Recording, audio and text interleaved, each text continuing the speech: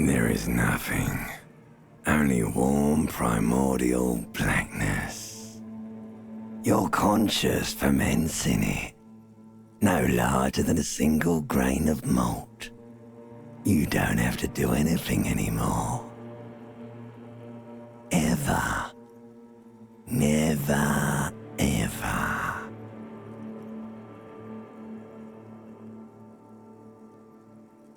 Never, ever, ever, baby. An inordinate amount of time passes. It is utterly void of struggle. No ex-wives are contained within it.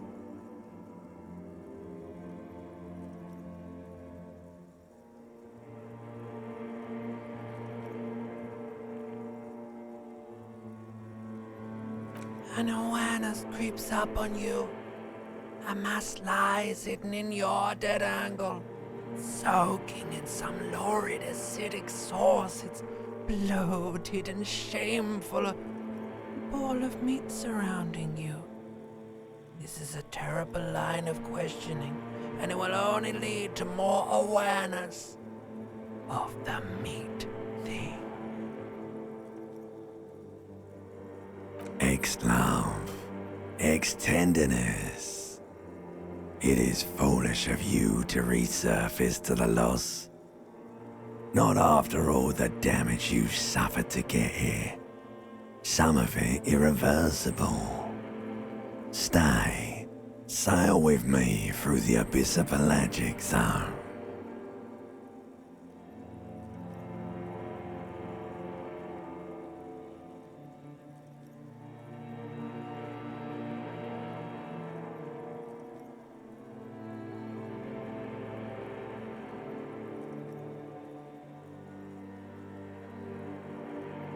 Alright, nothing down to fuck all, borough.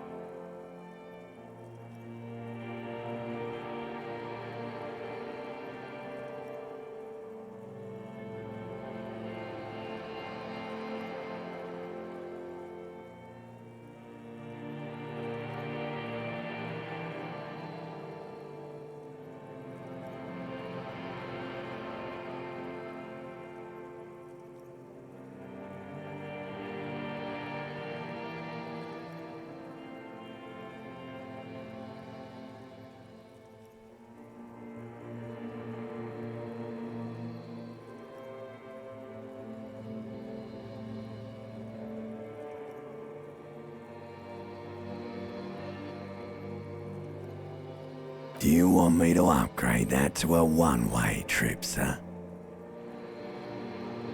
The Song of Death is sweet and endless.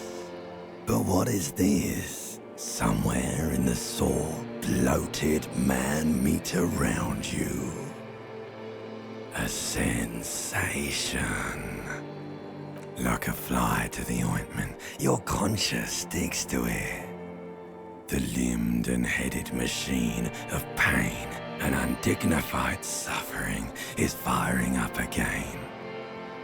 It wants to walk the desert, hurting, longing, dancing, to disco music.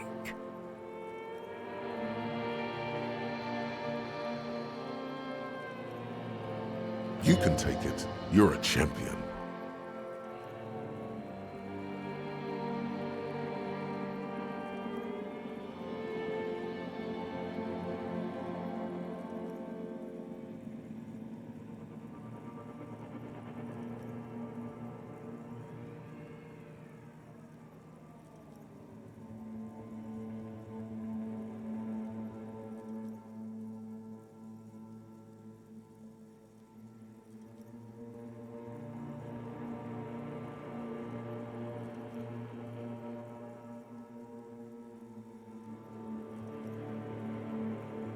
The stench of liquor rises from your mouth, and with it, an ungodly headache.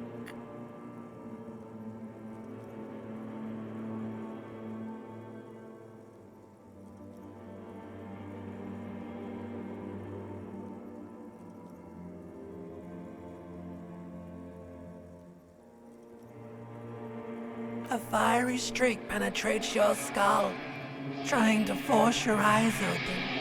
It's a sound, a clarion call from hell.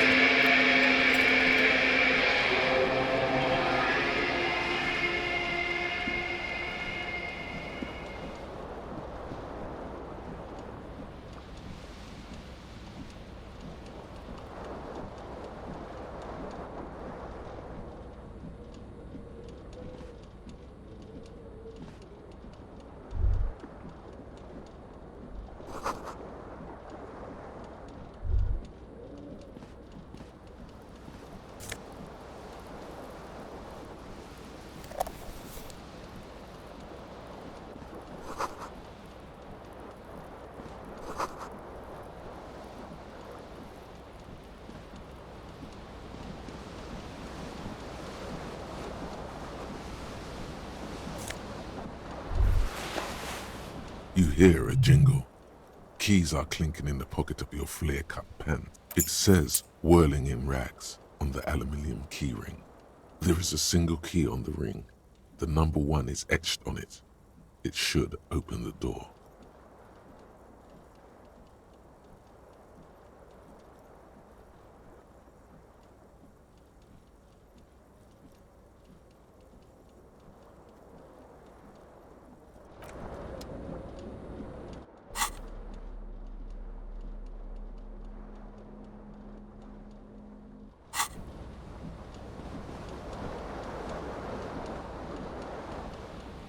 This fan has 2 chain pull switches. One ends in a tiny fan, the other in a light bulb. A truly horrific necktie has somehow attached itself to one of the blades. Or has it been consigned there as punishment? You feel as though this creature is your friend and wants to reattach itself to your neck so that you may continue your adventures together in this strange world.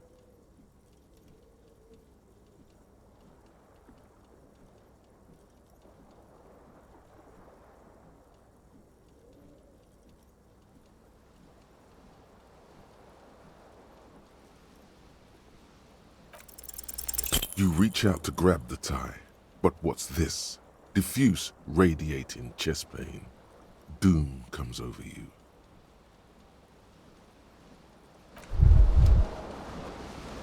You feel something in your chest, an unnatural pressure. It's spreading to your left arm, your jaw. Yeah, screaming isn't happening on account of extreme shortness of breath. You're just making it worse. Oh God, it's painful. All you feel is pain and weakness. You have to surrender now. We all do. It gets so dark. You don't even see her face, like you always thought you would. You only see pain and fear.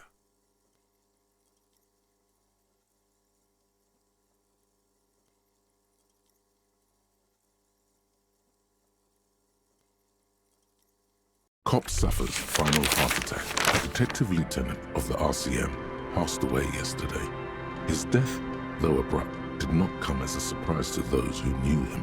He was the heaviest drinker I'd ever met. Captain Ptolemy Price, the deceased superior officer, commented, "That ain't easy on the dicker." He loved his liquor, sure, said Detective Chester McLean, friend and colleague. But I think before he ever had a heart attack, his heart was broken. According to an official statement given by the RCM, the officer was on the brink of solving a murder case.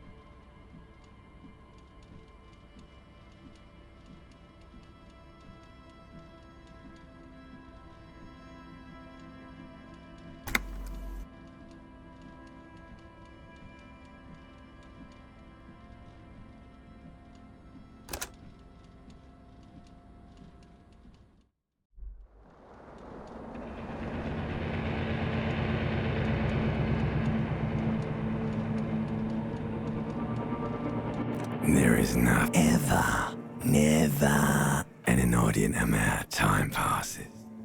You got it, sweet brother. Nothing upon nothing upon nothing.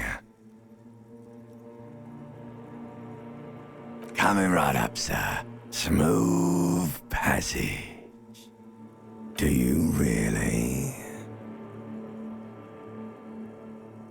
You wouldn't like it if I told you what was back there. Why'd you think you had to bludgeon yourself into oblivion? Or did you not sense yourself marinating? Poured so much on yourself, got a bit carried away, did we, Chef?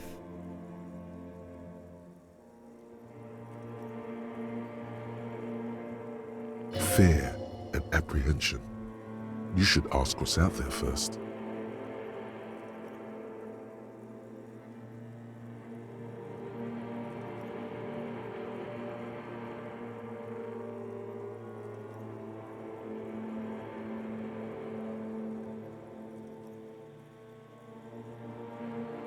Somewhere in the sore, bloated man-meat around like a fly to the ointment. You can take it. You're a champion. The stench of liquor rises from your mouth, and with it, an ungodly headache.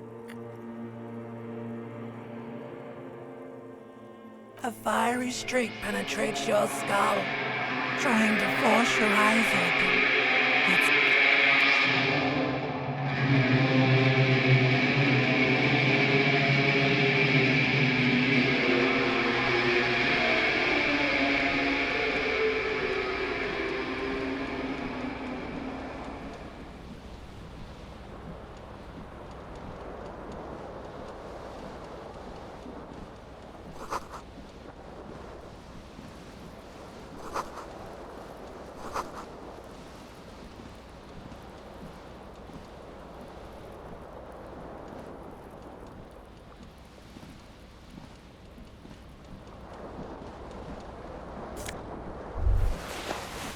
hear a jingle.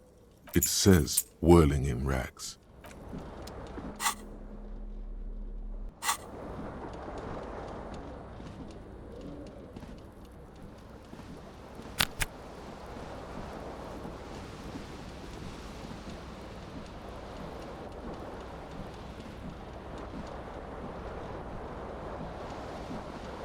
This fan has 2 chain pull switches, or has it been consigned there as punishment? You feel as though this creature is your friend and wants to reattach itself to your neck so that you may continue your adventures together in this strange world.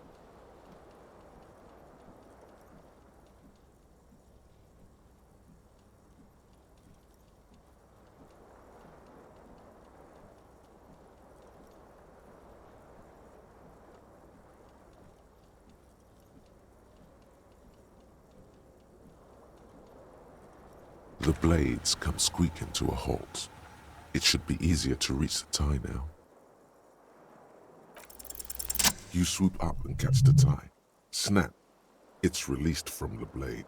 Warning, warning, the necktie is no longer contained. What you have in your hand is a fantastically colorful tie with 4 or 5 different patterns. The knot reminds you of a noose. A terrible mistake. Turn the lights off immediately. You can practically feel the lights are off.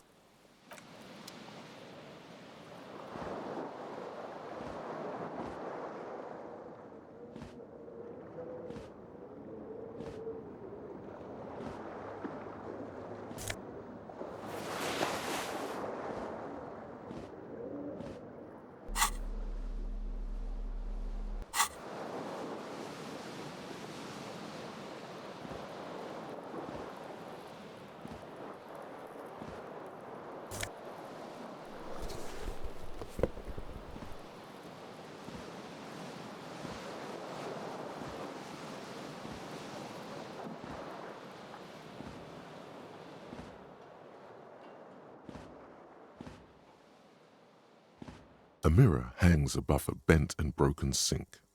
In a fierce discharge of masculine energy, hot water sprays from the base and steam covers the mirror. Suddenly, you realize you have no memory of the face that awaits you there, underneath the soft vapor. As you slowly reach your hand towards the surface, abort. You clearly have not thought this through. You won't like what you see there, and you will never unbecome it.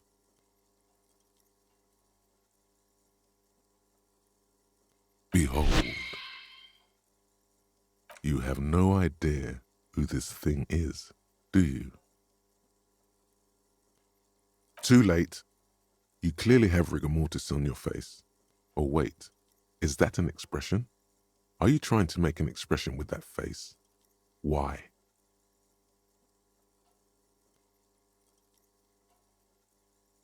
Please stop. It's horrible. You're scaring yourself. You can't, can you? It's like it's not even voluntary anymore. You have worn that grin into your face, and now it won't come off. What does it even mean? What is the emotion you're trying to convey?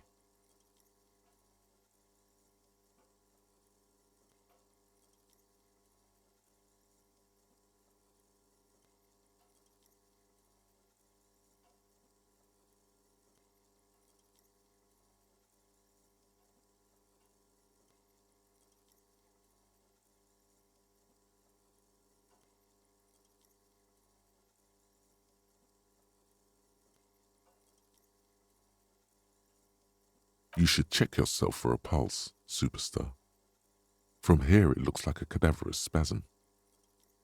Good call. Go ahead and try something if you like. Or, stop staring into the mirror.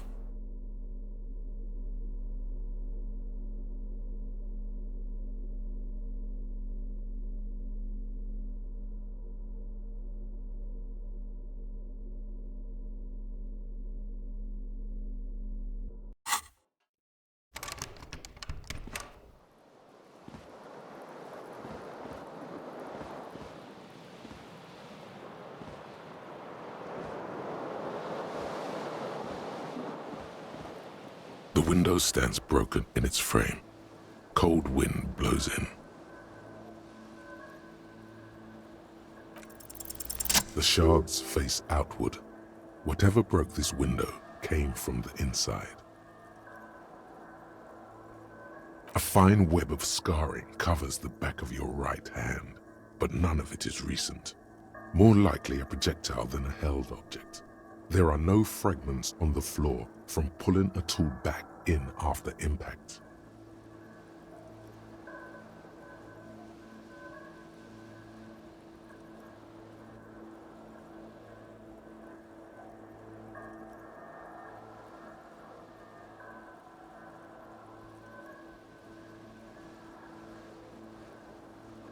It is too large for a bullet, yet too small for a piece of furniture.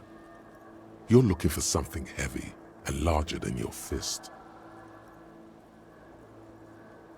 The single green shoe you found fits the hole almost as well as your foot. It would have also been heavy enough if thrown with force. Congratulations, you smashed the window with your own shoe. Now you only have one. If you're lucky, you could still find the other one on the balcony outside. The cool wind gushes in. Your toes curl up from the cold.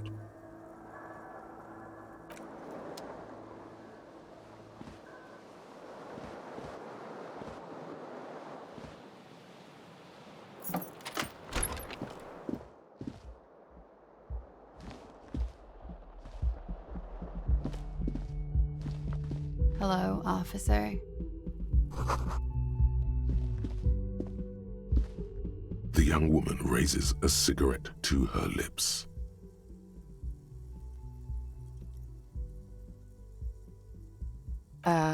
No. There's only one solution to this. You're a businessman.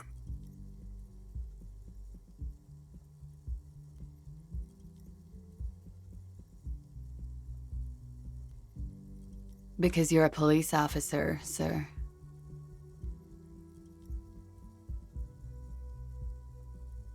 I am, yes. Unless you've been feeding us a set of very well-rehearsed lies all this time. You've been here for 3 days. On official police business, no less. Couldn't say. In truth, so far, mostly drinking.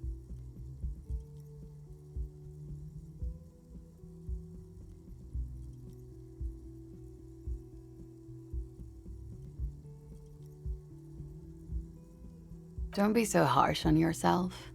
They let almost anyone be a police officer. A glib remark. Don't let it stand. Assert yourself.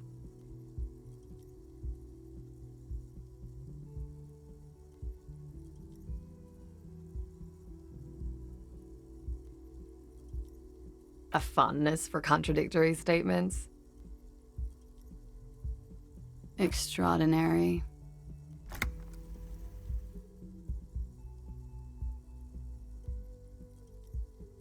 Could it be because of the drinking? Of course. Be careful, officer. They don't like the police around here. She looks back at you, a light glinting off. Goodbye.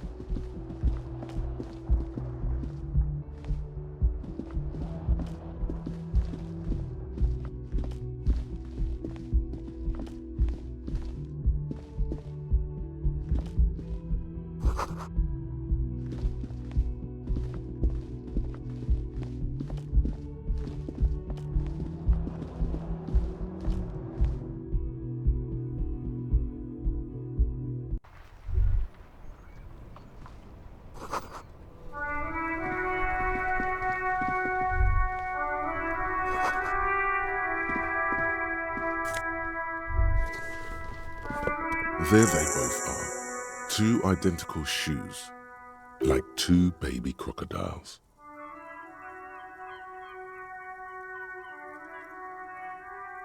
Good, they're balanced, comfy. Feels like the only good thing about you right now, truth be told.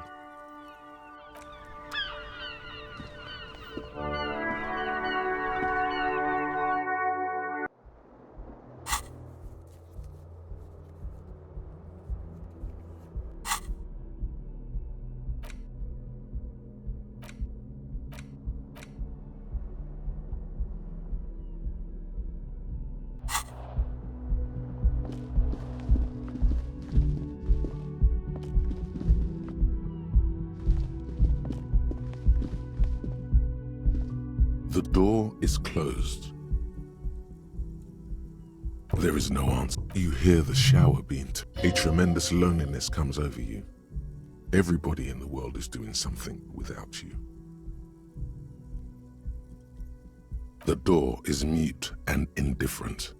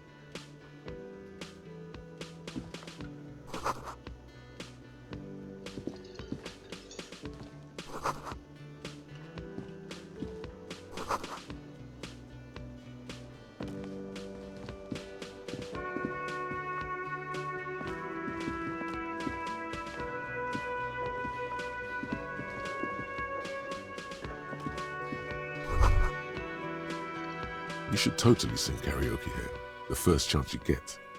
Your emotions need to be expressed.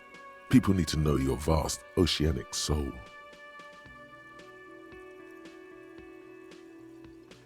Of course, like a small animal that only comes out at night through a PA system by other people.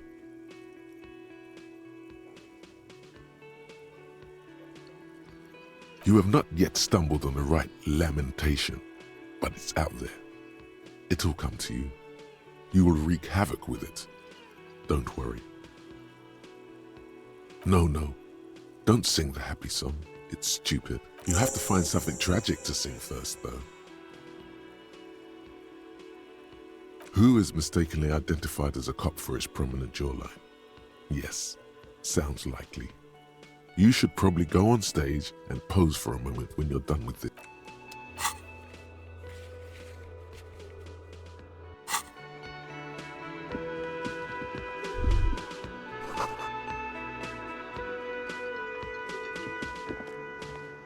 A man in his late 20s stands behind the counter. Inspect. That was disdain in his eyes. Even now he is purposely ignoring you. Looks like he's not a fan. A competent work of taxidermy. The white and brown seabird lies among piles of coasters and drying mugs. One of its wings broken. The man is trying to mend it. Looks like the bird was ripped off the shield that was used to mount it. Something about it makes you feel bitter. Look, your buddy is over there. Why don't you go and talk to him, okay?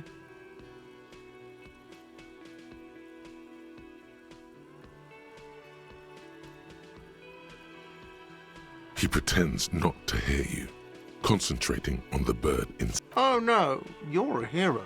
A real hero cop. Could the massive property damage upstairs have anything to do with this? Yes, you are. A real decorated hero. What did you not do? First you took the body down, then you solved the murder, then you didn't trash my hostel room. Maybe you even negotiated the strike.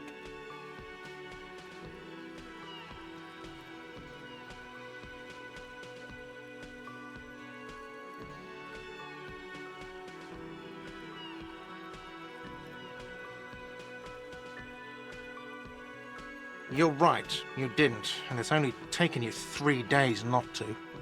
No, I haven't seen you around. I'm not always here. No, I'm not the bartender. I'm the cafeteria manager. I have 3 cafeterias to manage. 3. Sylvie tends the bar here, not me. I'm only standing in. She just, you know... His eyes dart from left to right. This man isn't lying. So now you're a cop. Oh, forget it. No, I'm not the bartender. I'm the cafeteria manager. I have 3 She just... His eyes dart. No, I'm not... That period of my life is over. Not everyone who stands behind a...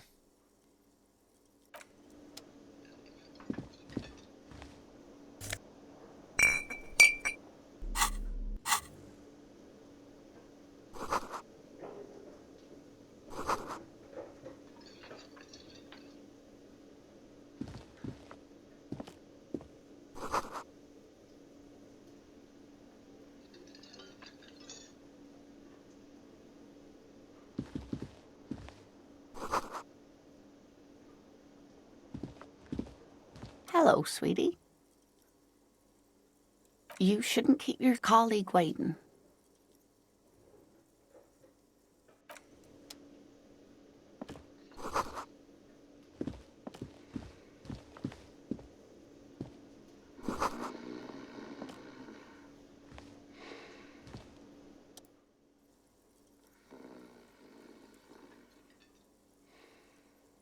On the counter, rolled out of his open hand, you see a blister. The man does not mind. You probably need them more than he does. You've just picked up some magnesium. This item is stored in the bottom left corner of the screen above your character portrait. Use magnesium to heal your morale if you have morale damage.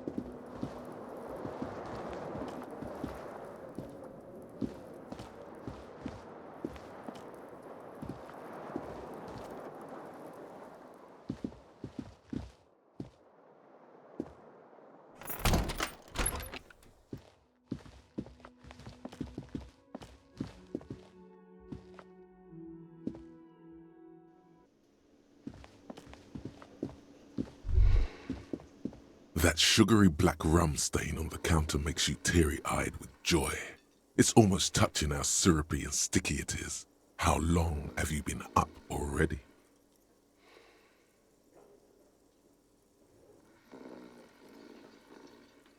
Oh, excuse me. Do you have something better to do than lust for sweet syrupy rum and lemonade? With a twist of lemon? Yeah, man, yeah. Your mesolimbic reward pathway is going wild at the thought. Lick it, lick it, lick it, your receptors chant. What happened, man? You used to be cool. Go get your drink on and your act together.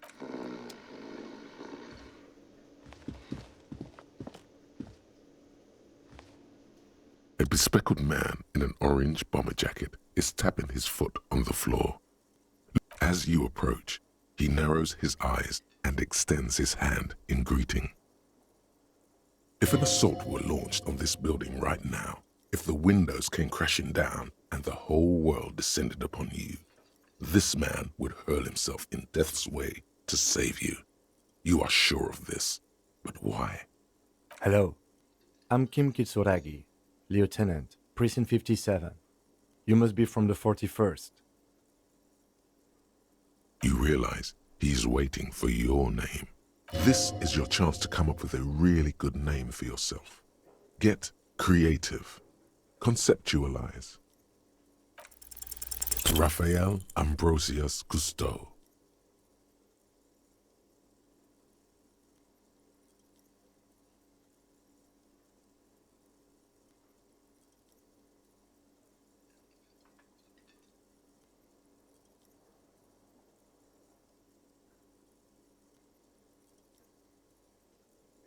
You instinctively run your hand over the multi-patterned silk of your tie. Don't worry, Raphael Ambrosius Cousteau is one classy name for one classy cop.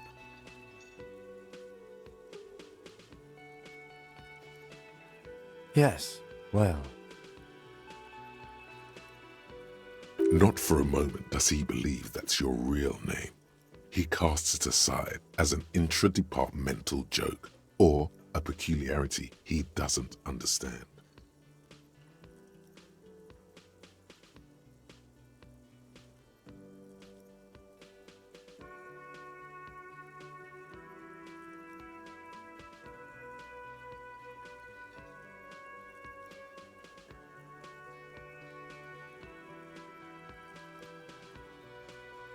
it looks like we had a little scheduling error on Sunday. Saturday too, actually. Have you had time to talk to the manager here?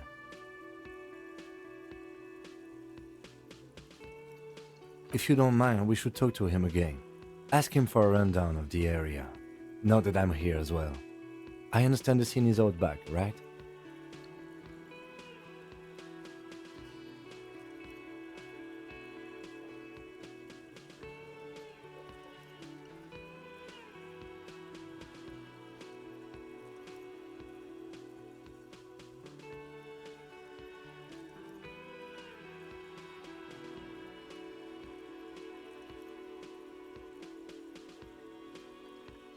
It also wouldn't hurt to assure him the police are finally here. In full force, I mean. Have you mapped out the initial interviews?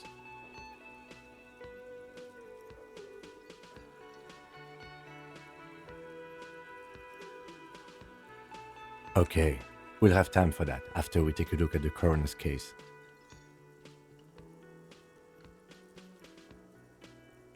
Have you removed the dead body from the tree? Sure, but did you take it down from the tree?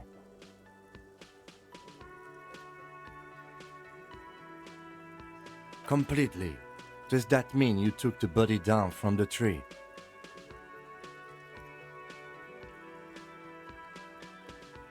Mm-hmm. Does that mean the body is no longer in the tree?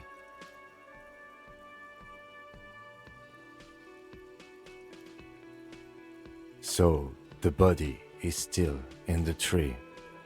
This is the first time you detect a weariness in the lieutenant's voice. It is obvious he would have preferred for the body to no longer be in the tree. Where it has been hanging for 7 days straight.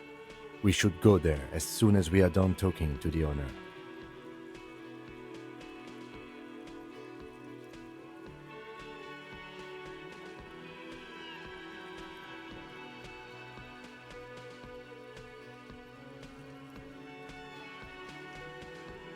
I can see you drank last night and the night before, and that you are still drunk now. But I have seen officers go through worse. Much worse. If you need something for your headache, there is a general store nearby. But as I said, the dead body should be our #1 concern. We all feel that way sometimes. There is no such thing as a police officer, I'm afraid. What remains is that there is a dead body in the tree. Someone has to figure out who put it there. If we don't, no one else will. But first, we have to take it down. I was sent here to meet a detective from Precinct 41. You have the insignia of the Citizens Militia on your sleeve and on your back.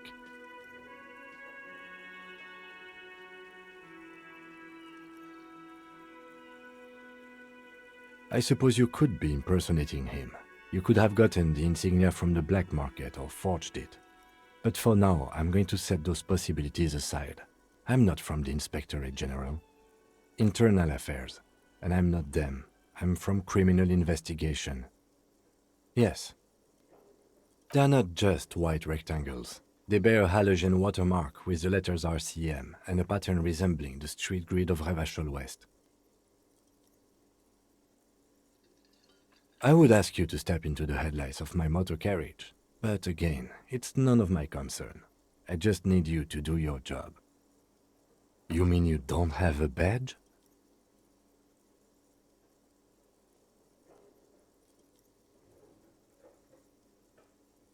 Losing your identification card is a serious matter. My vehicle has a shortwave. You can use it to report your badge missing. I would advise you to locate it as quickly as possible. But getting the body down should still take precedence. After you, officer. Lieutenant Kitsuragi is now in your party. You can talk to him whenever by interacting with him.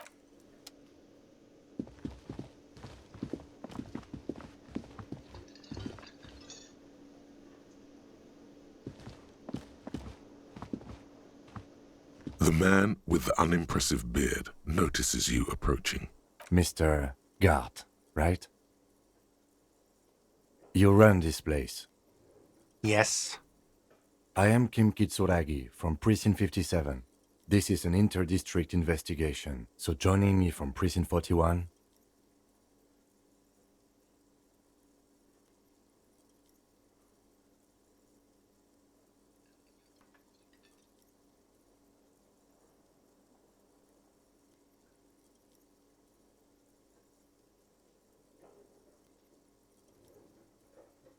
What?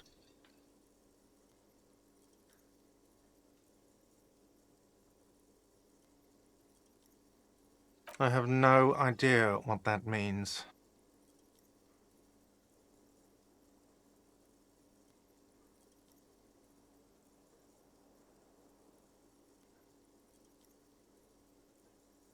Never mind. Gloaming? What is this? Is this what you get when you call the police now? This guy? Lieutenant, we've been waiting for a week here.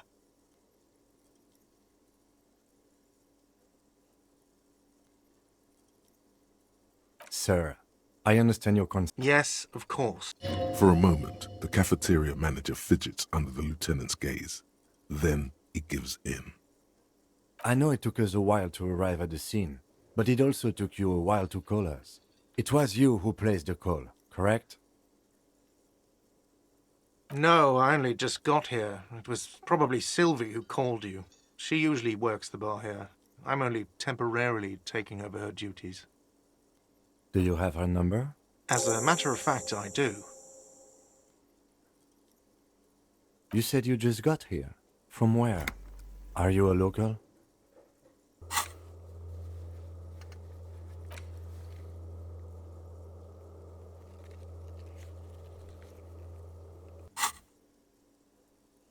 What, of Martinez? No, I live in Jamrock. I only sometimes come here to keep an eye on the place. This is just one of the many, many cafeterias I manage. But you still know your way around, yes? In case we need directions. Yes, I know where some things are, but as I said, I don't live here. I just used to work here. And I'm not going to start working here again, if that's what you think.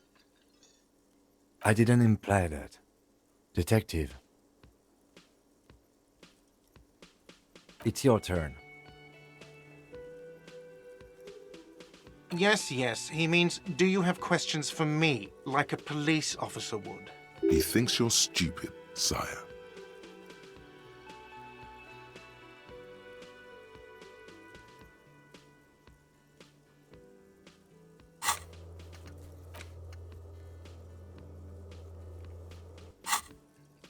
Haven't you asked me that already? What is it with you and this woman? She has nothing to do with this. Okay, you got me. She went away because of the dead body out back. And because I asked for her number. That's why Sylvie went away. I hope you appreciate that. Thank you.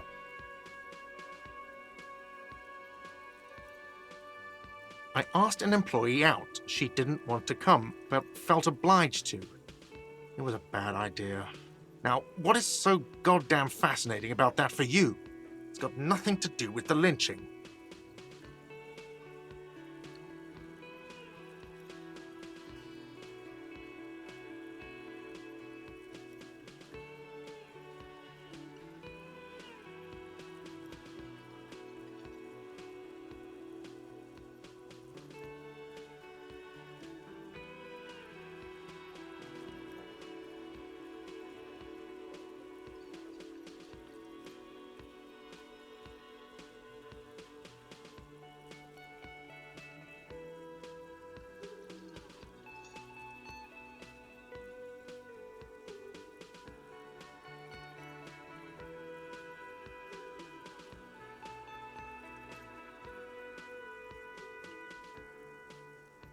What?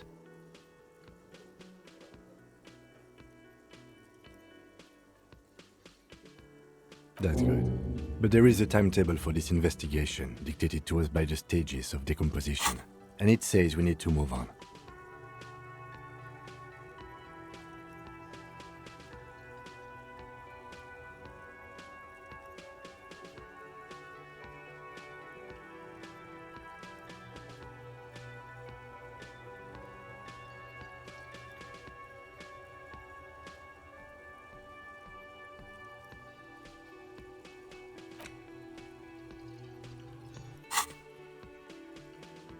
You've gained a thought.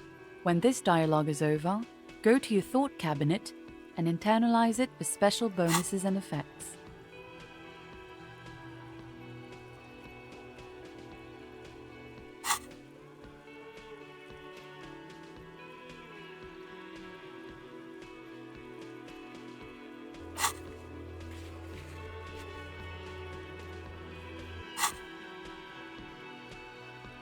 Behind this building, there's a courtyard.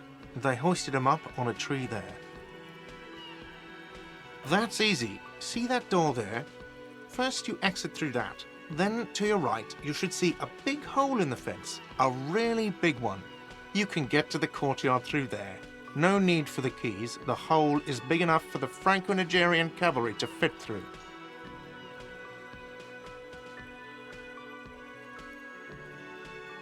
Does he want you to feel guilty of making that hole?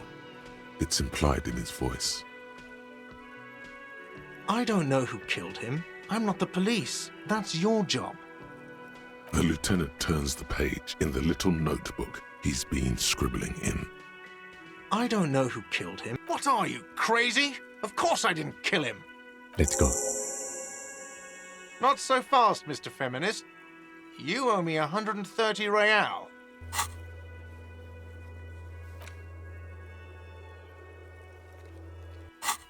No one is saying the multi-pattern necktie you found tied to the ceiling fan can talk. No one. It must be merely... Let's bail! Time to push the eject button! Sounds like a responsibility! You don't like those! No, don't listen to him. It's madness. Just talk.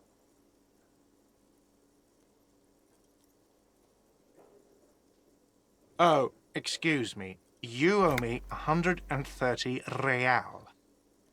The IIR, or Inter-Isolary Real, is the global reserve currency. Whatever part of the world you're in right now, it's safe to assume he means you owe him some money.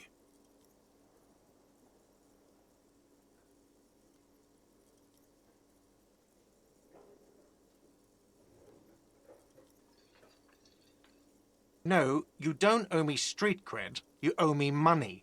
You owe this establishment 130 real. Who does that clown think he is? Arrest him! What are you, a philosopher?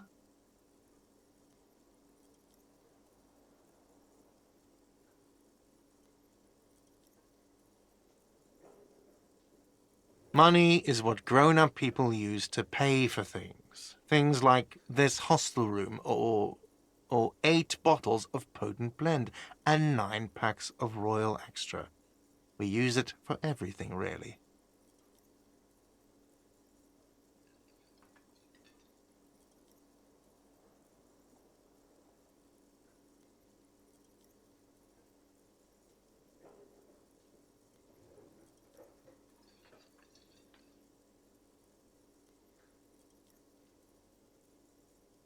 For survival, to pay me.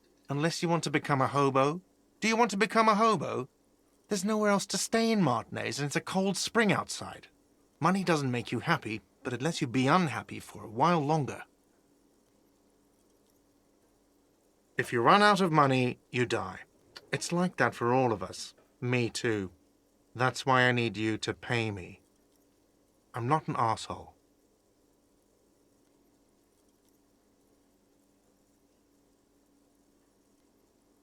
Are you serious? From your work? I don't know. You can take bribes, I guess. I'm sorry. I don't think cops can take bribes. Some do take recompense, but only to survive.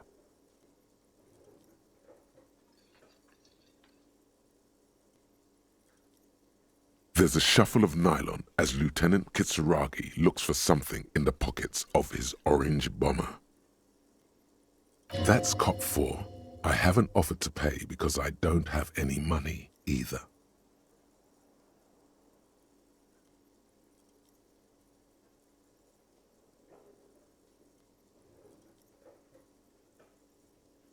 Let's see. 3 nights at a tariff of 20 real comes to 60 real. Then there's the window you annihilated. The hole in the window was the first thing I saw when I came to work. So don't try to tell me you didn't. That will be 40 real in damages. Another thing you've annihilated is half the bar. You've run a tab of 30 real. Actually more, but we'll round it down to 30 for your hard work maintaining the stability and order of Revachol. That's 60 plus 40 plus 30 equals 130 real. And yes, real is still money. No one is saying that! No one is saying that Ty can talk! That would be ludicrous! It's just that you should arrest him! It would be wiser! He wants to take your money!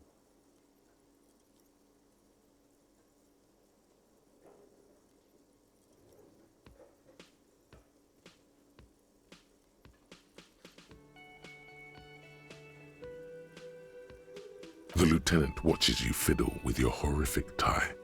Sweat stains forming If you don't have the money, it's okay. None of us are in this for the wages. I'm sorry, but he has to pay. I can't let him stay here any longer if he doesn't. If he doesn't have the money by tonight, then...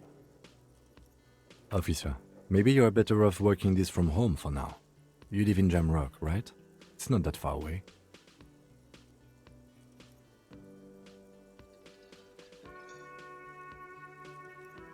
Officer, you really need to take this up with your station.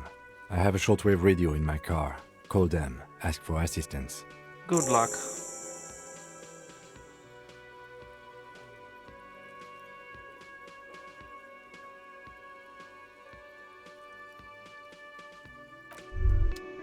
By the way, where is home? The address is coming up blank, and this place sure isn't it. But you've been at this hostel cafeteria for only 3 nights. Where were you before? You had to be somewhere. You don't really know, do you? South, maybe. Doesn't sound like somewhere you can stay if you run out of money.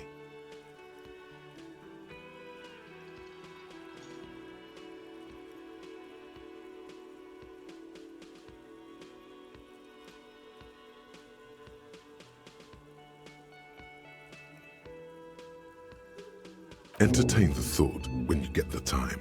Maybe being a hobo and a cop has its advantages.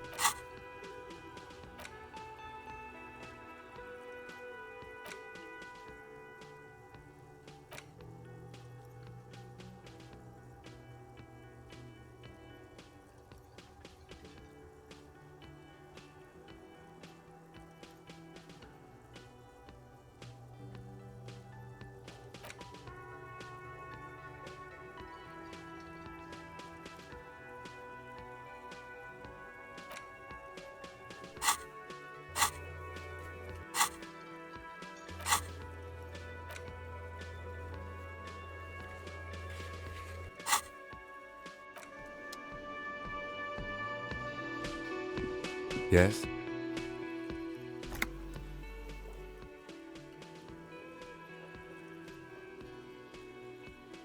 Me? I don't see how my life is pertinent to the investigation.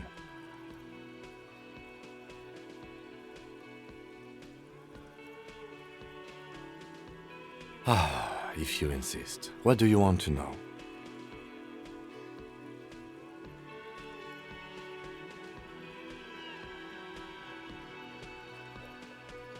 That's because I'm half Seolite, or quarter. My father's father was from Seoul. So was my grandmother, but from my mother's side. It's not uninteresting. It's a part of the world, officer. A geopolitical entity, and a geographic division. I told you it wouldn't be interesting.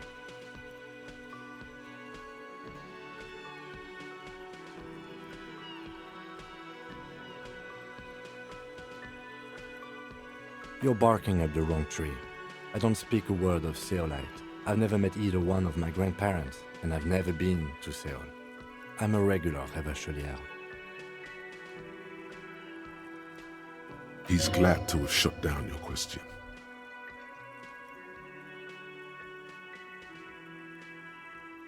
No. Your brain sends the signal to your lips, but they refuse the order. Something is paralyzing them.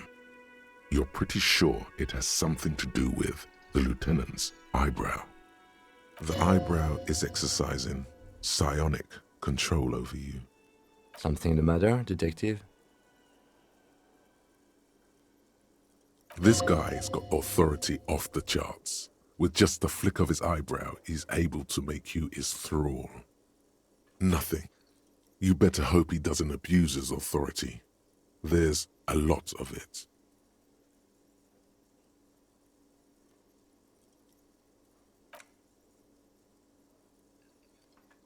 The lieutenant relaxes his eyebrow, and you seem to regain control of yourself. That's correct. You feel a slight urge to put the lieutenant down for this, but you can't quite muster enough testosterone. Are they? They are mostly just cumbersome. You could use a good, normal peer yourself. That's correct. You feel. Are they? You could use a good. That's correct. Are they? You could use a good. What do you mean? I have no idea what... The lieutenant's conceptualization skills must be rather rudimentary. The lieutenant is a police officer of the old school. His concerns are material and extrinsic. But this isn't an old school case.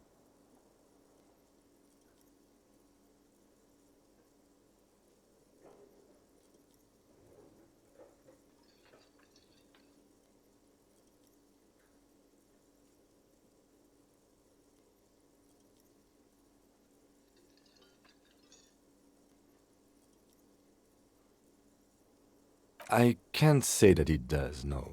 When I need to think, I just use my notebook. The lieutenant produces his small... That's where his conversations with himself. We all have our different mediums. His is written. That's correct. Are they? You could use a good, normal peer yourself. Good. Let's change the subject.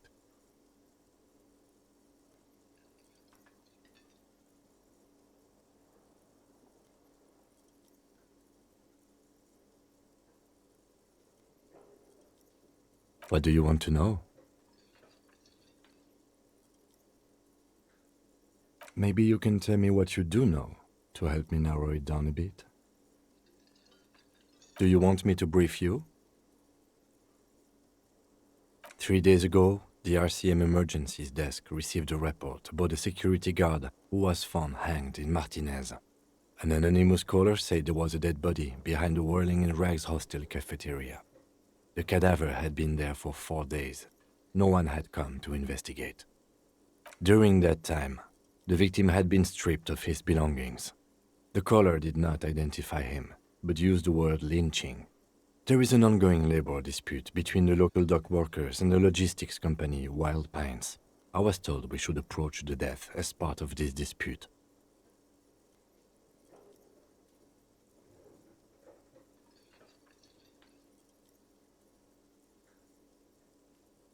They didn't identify themselves in any way. The tone was muffled using a device of some sort. The desk could identify neither the caller's age nor sex. There's a strong prejudice against involving the RCM in what's seen as union matters. The dock workers' union is the de facto police in Martinez. Now it appears they've started executing too. We cannot allow that.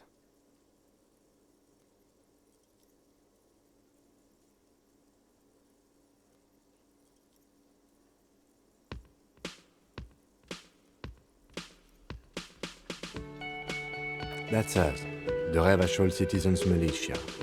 We're the police in this city. That's right.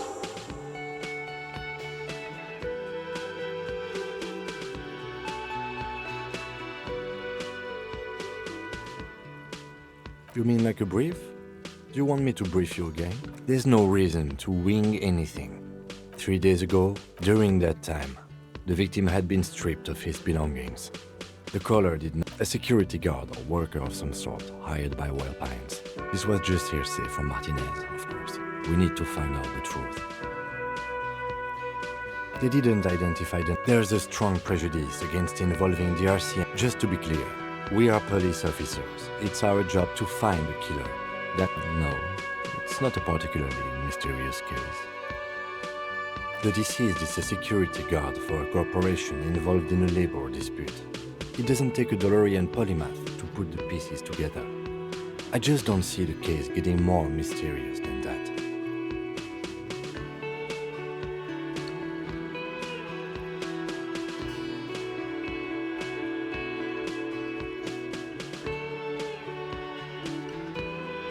There was some interest in this case at my station, but not for the reasons you have in mind. You seem to wish there was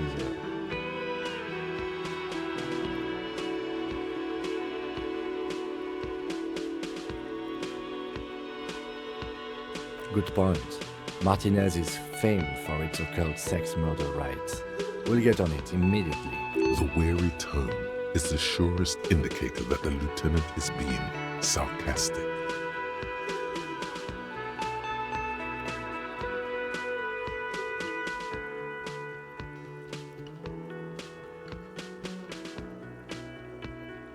Extremely. It can still be an otherworldly sex mystery in your head. With a dark twist, he's basically challenging you to sex it up with some lurid twist. Don't get right into it. Sit on it a bit, then hit him with it.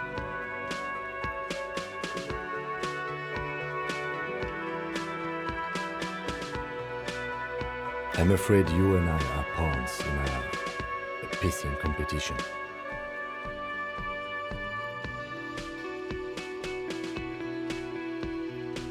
His disdain is clear. This man would not use... You don't know? I assumed you were in on it. Better still than an imbecile cup-off. It's just stupidity. We shouldn't waste any more time on it. If you want my take, ask me after we've inspected the victim.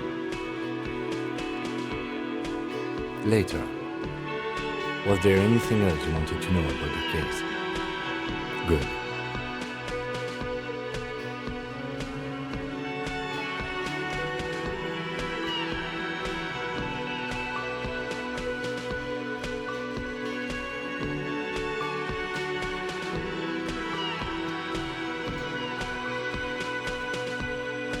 No response. He just arches his brow.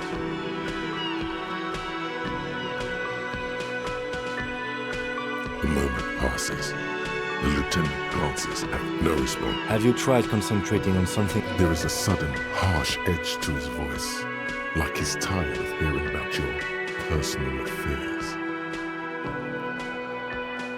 Not a fan.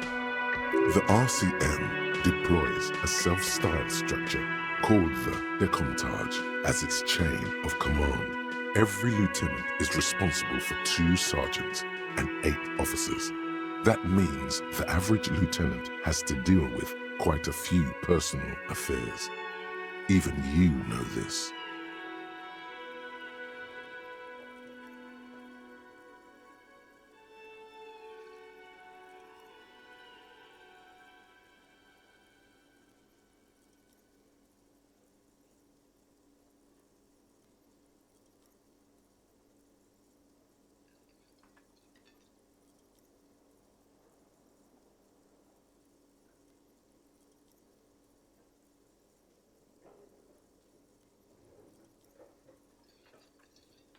Try work. The case at hand.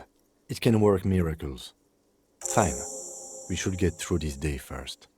Off hours begin at 9 p.m.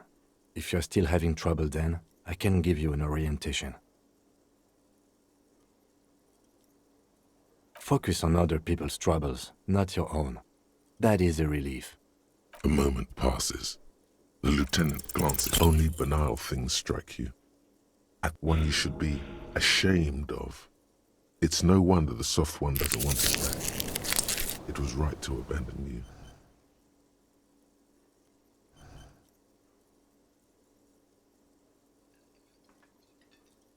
Excuse me? You have a distinctive way of walking. If I were to walk in front of you, I hope you don't take this the wrong way. It's just a collegial observation. In the 57th, they say it's a scene-clearing technique developed by one of your lieutenants for gathering evidence. It's erratic, yet thorough. Prioritizes containers. I'm sure you don't. It's just a stupid interdepartment. Passing along frivolous into...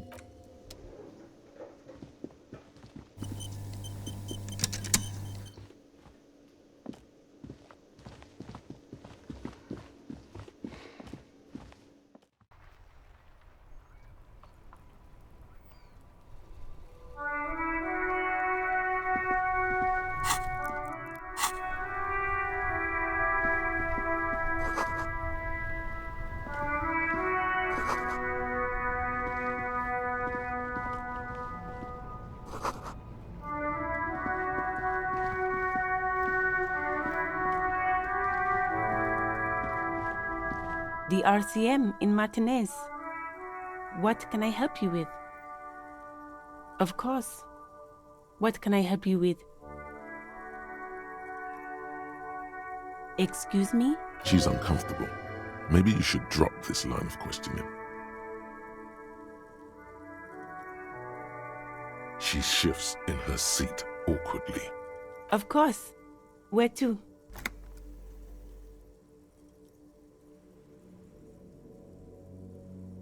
It's just water. No, actually. Oh, that. She's relieved someone has come for it.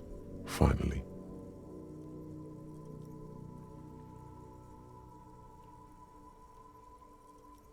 Some shops and a bridge.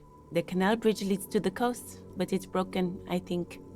Some kind of accident, probably.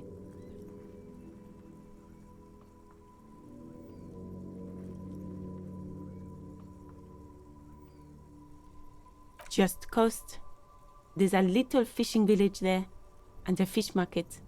What do you mean? We're in Martinez, sir. This intersection is called... There's the pier, the Cape Side apartment buildings, some more tenements. Not a lot, really. The harbor gates? Some kind of commotion, I think. I don't follow the local politics. A fleet store, too. No problem. Me? I am just a gardener. I am working. I have a greenhouse in the yard there. I've been trying to get some work done.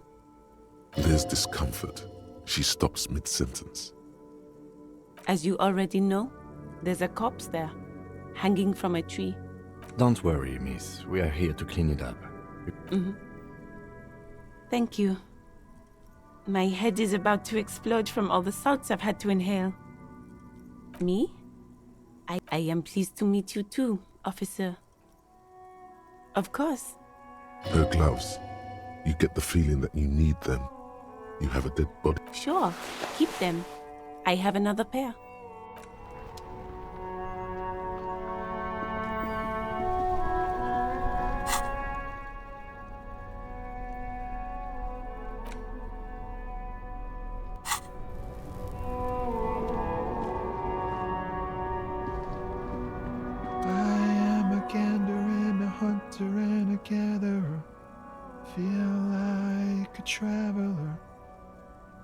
A simple little cadence. He seems to be making it up as he goes. From another planet. Hey there. It's the jam, my man. It's a traffic jam for the ages. Harbor gates up the street are shut tight. No explanation given. Workers on strike. Meanwhile, we're all stuck here in long-haul limbo for days upon days upon days. Upon days. Feels like forever. Like I was born on this here roundabout and this was all I ever knew. Just me and the metal and the tires, the oil and the fumes of mazout. Yeah, imagine. It's been a whole week already. Behind the laugh, however, So tell me, what do you need?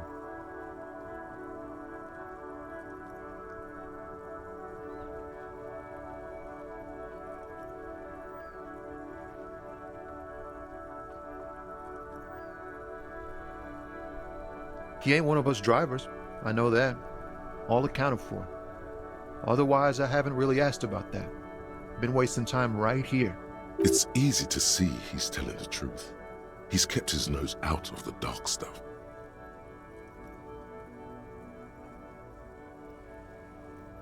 Analyzing the fundamental structural and psychological conditions of being stranded in the midst of a sea of motor lorries. A sense of surprise there ain't more bodies hanging from more trees. He ain't one of us. It's easy to see he's telling the Analyzing the nothing. I'm just messing with you, man. Don't. It's like whatever's going on over at the docks. Workers got a blockade set up, making demands, no way in or out. Some pretty wild stuff I hear. Like a giant new power crane in half the company? I forget what exactly. Good on them, I guess. I've heard talk there's a company rep in town too. Like a strike negotiator type. They'd know what's up. Precise demands and so on.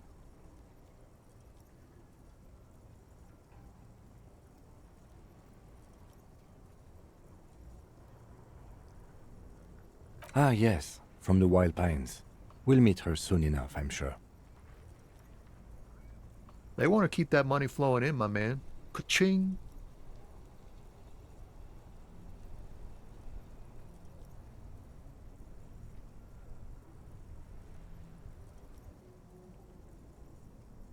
Anything else? Yeah, this ain't really my area of expertise. I just do my job and get paid. Us lorry drivers. Camionneurs. You still hang around here waiting for this mess to end. Most have scurried off somewhere to get drunk or high. Or laid. Not that I blame them, really. Not my thing. Chasing transient pleasures is a drag these days. I prefer the examined life now. Thinking, reflecting, observing. Oh, high-grade narcotics, illegal... Time to arrest him.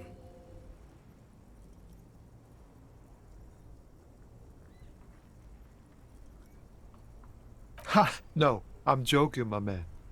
Found runs a nice, clean business. This haul of cargo is mostly sporting goods. You know, tracksuits and that kind of thing.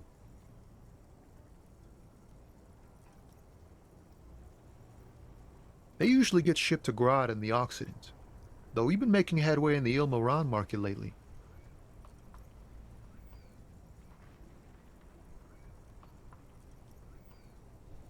Not unless they've illegalized sports equipment while I was on the road. This rockin' beauty. Sure is, like a rash you can't get rid of. You interested in heavy-duty cargo machinery?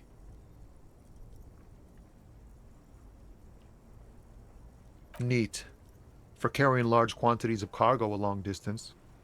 These found tracksuits need to find their way to the kids way out in Wamrau and Laurent Bird somehow.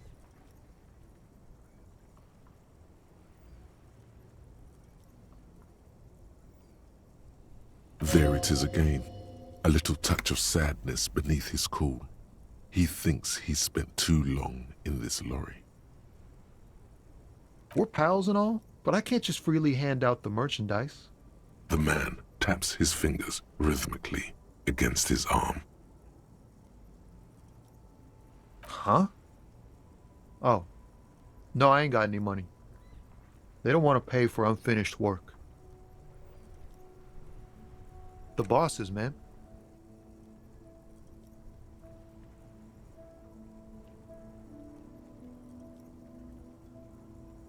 Makes sense. It sucks is what it does. Maybe don't tell people. The people they don't like are actually right. In his eyes, an unfamiliar longing. Flecks of brown and gold. It's hard to say. His gaze wanders southwest, down the street that goes beyond the horizon.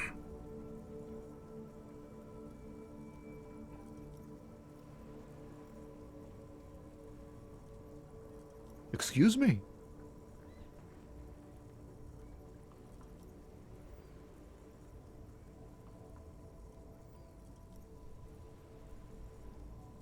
Man, I don't know what to say. Not much anyone can do. There's no helping in absence, you know. I miss my family. They're all I have. My wife, second kid on the way, waiting all the way in Diora. And here I am stuck in this shit, so far from home.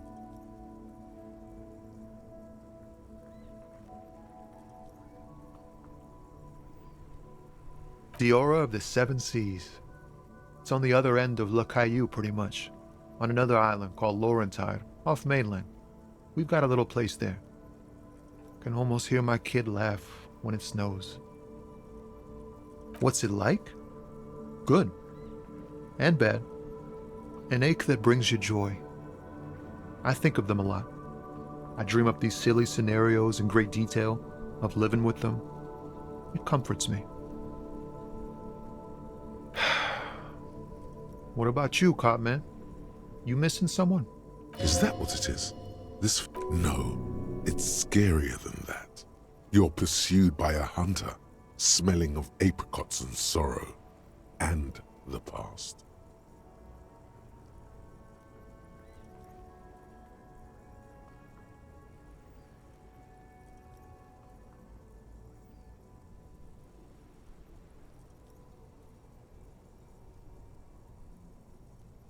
I feel for you, my friend.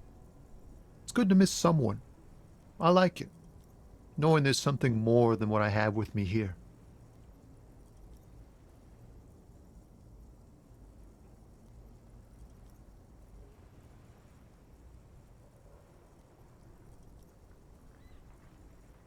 But, thanks for this. It's nice to talk to someone, and I know it wasn't easy to ask. I hope you find your way through your own troubles. Don't be a stranger.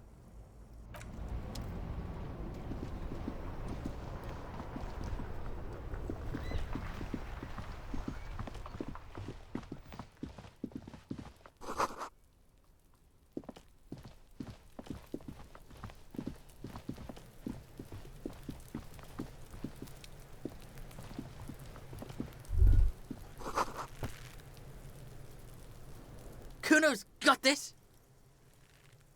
If there ever was such a thing as an ugly kid, then this is it. Oh yeah, Nappa Gumpy, Kuno!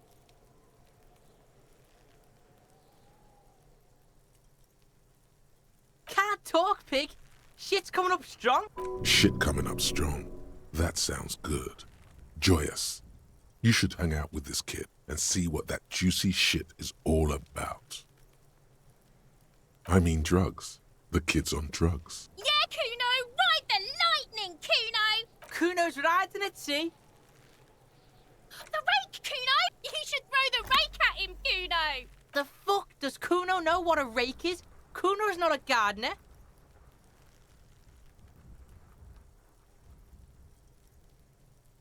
The fuck are you talking? He's calling us Kuno! He says we're fucking each other! Fuck no! Kuno doesn't buy that shit. Alright, entertain the Kuno. Show me what you got. What you got there? What you got, huh? Show me what you got. Kuno's Kuno, pig? The fuck are you calling a third person? He looks slightly confused, but proud he came up with that retort.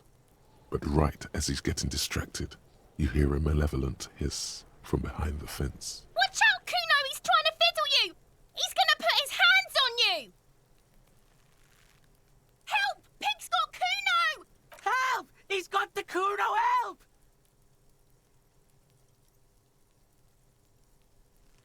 Help! He's digging his dick out!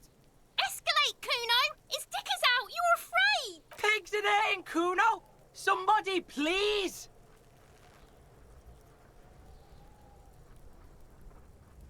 No! Get off Kuno, you sick fat fuck!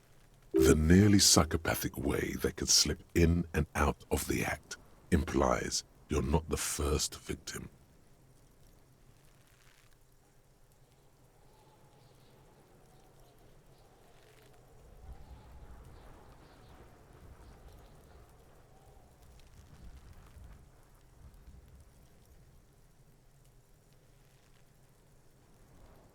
Help! He's having the time of his life. Total ecstasy. Fuck the pig. He's flashing Kuno! He's show. Look. For emphasis, a ghost is saying this. A shit-eating psychopathic ghost. I know you wanted to hit me. You got that, I'm gonna fuck that Kuno up look. The Kuno's dad gets. The murder look. The rage look.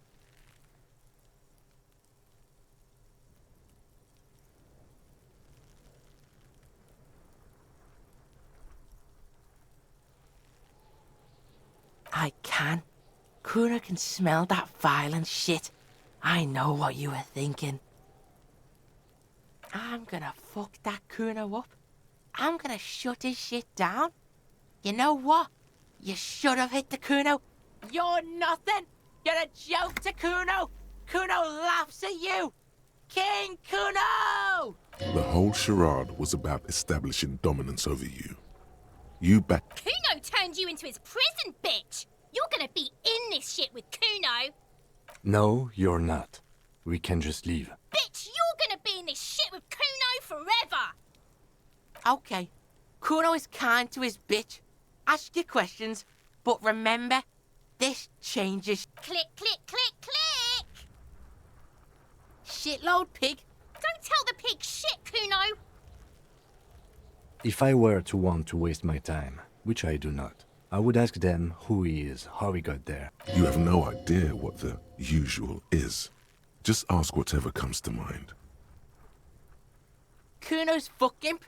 Kuno uses the fuck imp. He's trying to hide the fact that he doesn't know.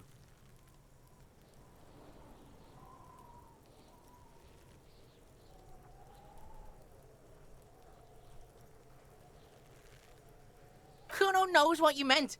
Kuno's not. Kuno's fuck. He's trying. Kuno knows all kinds of shit. Kuno's not a snitch. That's all. Probably climbed. Kuno was busy. You heard Kuno. Kuno wasn't even in Martinez. Kuno wasn't in Revachol. Kuno wasn't regional. I don't know. Mesk or I don't know. Some other place. Night City. Kuno was in fucking Night. Kuno gives this info out on a need-to-know basis. And you don't need to know. Kuno didn't smoke the gimp, if that's what you meant. Just a couple of pigs sniffing around. Yeah, you tell the faggot. You're testing. Get lost,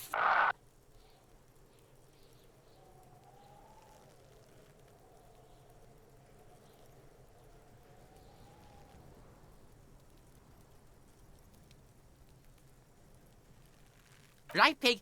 This is where Kuno plays with his little wooden choo-choo. What do you want with it? Yeah, whatever. The fuck about it. You're testing. Get lost, Kuno doesn't.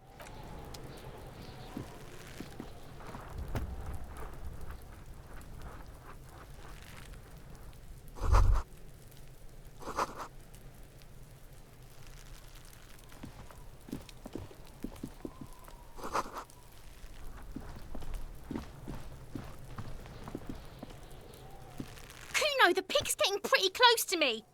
Looks like it's time for me to go, Kuno. Pig's come to. I'm going away for a lot. What's going on there?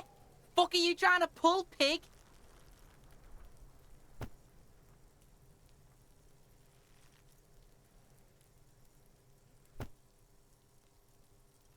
You don't want to fuck with me. I got. You can still see the top of her hat from behind the fence.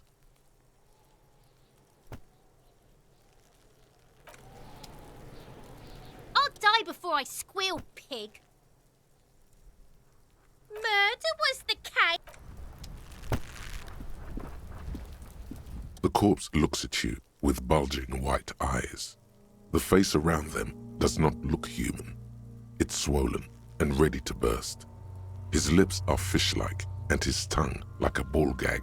You seem to be holding your breath. A cargo belt twists his neck at an unnatural angle. The body below appears stiff. It's letting out an ungodly rot. The smell seeps in even through your clenched nostrils.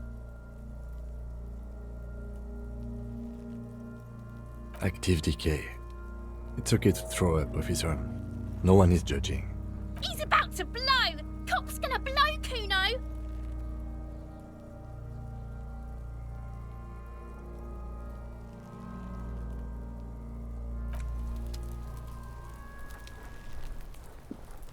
Yes?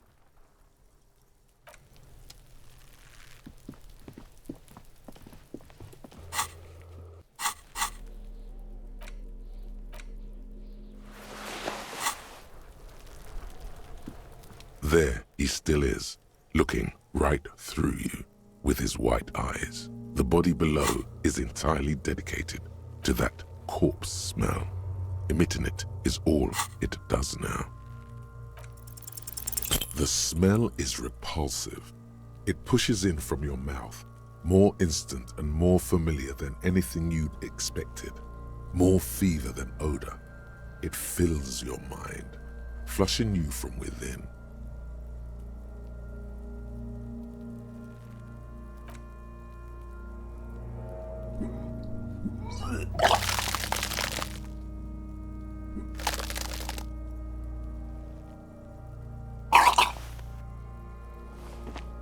You feel a great force ringing from your stomach. Your body curls and pushes it out, burst by burst, until a pool of vomit lies under your feet and your throat stings from the stomach acid.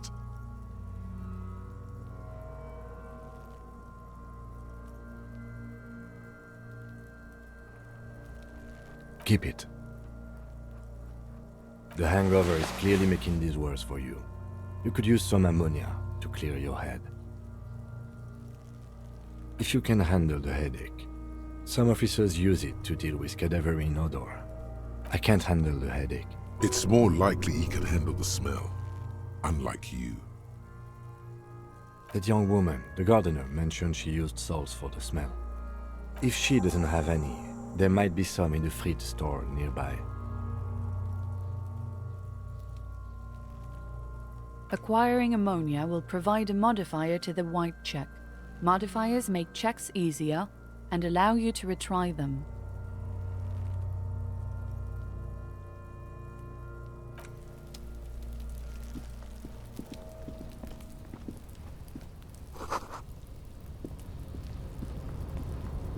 An inconspicuous pile of the roofing material, Eternite. It's nothing.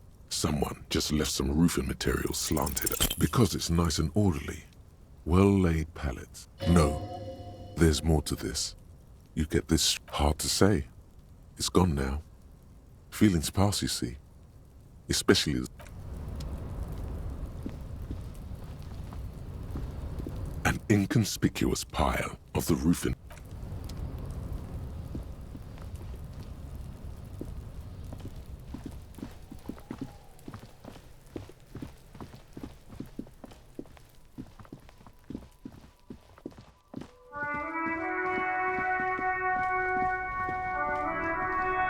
Hello again, officer? Sure. I'm done with them. Go easy on that stuff. It gave me a terrible headache.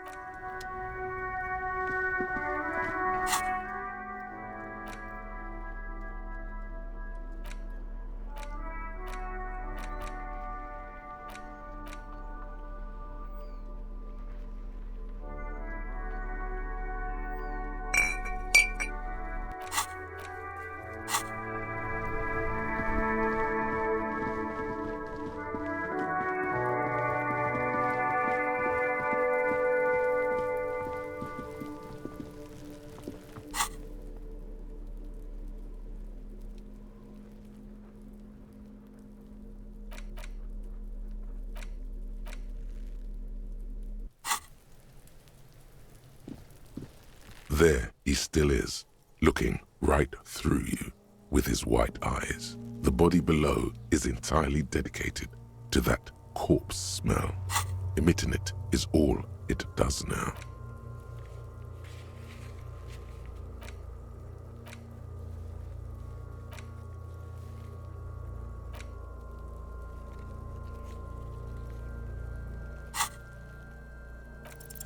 The ammonia only makes it worse.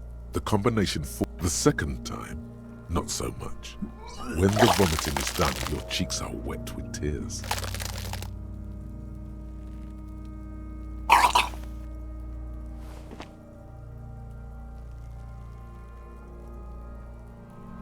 How does the wind right now? The weight is reassuring, like a crenel on solid fortification. Pat, pat, pat. I've seen strong men turn themselves inside out for hours. You are facing tough odds here. Alcohol withdrawal makes it considerably harder. I've seen captains puke their guts out. It never gets easier. You never get used to the smell.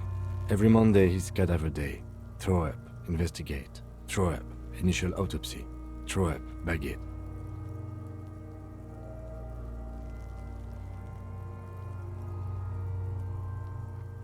Then drive to the station. Maybe throw up on the way there if you didn't bag the thing tight enough.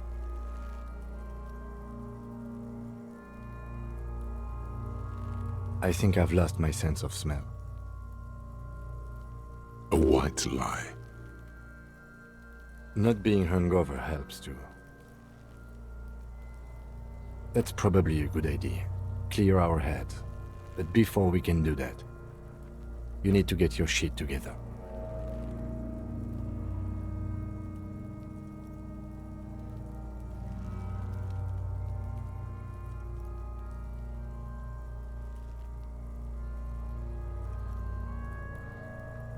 No, it's not, officer. No. You will get your shit together.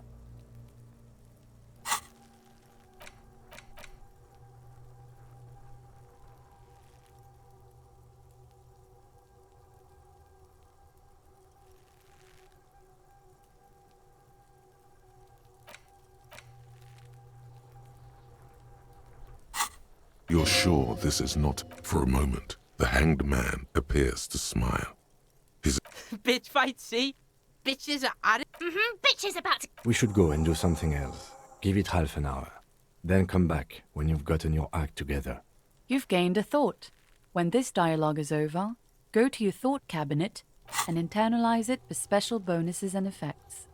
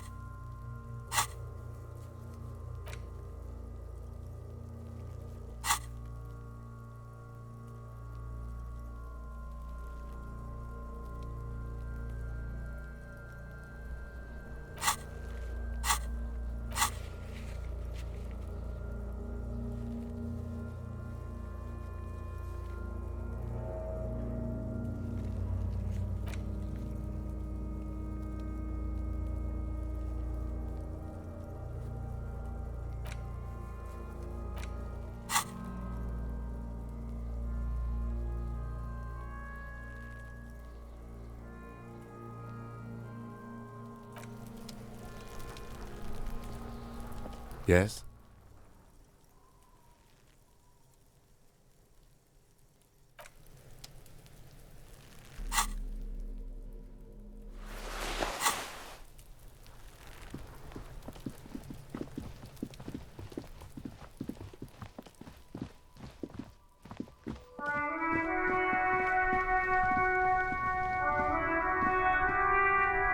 Hello again.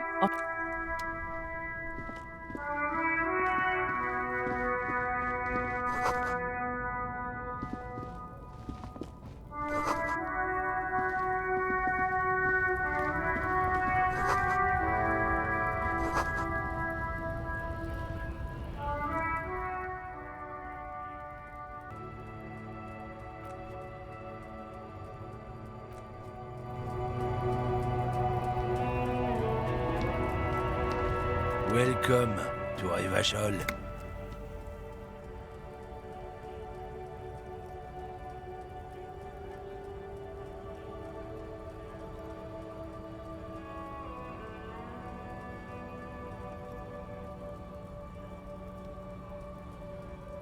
Don't you welcome to Revachol me.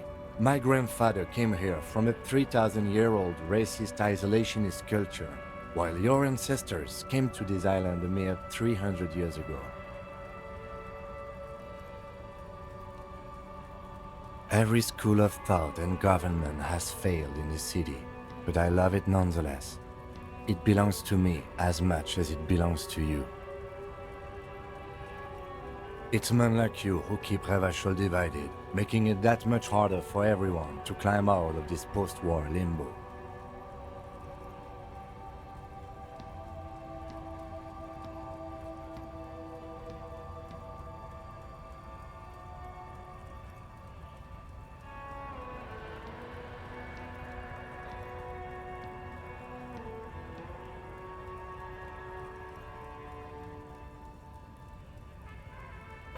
Come on, man. I just said, welcome to Rivachol. It's a lorry driver thing. I know exactly what you meant. You think my kind doesn't belong here, that I should watch myself and behave. But you see, I'm an officer of the RCM. It's actually my job to make sure you behave. I would advise you to remember that. Silence.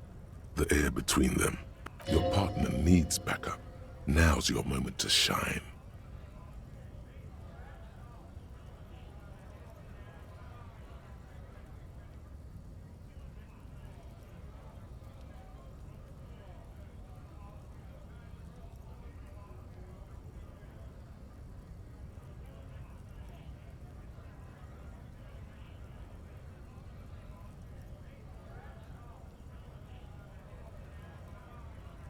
You two make a cute couple. You know that?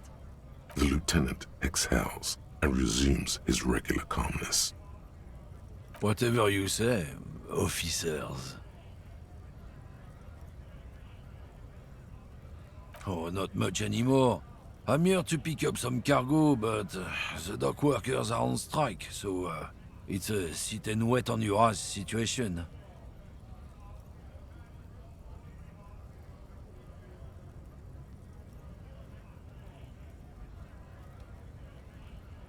The strike? Oh, they've been at it for a while. A month, 2 months maybe. But this here is just the last week or so. Apples. Yeah, apples. He's given you the runaround. Let's be honest, you were bested.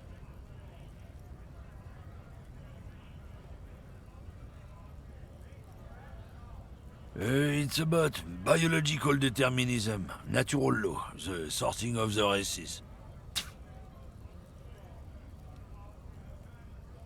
Not the most popular topic nowadays, with the coalition in charge and all.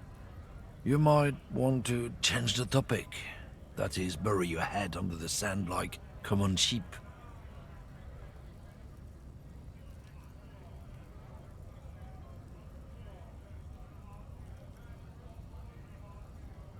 I'm not just racist. Look, I've read books, huh?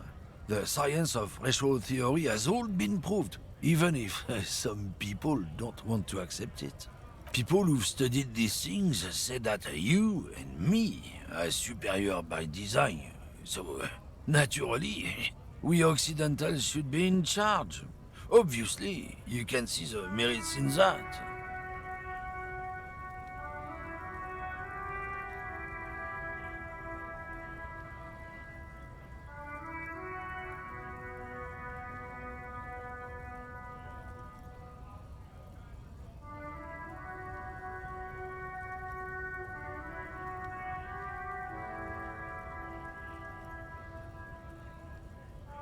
So, lately we Occidentals have experienced an unfortunate downturn when members of the superior race cease to believe in their innate superiority. They stop competing for resources. This concerns you, policemen, so you better be vigilant. The damn kids are showing up good lately. same with the mosquitoes. And the other intruder species too. They're on the precipice of cultural victory. It's what the kips of Boogie Street are going for, right under our noses. And the others too, on the radio. Heard any chansons lately? Heard any motetos or leader? No. Dominating culture is how they plan to win. It's true. Also, you need to realize the dangers of mixing races. Who knows what might happen if people don't stay in their birthplace? You might end up with a new sub-race, with unknown characteristics, leading to extra competition. That's why you've got to control the... Don't push your luck, Runt.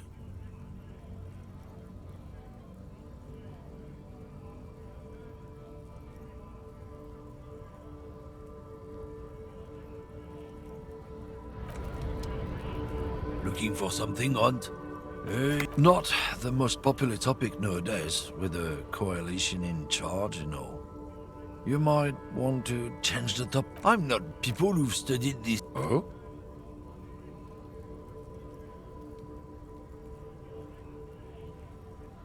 Go right ahead. You may be a cop, but that... Lieutenant Kisaragi's stern expression remains unchanged, but you sense something there, below. Not a lot of moral fiber on this one yet, he thinks. What happened? Did your balls shrivel up? You had plenty of chances to get off this road, but no, you let this guy keep talking. Then, when the time came to make your choice, you tried to split the difference. Weak.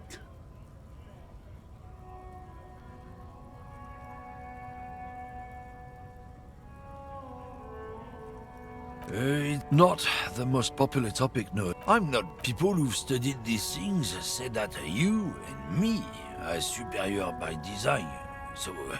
Oh? Don't push your luck.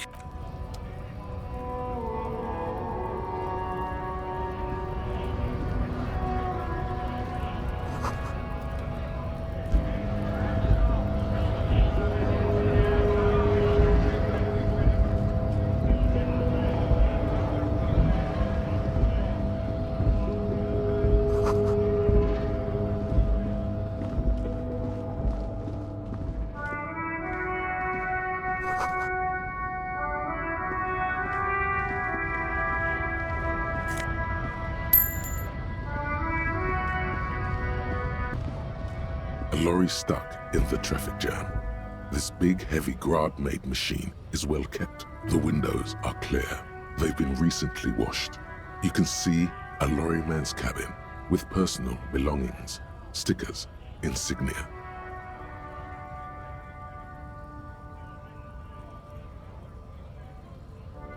The driver has adorned his space with a substantial collection of peculiar paraphernalia. Proclamations about honor, strength. The back end of the cabin is a small perch to sleep, large ashtrays. Racist nationalist paraphernalia. Not unusual in this part of town. This is our guy.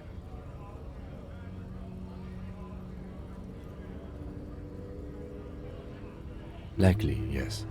This guy's proud of who he is. Drapes it all over his machine.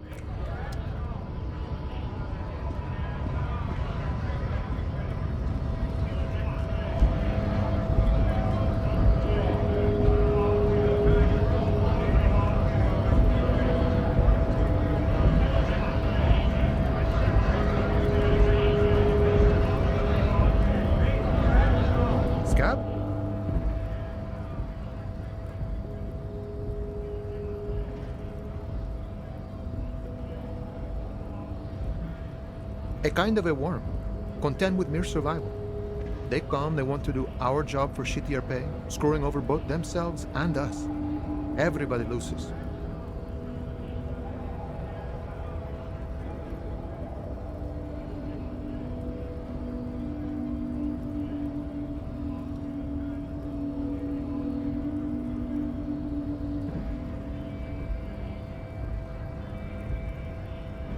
Gotta be bloody stupid or freaking evil to scout. Or I guess scared, maybe. But scared of what? Of who? Personally, I'd rather beg than scab. If the gentleman shouting on the street came begging, maybe they'd have gotten something.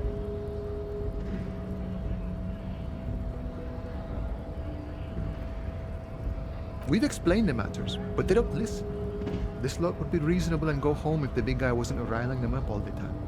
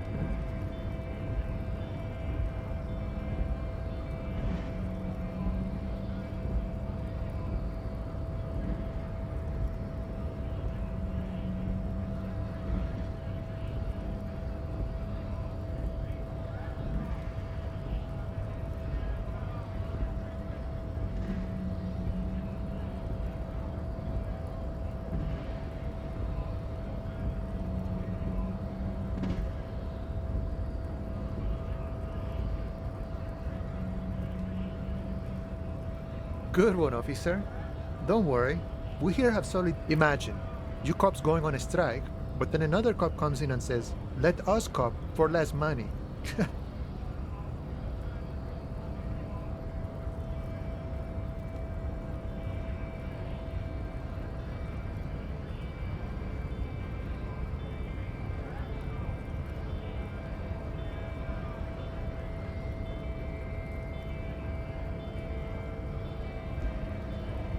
Speaking of, what brings the RCM here, to the Wild North? Come to see the strife?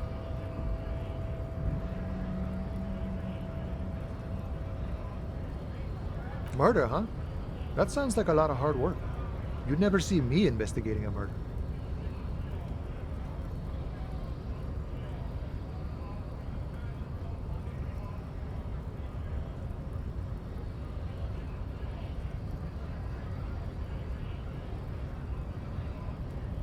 Of course, Policia. It wasn't me. You can rule me out. Should we? He's nice. I don't like nice. He didn't do it. It's the truth.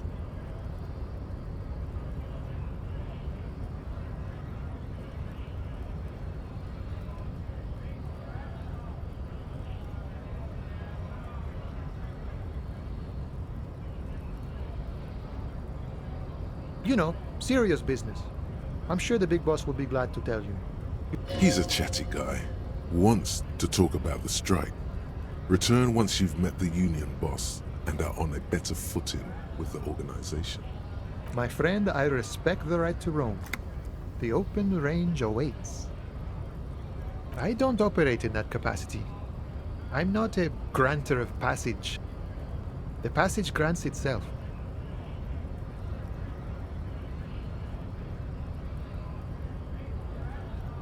Aye. Walk right past Measurehead and go in. Yeah, the 2.5 meter tall Semini supremacist there. Walk right past him. Then press the button to unlock the door. Then go past him again. And you enter the arbor through the office. Está.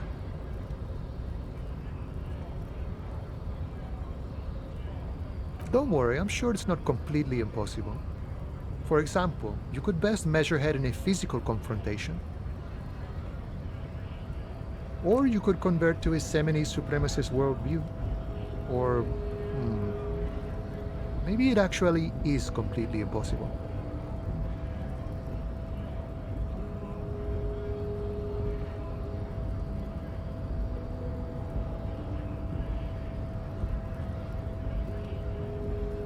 Jean-Luc himself would say the philosophy has proven overly heroic for the scabs to convert to.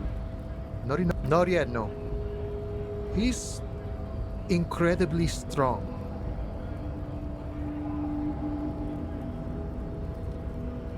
Sure. Sure thing, my friend. I can help you out.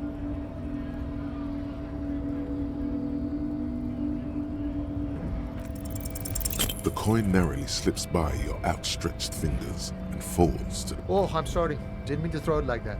It's a thing we harbor folk do, passing around cargo and such.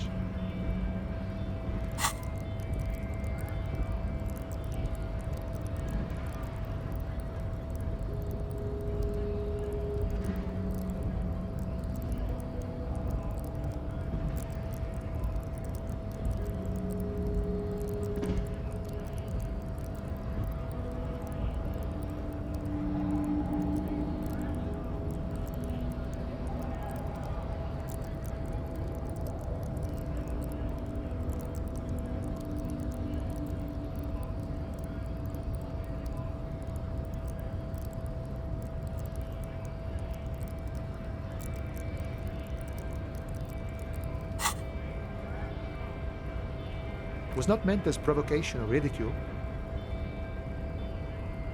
The boyardero stares at you with respect, then gestures towards... Right, always glad to help out the RCM. We're on the same branch, you and I. Humans, I mean, not slithering scabs.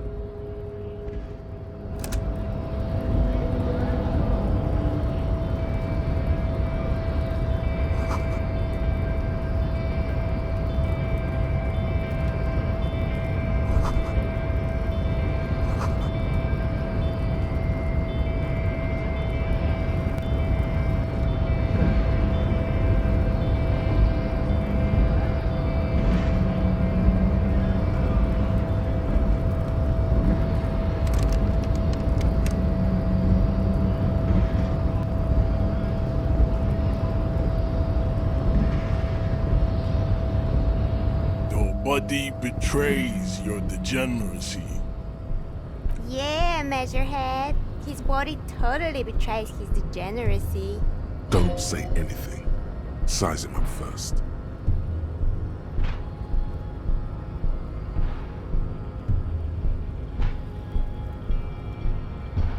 Are you admiring my morphophysiology? It must be frightening to stand in the shadow of this racial pinnacle. Be calm, Am Sandwich. You are not in danger, because you are not a threat to me. You have succumbed to Al Ghul. You reek of it. An invisible sword of Al Ghul emerges from your throat. You cannot see it, but others can. It is making the woman in my company sick.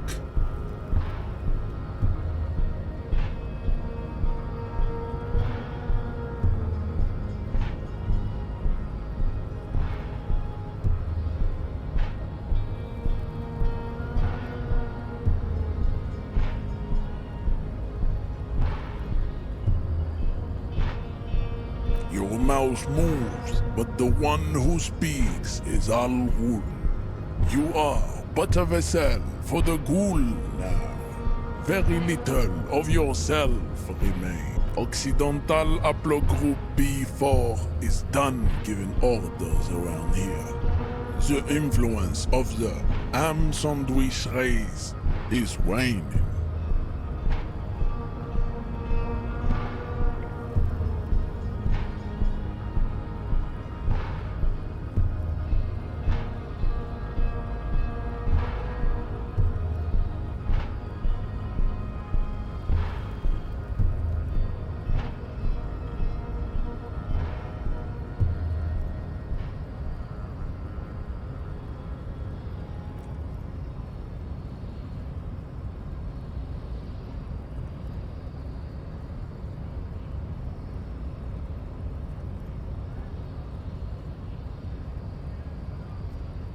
Show him the ham still got it.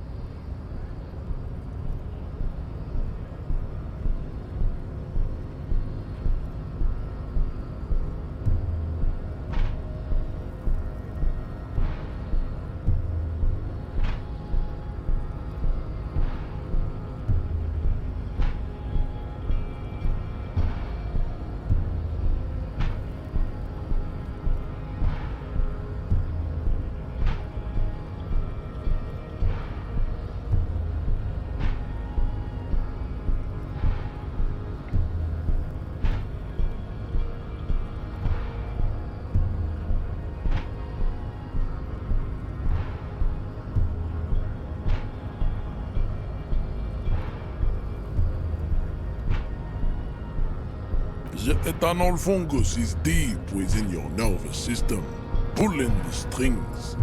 You are merely its pupa now. I see no hope for you or your kind.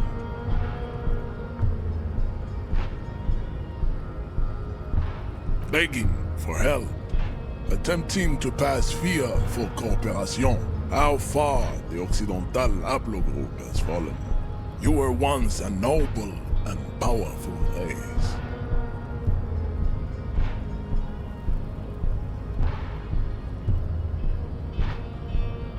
You gave the world eugenics, electricity, and powerful weapons of war like missiles and aerostatic aircraft. You made great gains in metallurgy, race theory, and statecraft. You dominated lesser cultures, like the deformed Hemians and the inexplicably potato-obsessed Khoikos. But now your ascent to the genetic summit has halted. You are obsessed with sadness and with frivolous pop culture. You will be superseded. Isn't that right, babe? It is, baby, yeah. You know it. There is a button right behind him, just out of reach. It must be the one that opens the door to the harbor.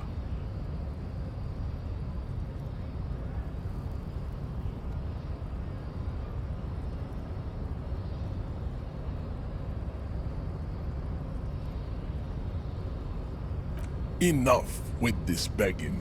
You should leave the stage of history with dignity by inviting the other races to a great world war.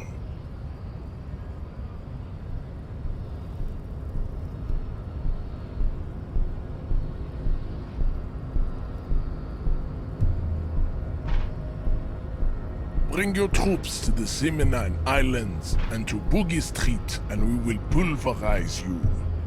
When you are gone, we will build a museum for you.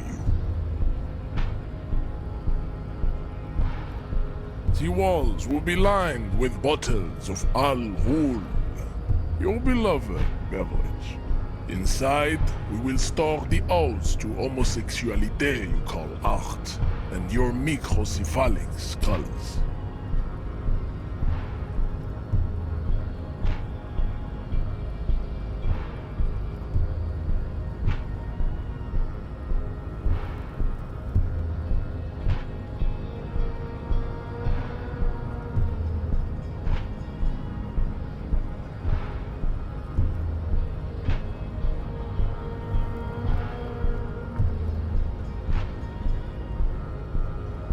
Racists are generally not very good examples of their race.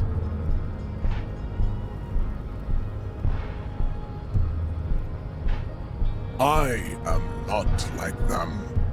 I am craniometric perfection. I have taken the trouble to permanently draw a phrenologic grid on my skull and features. Correct. Don't be vulgar. White or not has got little to do with this. The race enigma runs much deeper than that. There must be some friction there. He's keeping it well hidden, however.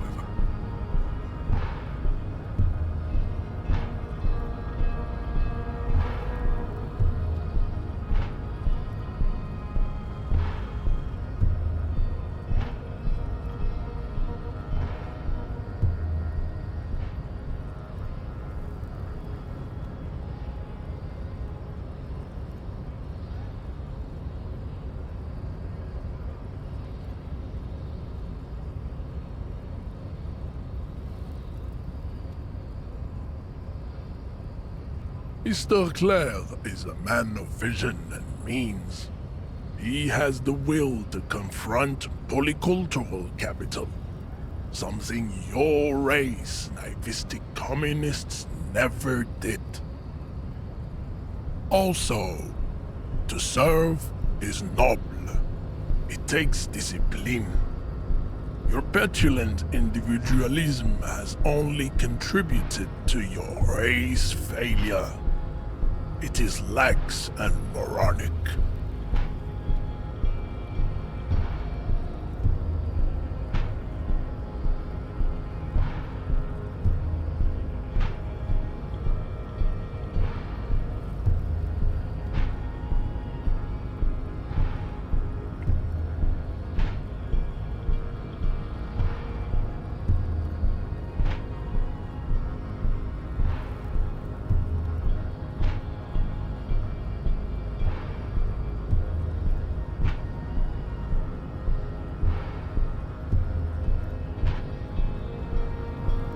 Of course you are, Levasholian man. The failure of communism to challenge the world order is the core of your race fate. All around you, the fruits of its defeat. Individualism, rock and roll music, sexually transmitted disease, above all, rampant multinational finance still reigning large. Tell me, where have you gotten your love of pathetic communism from? Degenerate youth culture? Rock and roll music?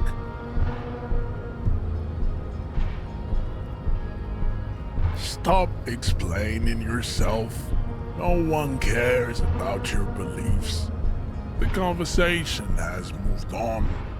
Tell me, rock and roll is moribund. Only Koikos listen to it anymore. There is no life left in it. My people abandoned it long ago. It leads only to neurodegenerative herpes and heroin overdoses. I am not surprised you enjoy it so much. This has happened to many of the side products of the inevitable cultural victory of the Seminoles race. I can see that. The Seminoles are the South Island race. Haplogroup A, we are the future. That I am a descendant. The narrow streets of Ulembuir are with me in my genetic dreams. I see young Seminoles women walk into the grey mass on Ile de Fantôme, waiting on immaculate conception from the pale.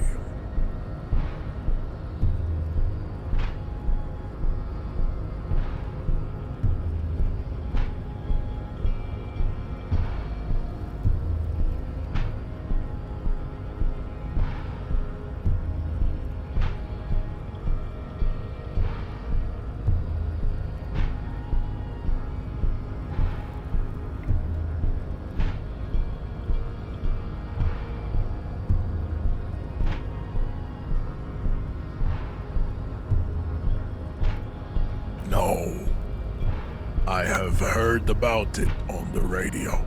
He would be appreciative if you did not further chase this line of inquiry in front of the women.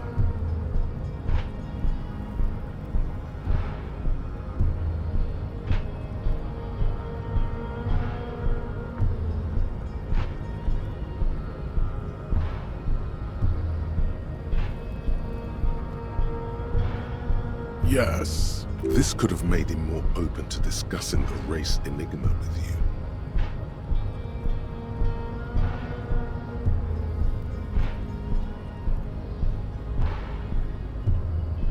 I think this racist is better than the last, but the next racist will be a really good one.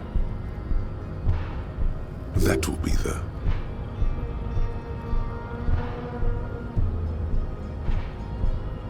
There always is. Race is reality.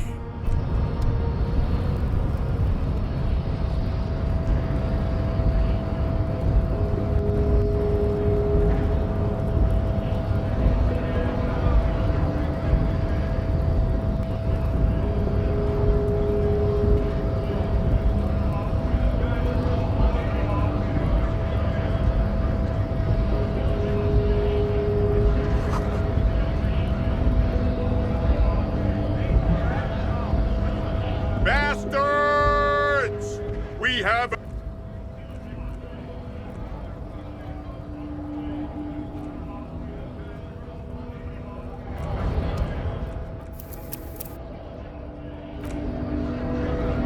Bastards! We have a right to work! Hold up and stay frosty, everyone. Cops are here. You here to fuck with us? Beat the honest worker down. We're here to fight for a cause. Stripes usually have problems with people who have causes. Ha! Couldn't handle us. Cause gives the workers strength, gives them power. We have a right to work!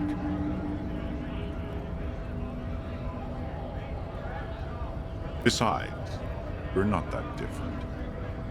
It helps if people see us talking, cops and strikebreakers together. Shows authorities are on our side. Builds confidence.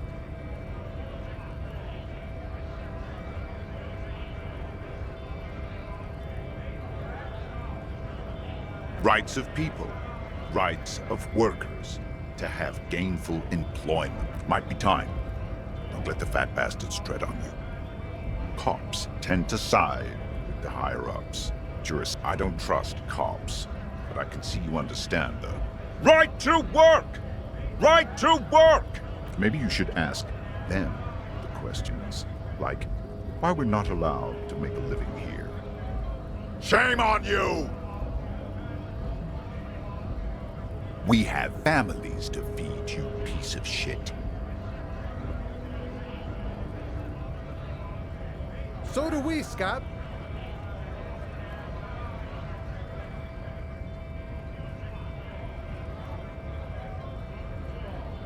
Have fun. Union shits are on full strike. Don't think they're going to let you through the gates. I'm trying to meet their fat boss.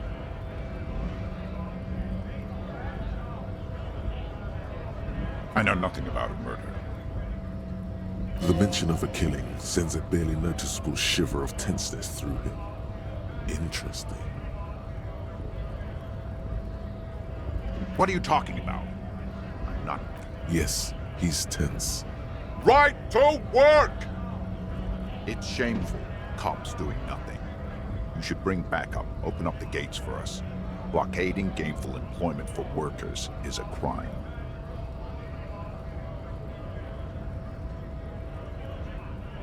We are not picking a side in this just yet, sir. Pity. Let us work! When a bunch of ungrateful, lazy cockroaches can't get their act together, decide... Beats me.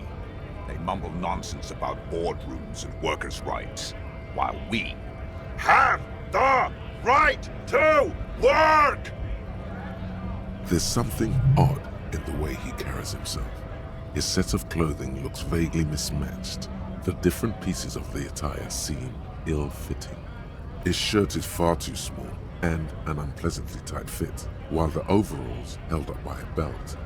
He ignores your question, choosing instead to turn to the emaciated workers, raising both fists in the air. Silence is the answer.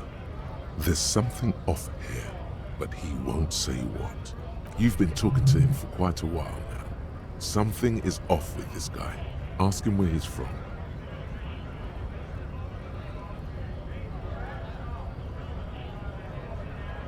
What's it to you?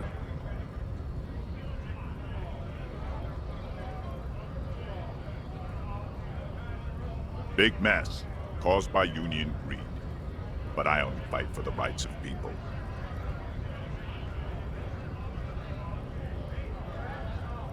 We're all workers, right? Workers stick together. Came from the eminent domain, in Jamrock. Backgrounds in odd jobs, heavy lifting, cargo hauling, bouncer work. I know the drill.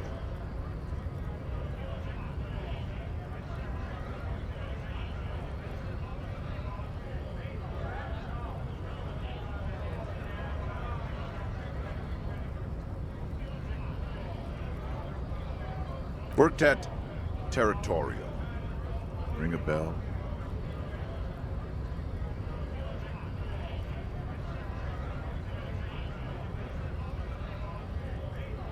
Uh-huh. It was a long time ago. What's it to you? Big mess. Caused... We're all workers, right? Worked at Territorial. Uh-huh. It was a long time ago. Honest men and women with rights to work, to be useful, not toys for corporate interests. We came here to help the harbor run smoothly in time of crisis. If union fucks don't want work, they ought to let in those who do want work.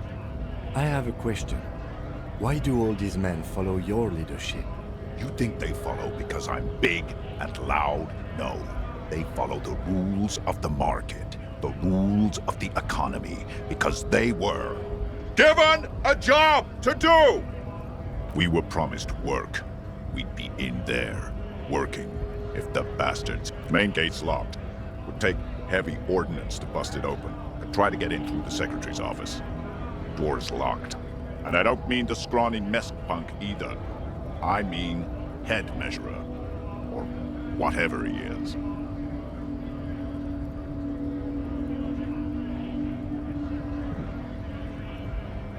Like civilized folk, you mean?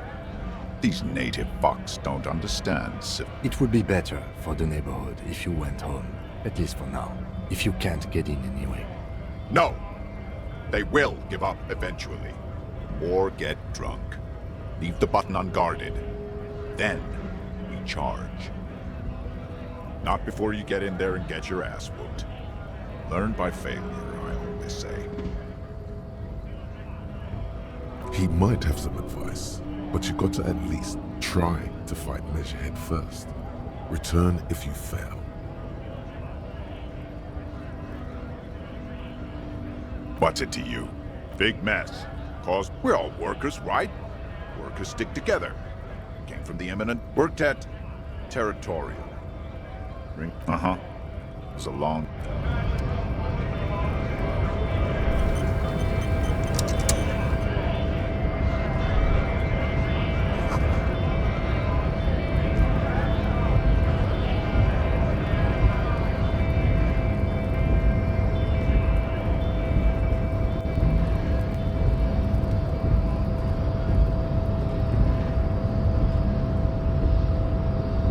Your race descent has only worsened.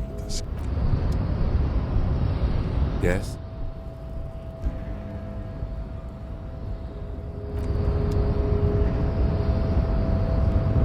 Your race descent has only worsened since I last saw you. You have really let yourself go.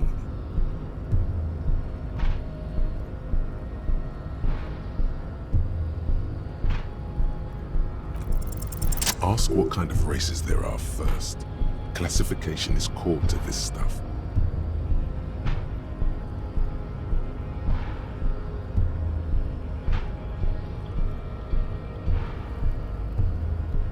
Do you?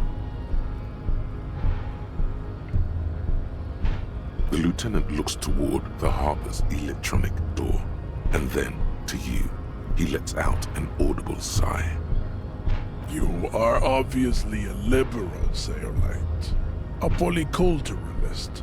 I can see it from your love of microtechnology and your sartorial choices. Do not deny your friend the truth you have denied yourself. There are 3 categories of race. Type A, the heroic races. Type B, the servile races. And the vile CF race cauldron of pederasty. Which one do you need education on?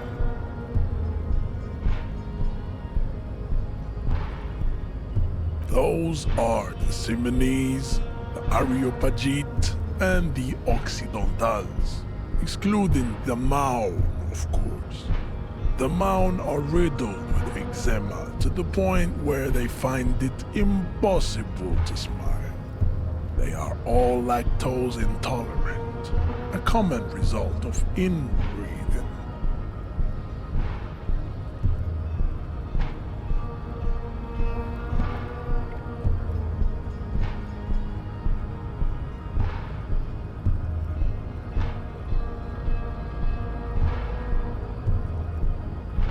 A receding genetic pool has led the Maun on reprehensible street parades.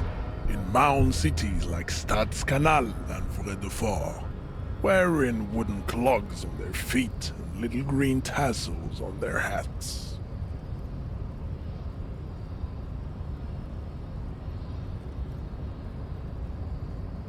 You know them by the names of their nation-states.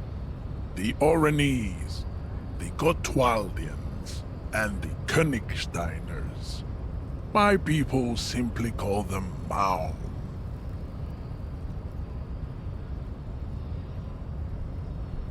The Maun are proof that you can have too much Occidental racial purity and tassel-centric culture. Inbreeding has led to a lactose-intolerant subrace whom no one can take seriously.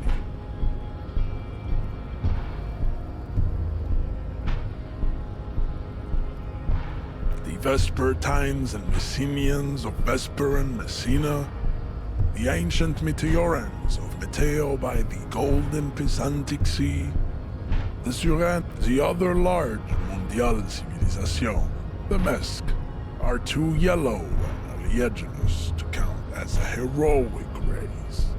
True, they are violent and expansionist, but they have a glandular problem, overproduction of sebum. Sebum is leaking into their brains, making them listen to El Mariachi music and eat toxic minced meat-based food. As proven by the Maun and the Mesk, Occidental Type A is in retrograde. The Simonese and the Areopagite are on the ascent.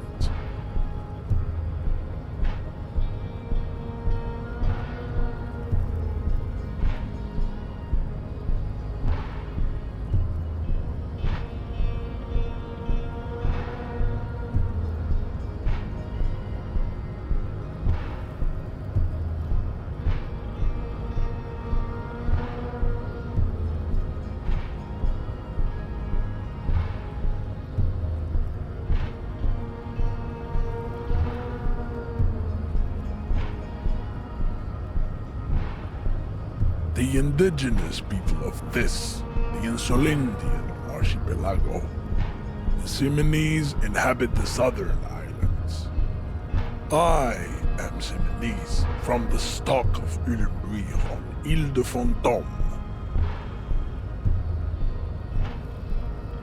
The Areopagites are the master race of the Ile Maran deserts. The Simonese are descendants of the Areopagites.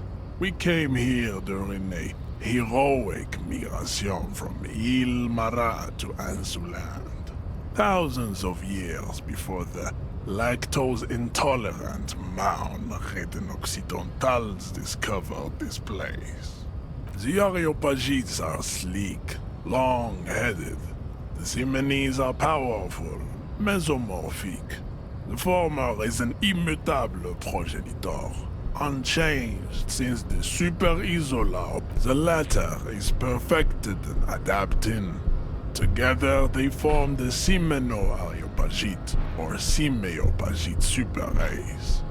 That is all. There are no more type A races in the world.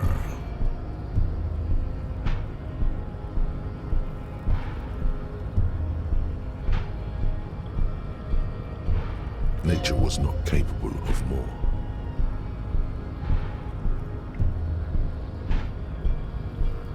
Type B are the unheroic races, amorphous non-competitors of the great. To an untrained eye, the Koiko appear white and pinkish, like a ham sandwich. But look into their eyes and you will see.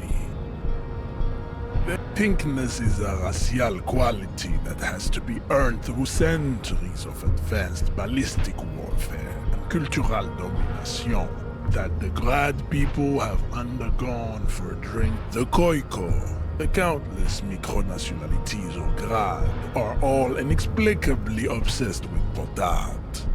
The only thing they like more is dividing into microscopic ethnostates, like political amoeba.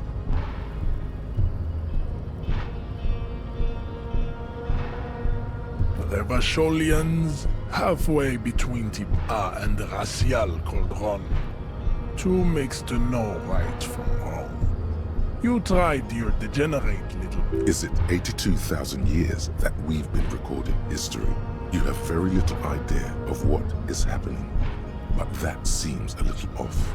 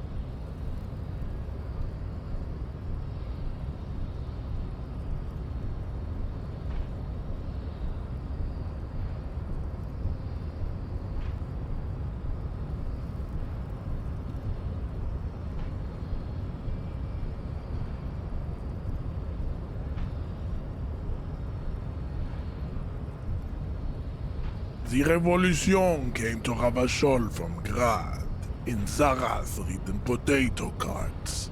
It is literally an illness, a prion disease that leaves the parietal and frontal lobe ridden with holes.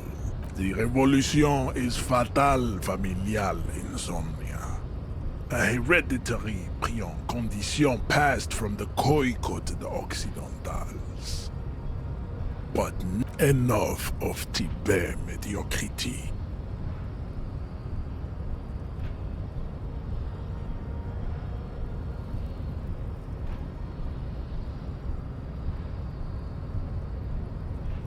Type B to an unpinknet the Koiko Revash. Is it 82? The mysteries of the people of this planet are a tragedy that has played out countless times over. Like a fever dream of skin, hair, and bone. Wake up, night. The revolution came to Ravachol from Grad, in Zarath-ridden potato carts. It is literally an illness, A prion disease that leaves the parietal and frontal lobe ridden with holes. A soft, sponge-like mass of The revolution is fatal familial insomnia. A hereditary prion condition passed from the Khoico to the Occidentals. But not sexual. Enough of Tibet. Tips CF are a museum of failed chimeric experiments and tragic maladaptations. They are tortured creatures waiting to be put to sleep. Your morbid interest in them worries me. Lesser races like the mosquito, a grotesque mixture of a masked woman and a Seminese man. Only possible if the mother is masked and the father Seminese. The other way around, they fail to produce offspring. The mosquito is born sterile, like a donkey. All they have left is to ride customized motor carriages with hydraulic suspension, listening to aggressive El Mariachi music to vent their impotent despair.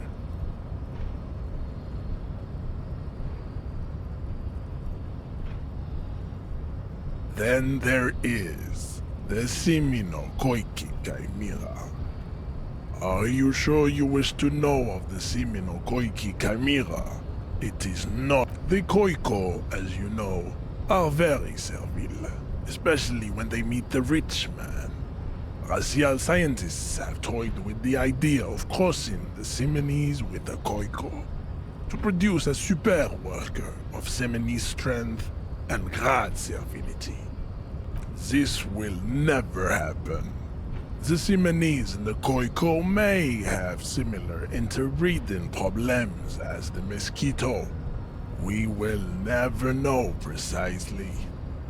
No Seminese man could maintain an erection in the... But enough. It is cruel to entertain ourselves with the deformities of Type CF. Were there any able-bodied races you needed education on? You understand nothing. To solve the great race enigma, you have to first ask yourself, what is the race enigma?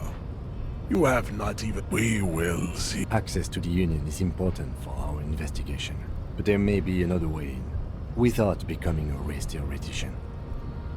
Am I mildly worried he might take it seriously, the lieutenant thinks? Yes, I am, he concludes. I am worried.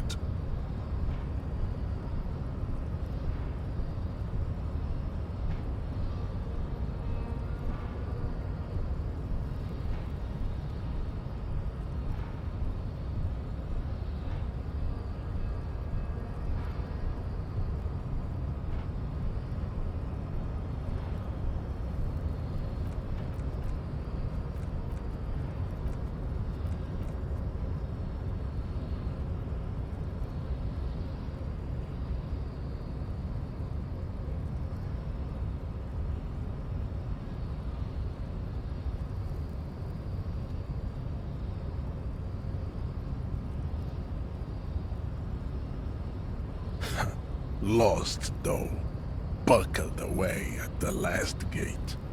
This is why your haplogroup will never... I cannot possibly imagine what else we have to discuss.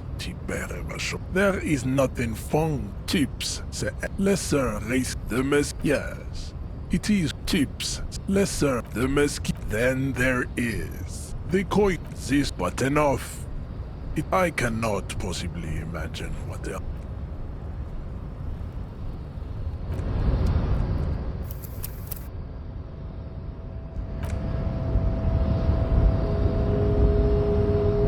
Race descent has only worsened since I last saw you. You have really let yourself go. How did this happen? Your little fist is in his giant... You must be out of your mind, degenerate drunk. Say it. I am a degenerate alcoholic.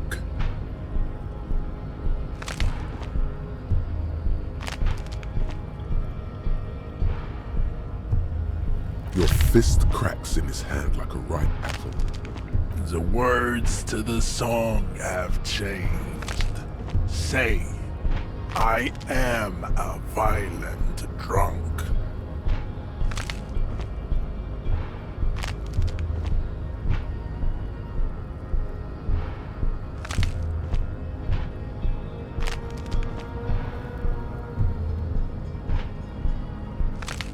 Good. Now leave before you humiliate your homoerotic organization any further.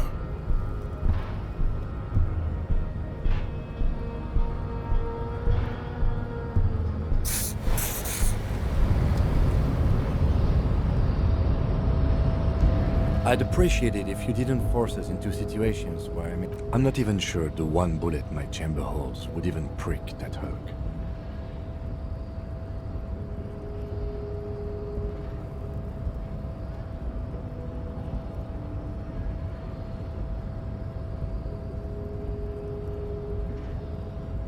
And you're just going to let him manipulate you like that? We are not here on some political quest. We are here to solve a crime. Don't make the situation any more volatile than it already is. Let's think of something else. No. You should do it again. It's the last thing he'll be expecting.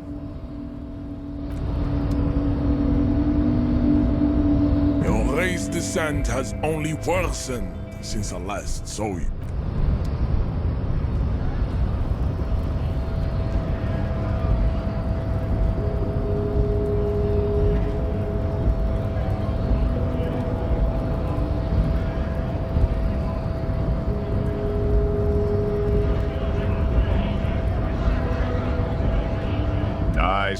Not bad advice, actually. This might do the trick.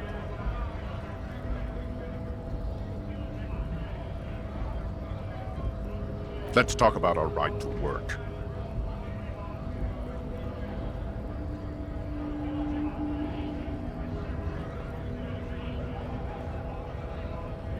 No, I'm not a fighter. I'm a worker.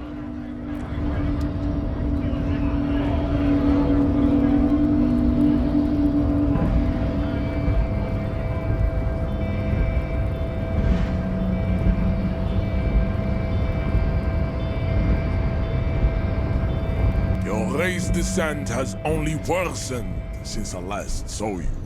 You have really let yourself go.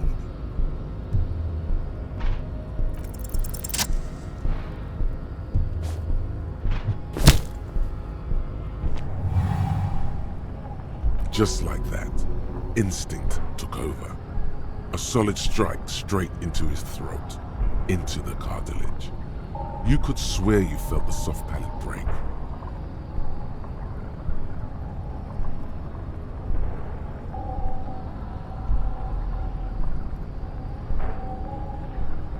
The man is reeling, gasping for air. Time stands still around you. In the distance, the sounds of the harbor are falling silent.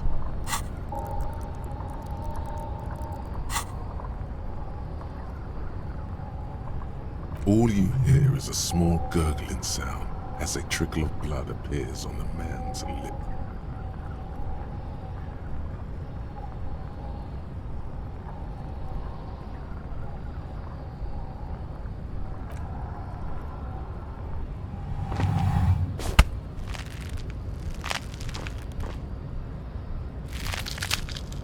Oh God, wrong move. Your head is in it. You know the words. I am a degenerate drunk. It must be neurodegenerative. You never learn.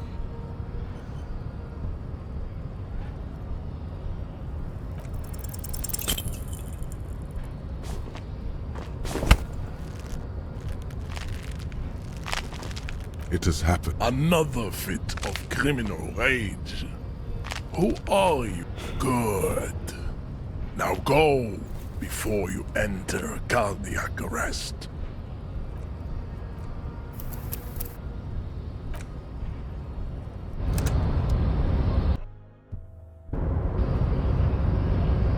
race descent has only worsened since I last.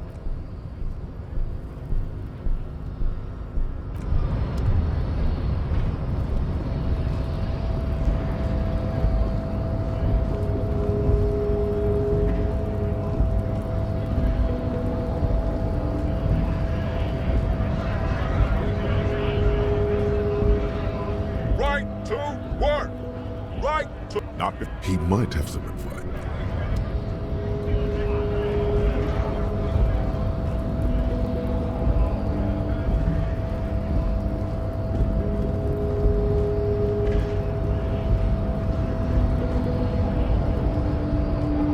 Your race descent has only worsened since I last saw you.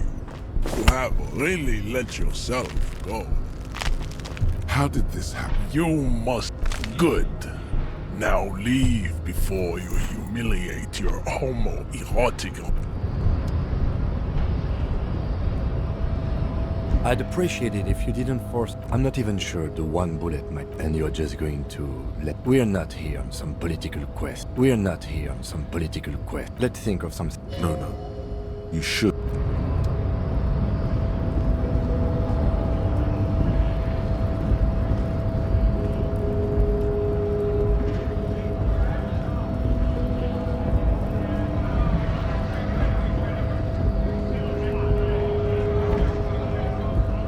Nice. Not bad. Let's talk about our right. No.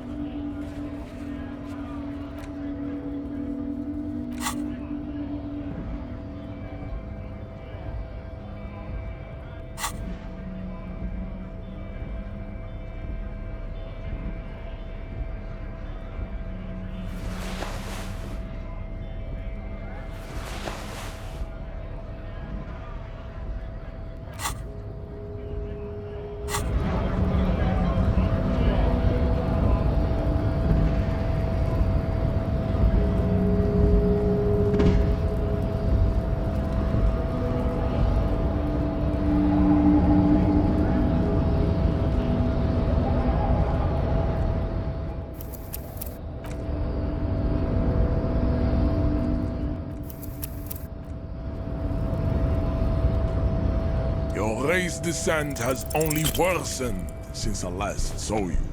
You have really let yourself go. It has happened. Another fit of criminal rage. Who are you, in your own words? Your fist. The words to the song. Good. Now go before you enter cardiac. Please, stop doing this. You are making us look...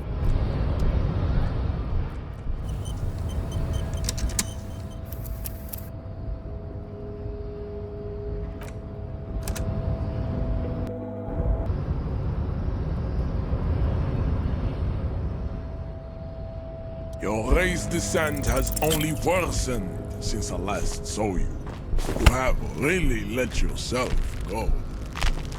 It has happened again. The Titan has your fist.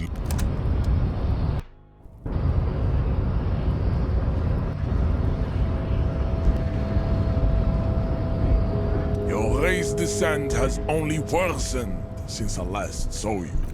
You have really let yourself go.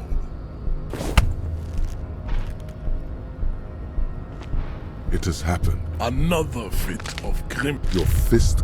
The words to the good. Now go before you enter cardiac. Please, stop doing...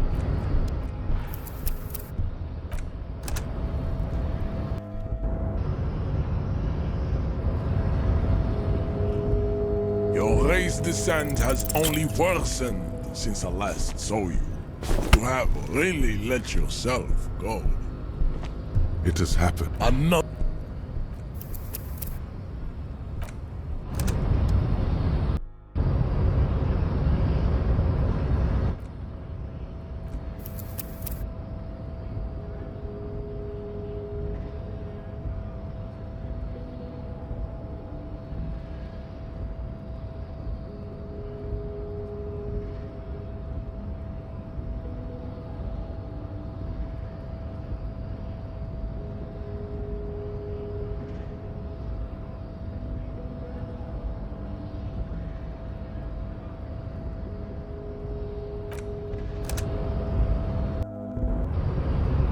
Your race descent has only worse.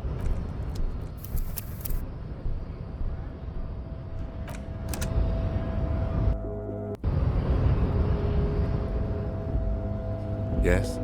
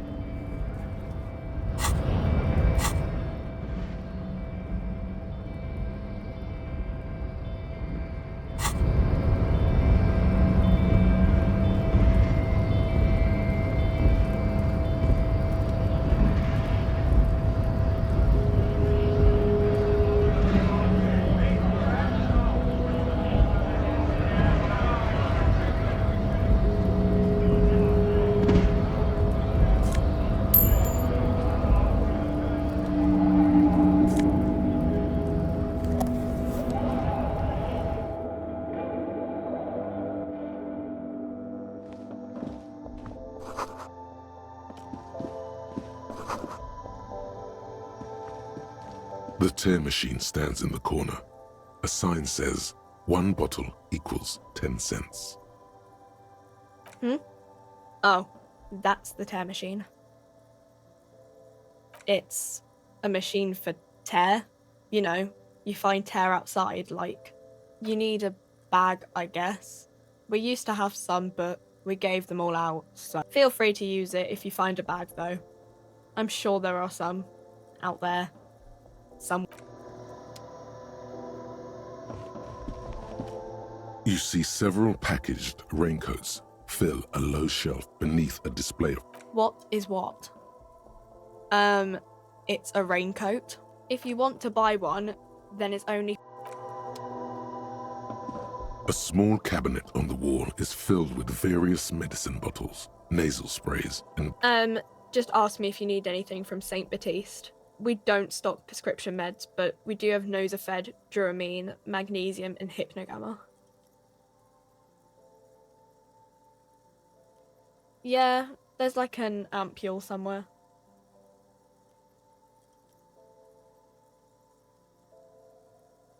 St. Baptiste. You know, St. Baptiste Pharmaceuticals. The one that sells meds out of St. Baptiste. That one. There. I don't know. Let's see. Nosafed is a nasal spray. Duramine is a really good painkiller. Magnesium is a dietary supplement. I don't really know what Hypnogamma is. I guess it makes you feel less shit. It's recommended to use after lots of partying, studying, or exercising. No, sorry. Nosafed heals +1 health. Duramine heals +3 health. Magnesium heals +1 morale. Hypnogamma heals +3 morale.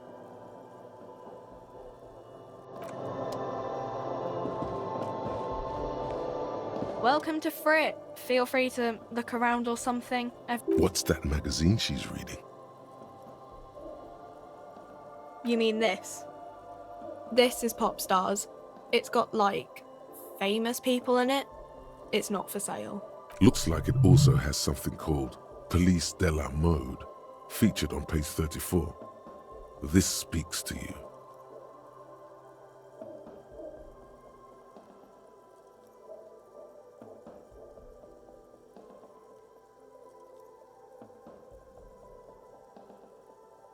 She pops her. The lieutenant frowns at you before turning to the clerk with an apologetic half smile. You mean this is Pop... Looks like it all... It's where they rate different outfits famous people wear. It's kind of funny. They're kind of mean. It's about who's the most stylish.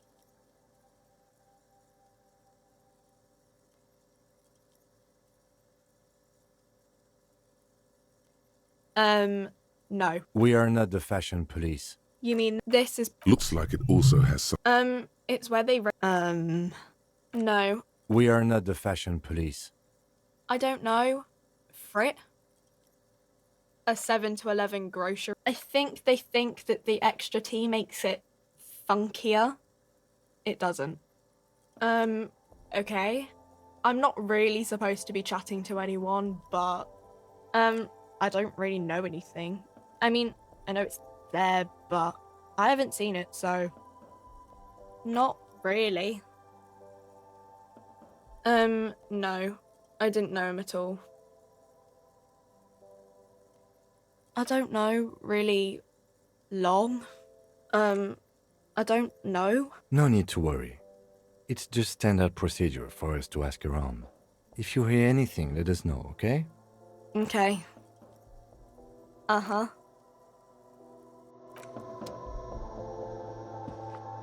A colourful display of cigarettes and alcohol bottles lined the shop wall. There, in that dark green glass, all in vain. The great flowing river of warmth, wine, alcohol, beer, alcohol, love, alcohol.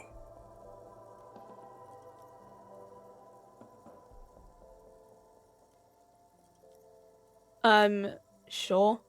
If you want something, I can get it for you. But I'm obliged to inform you that both alcohol and cigarettes damage your health. Don't ask, don't look, don't do anything here. Just go away. Get back to work. The pale age vodka is special, I guess. It's stored in pale for a couple of, you know. I mean, I already said it'd hurt you. I don't know what else they do. Substances give powerful bonuses to your main stats at the cost of damage to your health or morale. Cigarettes raise your intellect while damaging your health. Alcohol raises physique while damaging your morale.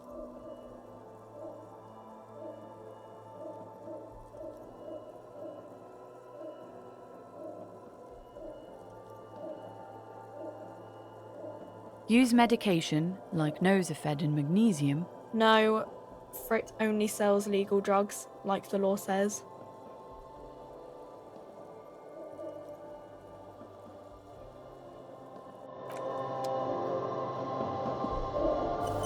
Yes?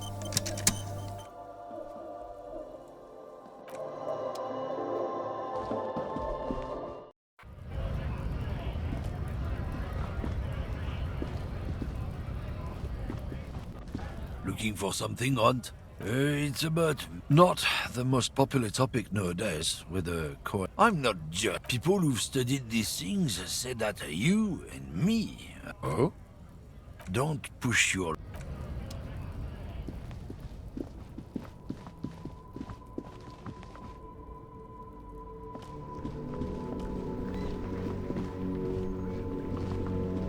Before you stands a motor carriage.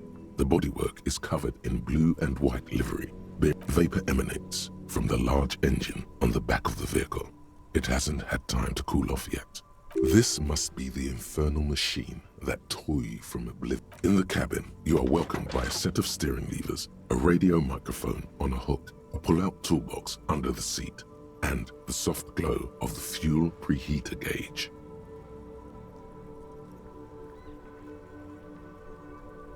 The frequency tableau lights up, and a green button labeled Prime. The soft purr of electrical kittens. Radio waves cast far and wide. Oh. This is Precinct 57. Hello, Lieutenant. How may I assist you?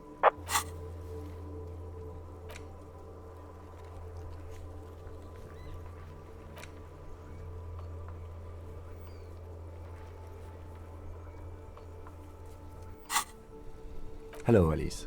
Please assist our colleague from the 41st Precinct here. I'm putting him on.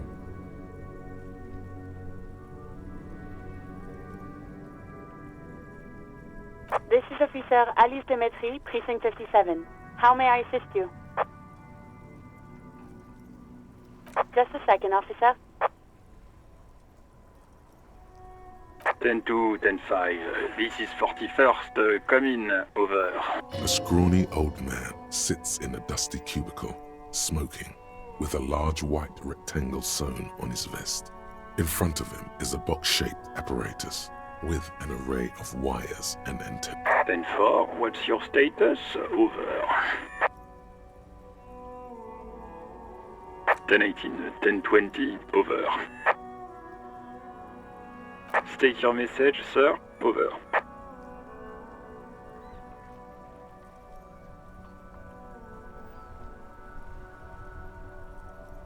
10-9, repeat message. Over. 10-4, message received. This is a very serious situation. I need to 10-22 the captain. Over. Is it him? What does he want?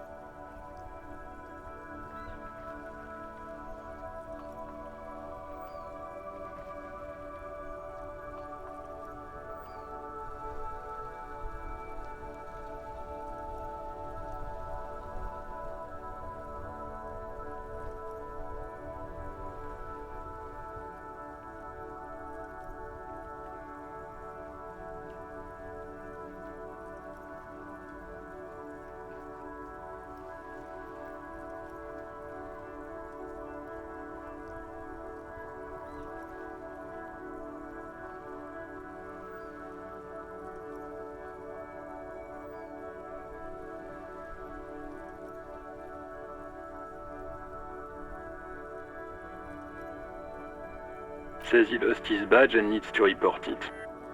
He what? He lost his badge?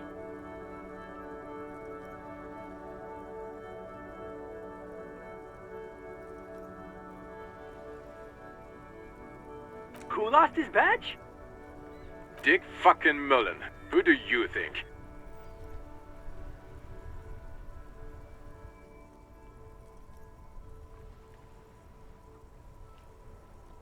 It's Officer Dick Mullen from the bestseller Dick Mullen and the Lost Identity. Dick Mullen is not your name. It's the name of a fictional detective who would not lose his badge. Defend yourself. Immediately. They're laughing at you.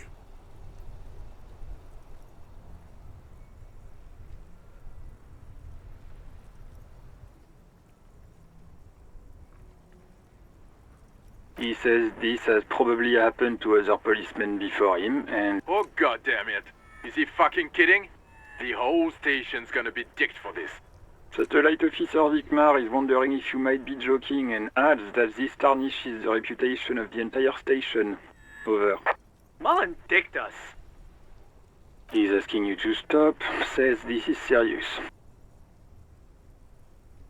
Of course it's serious. He lost his fucking badge. Satellite Officer Vikmar concurs, losing your badge is serious. Over. 10-4, I hear you, officer. I'm just going to make a note here that you are in pursuit of your misplaced badge. Over.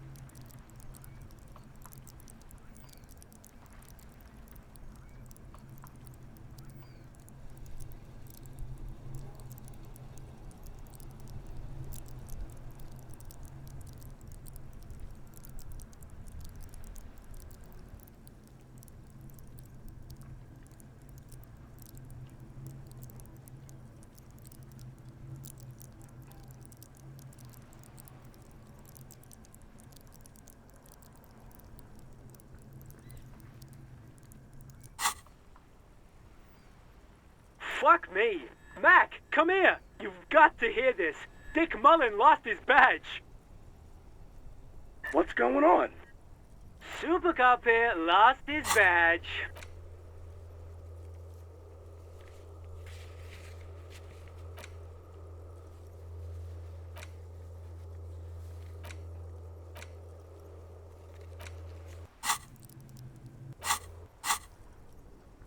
He lost his what now?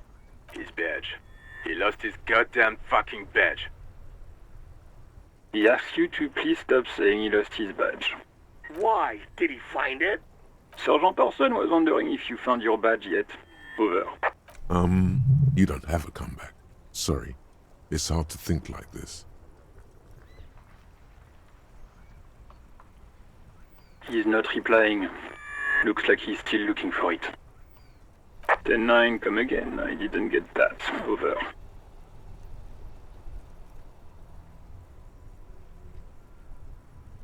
New heights even for Captain Sober.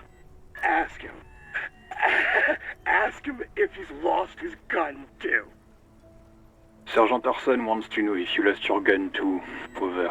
Check your pockets. Check your... Holy fuck. You don't know where it is, do you? No. It's gone. It's not fucking on you. Don't sweat it, Bratan! You don't need a gun to have fun! We can still have fun! It's not all over! 10-9, come in, officer. Did you get my question? We were wondering about your gun. Over. Even before you can get the words out, everything gets scrambled in your brain. He says he didn't lose his gun. Or his fun, whatever that means. Ask him to describe it. His gun. Not his fun. Just the gun will do. Satellite Officer McLean requests a description of your weapon. Over. Oh, request a description, huh? We'll give him one. Describe the plasma gun.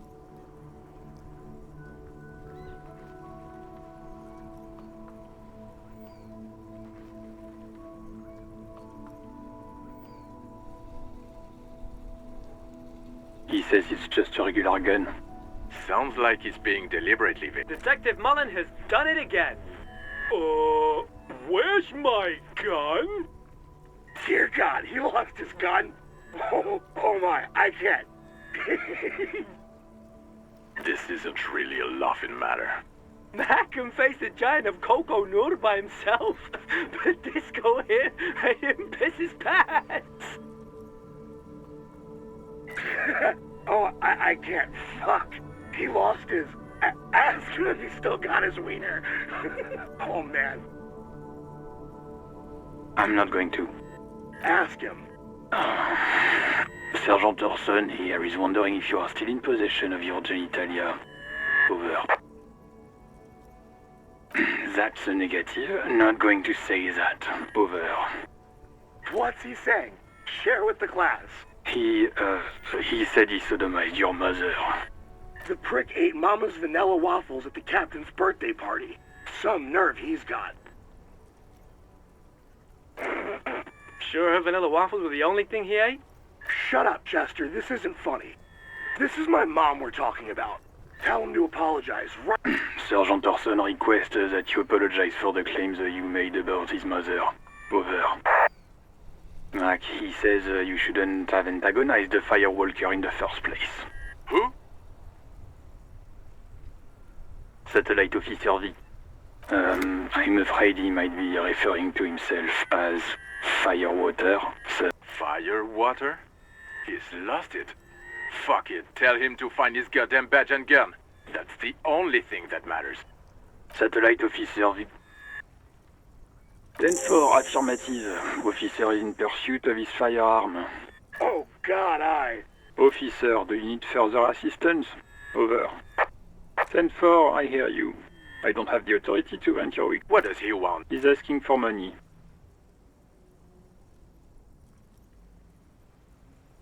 Is he fucking kidding? I don't think he is. Don't give that asshole anything. He's just gonna drink it all. Alright, that's a negative on the additional funds, sir. Over.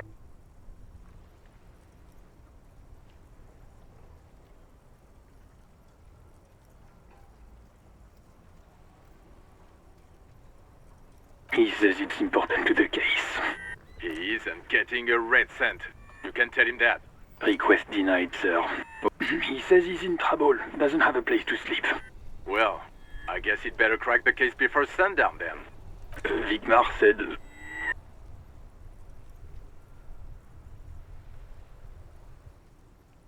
Who cares what this Vic Mayor said? Pull on their heartstrings. Enough, officer. This begging is below your dignity.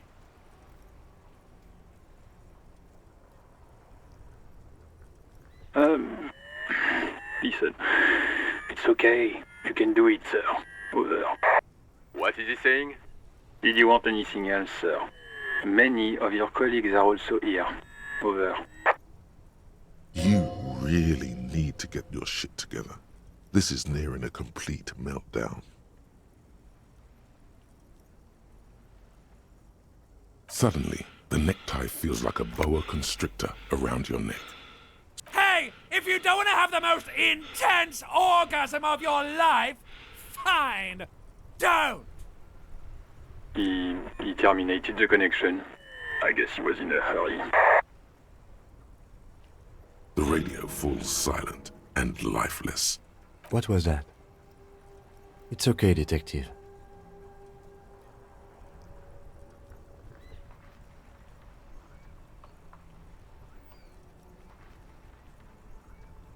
We should get on with our tasks. Work always helps me center myself. Now, anything else you need from my vehicle? Or? 18 kilometers to the south, in the 41st Precinct's relay booth, a small crowd has gathered around Communication Officer Jules Oldboy Pudier, around a dozen cops. The small room is filled with cigarette smoke, abuzz with laughter, when Officer Judith Minot enters. Her left arm is in bandages, and her hair trimmed short. What is going on here? Did something happen? What happened is my partner made contact. It's not good. He's lost his badge and his sidearm. He seemed confused, delirious even. Mac, the torso Torson, is finger-fucking his fist, laughing hoarsely and apparently telling some dirty story to his partner, Chester McLean. Yeah, Mullen was fucked, alright. Sounded fucking drunk to me. Yeah, Mac's right. This was some gnarly shit there. I mean, before he started begging for money, it was... Enough! None of this is funny. It's fucking sad. That's what it is. He's a cop. He's one of us, goddamn this. We must help him. Yeah? How do you fucking plan to do that, huh? Get him off the drink? Go jogging with him in the morning and get him on carrot juice? He's a lost man. I just know we can't give up on him when he's at his weakest. He wouldn't. Mac, man the door. You know what he told me? I don't want to get better. I want to get worse. Those were his words. This shit does not leave this room. Not a word of this to the captain, or anyone else. We'll give him a couple of days to pull his shit together. I guess I can hold off the report for a few days. Good. Okay, everybody. Nothing but a prank call here. We all got our laughs. Now get back to work.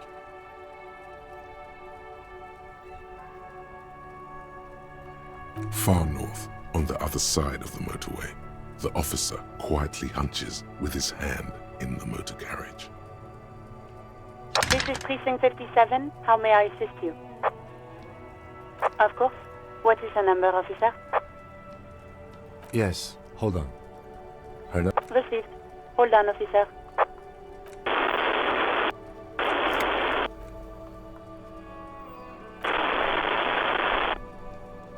Give it a minute. She might be busy at the moment. Takes a bit to get to the phone. Officer, I have Sylvie Malaika on the line for you. Yes, hello?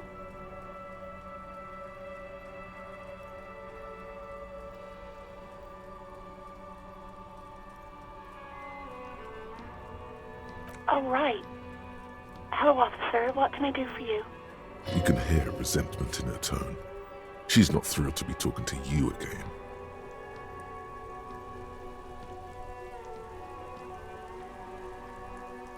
Yes, I know who you are. You're a police officer. The law. You told me me back in the whirling. You told everybody, and showed us your badge. Oh, no, I haven't, sorry. Real policemen have uniforms too, by the way. Where's yours?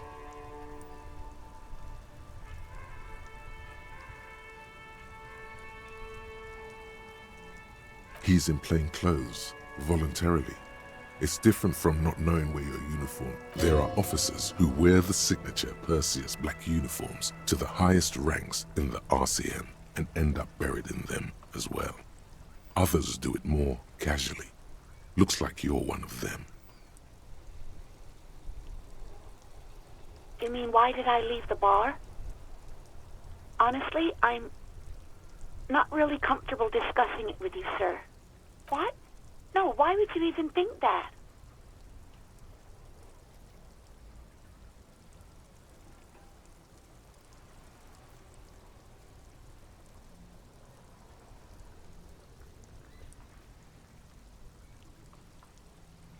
Please, don't bring Gar in. I already said I don't want to talk about this. You mean, why did I leave the bar?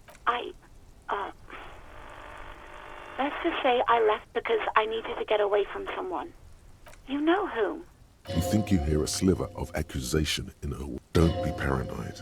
She's obviously talking about someone else, not you. What? No, why would you even think that? Please, I already... You mean, why did I leave? You know... You think you... Don't be paranoid. She's obviously... I really don't want to talk about this. Let's just forget it. Maybe, I don't know. No? Not me.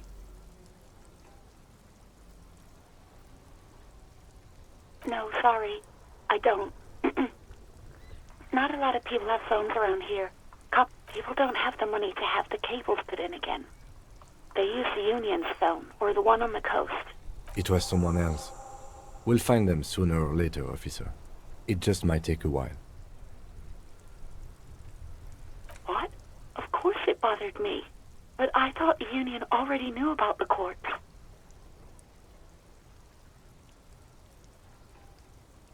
No one calls the police. The Union would get angry.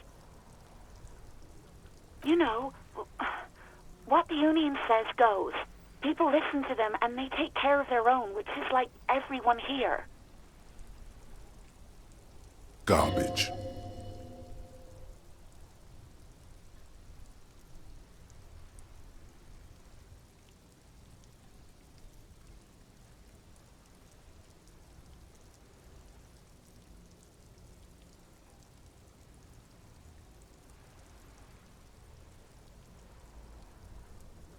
Legally, no.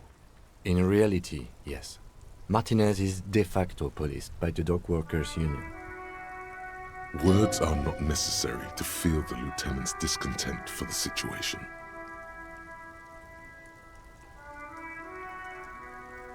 Okay.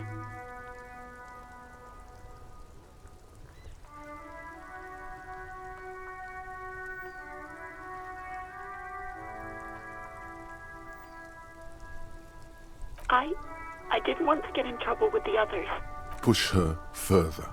No, don't push her. It sounds as if she's about to cry.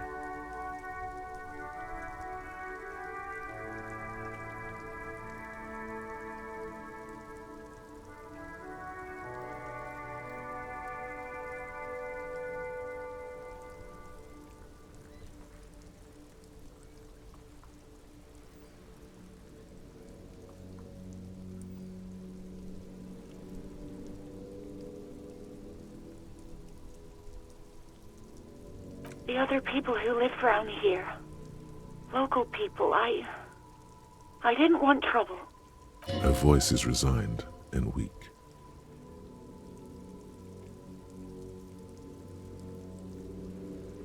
You don't live here.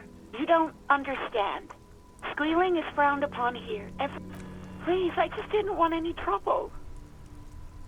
The other... Her voice is... You don't live here. Please, I just didn't want any trouble. You do? Oh. What else can I do for you? Yeah, go on. Please, no. not this again. Everyone saw it. You were trying to impress some people with it. Everyone was eating, and you were waving it around in everyone's face, begging them to describe it. You said it calms you, and then you started making suicide jokes. It got pretty graphic. Oh, those again. I have been trying to wean you off them.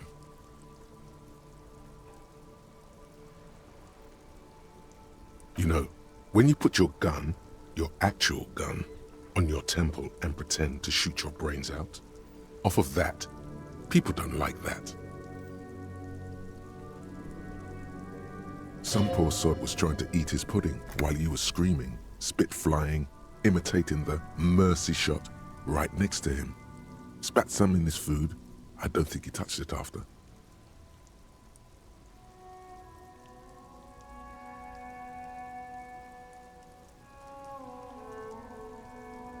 Me neither.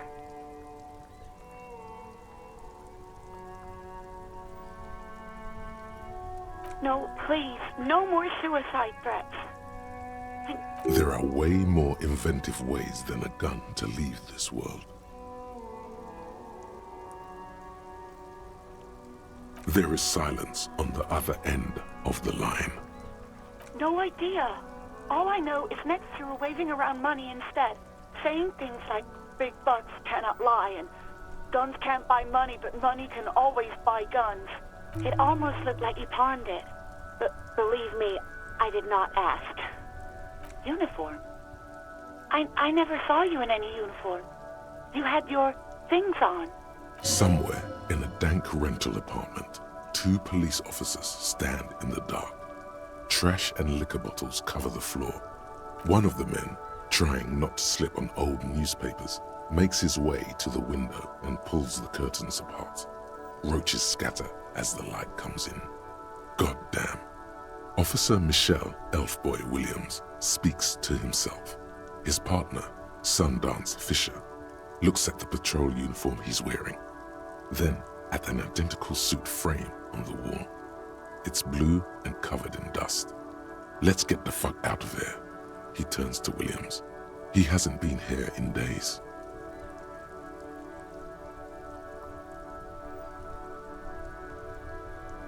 Yes, I know who you are. You're a police... Oh. Real policemen have uniforms too, by the way. Where's yours? Yes, you absolutely should. It's awful that it feels like you haven't worn yours in a long, long time. I do hope so. Please, don't call me again. Bye. Yes, you have obviously done something to upset her at the Whirling in Rags, when she was still... I'm not mad, it's just... You were so drunk and so emotional all the time, and then the skua thing happened. It just made me want to quit. The stuffed bird, the great skua.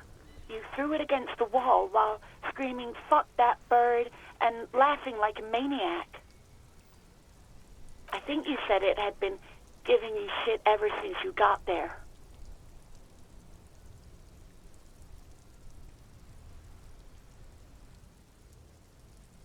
It was a pretty bird, there since I started working in whirling. I really liked her. We call her Scotty. There's genuine sadness in her voice. The stuff, I think you said it had been giving you shit ever since you got there.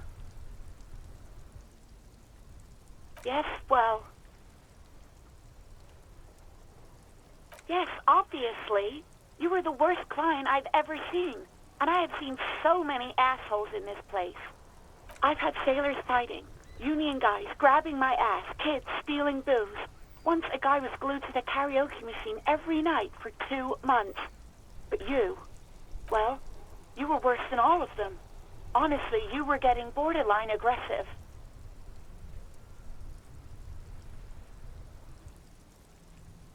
Even about little things like not turning down the volume at 3 a.m.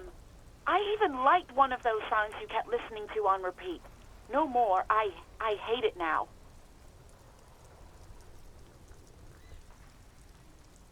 We Go On by the O.O.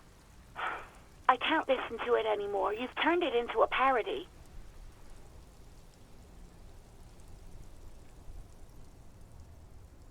To hell with that song. Then there was your room. Your project. An experiment to see how bad it can get in there. I tried to send the cleaner, but you wouldn't let me, threatened to make me understand. I had no idea what you meant, and I don't want to know. And then you screamed something about how you're actually a real cool guy, and no one understands it. One of the coolest guys there is. The coolest guy in Jamrock. And then I had to deal with your toilet. The one you clogged with police documents, causing water damage downstairs in the kitchen. I won't even mention you waving your gun around, harassing customers, threatening to sing karaoke, threatening to kill yourself.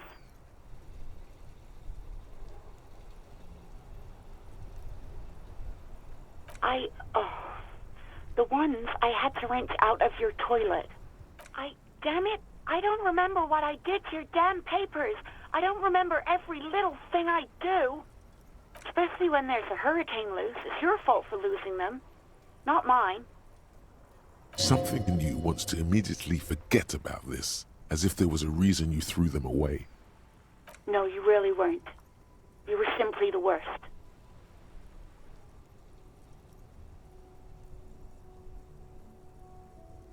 God, I knew I shouldn't have brought it up. Just try not to call me again, and let's pretend it never happened.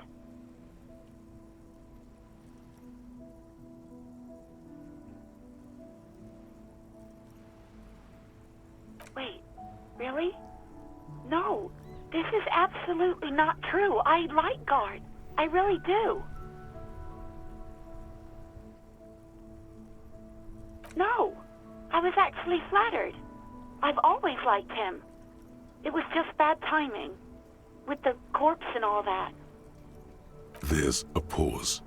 You can almost see her on the other side. The telephone cord coiled around her index.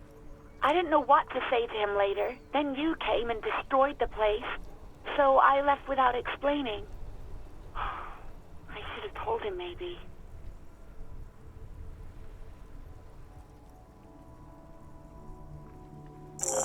Okay, but please don't mess it up. Please don't take out your gun or something. All sorts of things. Some disco, rock too. So much disco and rock. Which one would that be? Sad? I think the one you mean is the smallest church in San Sans. Butchered that right up.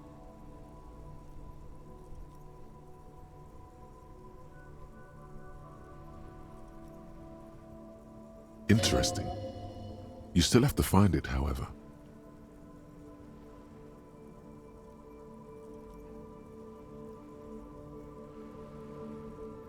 You hear a sigh of relief on the other end. Anything else I can help you with, officer?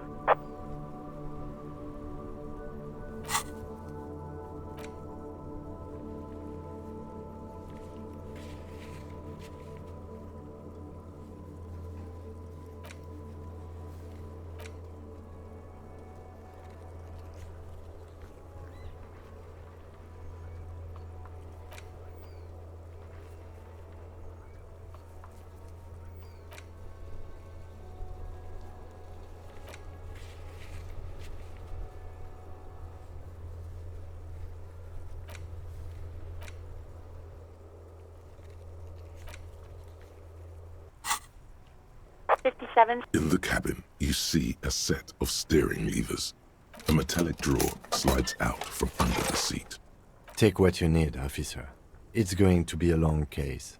I'm not protective of my tools, like some men are. He's clearly a little protective of his tools. But what can you do? Work is work.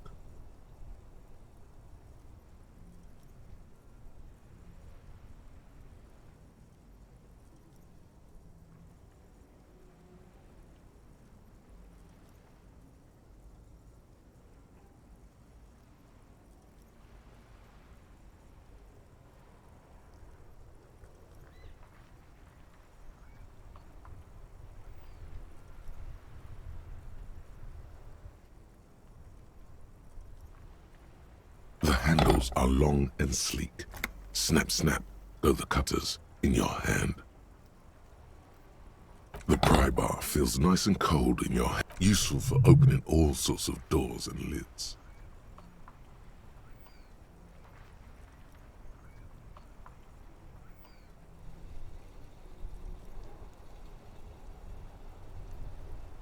It's robust, weatherproof, and well-made. Police issue, blue. Lets you see things in the dark you would otherwise miss. The pull-out toolbox slides back. The white suede feels luxurious under the touch, and the metal clutch handle so very familiar. As you tap on the gauge, the indicator pin jerks as if startled. It's in the large orange sector, indicating the engine is warm. There's no use pressing the heat button. It won't start without the ignition key. Translation. We're not going anywhere right now. Alternative translation. Don't even think you can drive my MC. This is the Caprice Kinema, my motor carriage. You can use the toolbox and the radio if you'd like.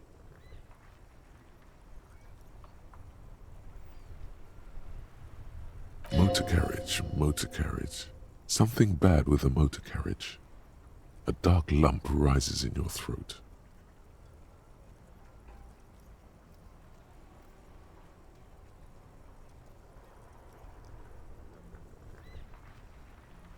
Yes, sorry about that. The Caprice Kinema does have a rather distinctive... He says it with very badly concealed pride. Nothing, nothing. It's probably nothing. Forget I brought it up. Please proceed with the carefree lollygagging.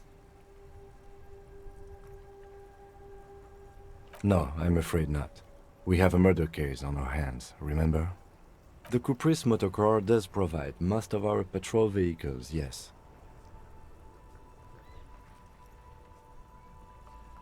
In the cabin, you see a set of...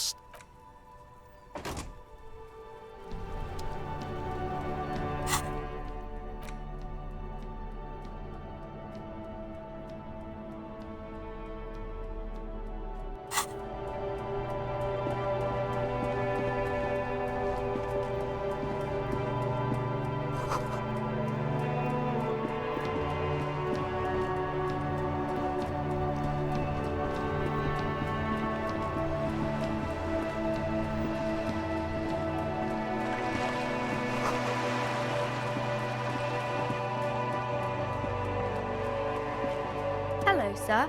Step right in. The store is open. Are you interested in a new and exciting book? It's a bookstore, sir. We sell books, postcards, and some board games. It's called Crime, Romance, and Biographies of Famous People. Whoa, whoa, whoa, whoa. Hold your horses, little girl.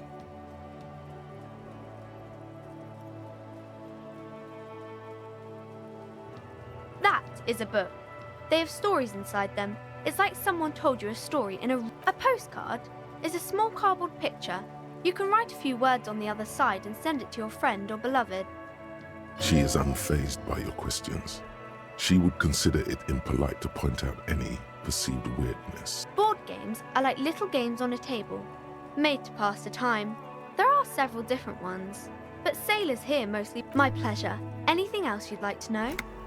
Okay, sir. I'll try to answer any questions you have. I hope they're about books. It's the type of book where there's a rich lady and she has to choose between the good man and the bad man. Or there could be a story about a poor lady getting a rich man. It's about man and lady business, sir.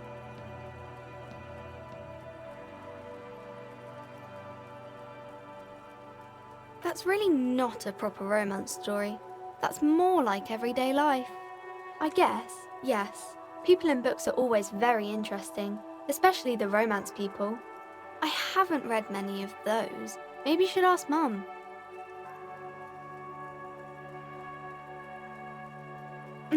I'm sure she can help out. These are not very common. You can't have a choice between bad and bad. Well, maybe then it's fine. Maybe if the lady then decides not to pick either, because she doesn't need a bad man. It happens. but usually the guy gets rich in the process, or should actually be rich himself, but those are unhappy books for most of the pages. People sad about what they have lost, but then it all turns out just fine in the end. Maybe some about other books. My name is Annette, sir. My mum, her name is Plaisance. She owns the store. She's inside, minding the register. Feel free to step in and browse our wares. I'm signalling that the store is open. Otherwise, people might not know. They'd miss out on the crime, romance, and biographies of fame. A sudden gush of wind turns the pages of the books on the counters. She covers her face, smiling, but she's cold.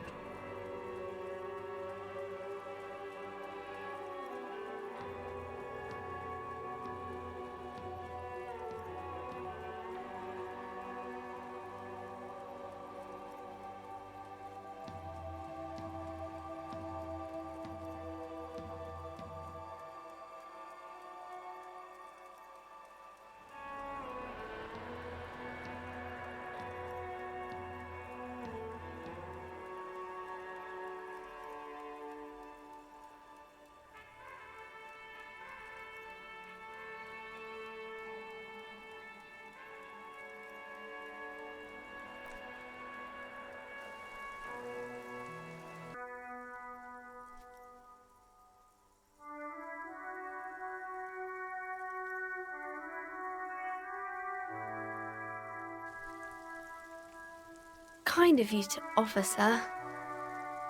What could you do to help her anyway?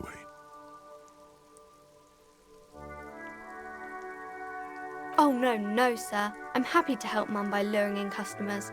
Besides, I have some hot juice in my vacuum bottle to keep warm. I do my studies at home at the moment. I have to help Mum keep this place running. Mum says it's necessary to do both because it builds character. Mum says a proper worker is dutiful. That's how you get ahead in life. You succeed.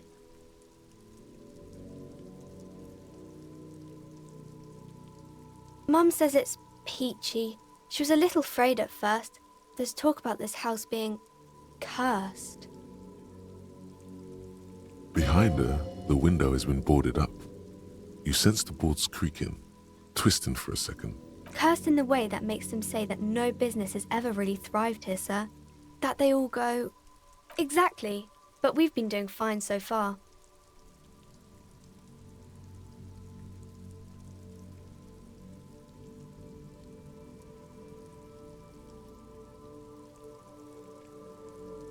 They shouldn't be, but they seem real. Anyhow, they say that these grounds are doomed for businesses.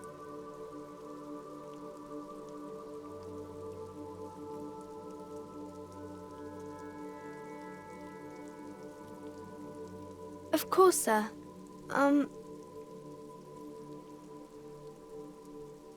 Crime fiction is about murders or burglaries or things like that, and the work of a policeman or a private detective who's trying to solve a crime and catch the criminals. It's exciting to people, I guess. They get to imagine dangerous things, and it's kind of like a puzzle. You don't look much like a policeman.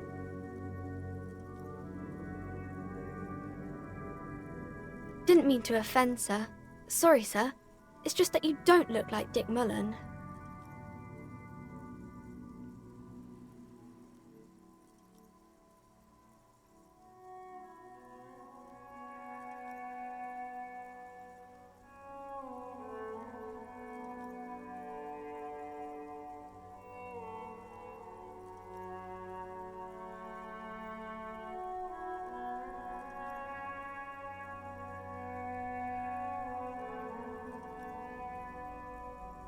What's that mean?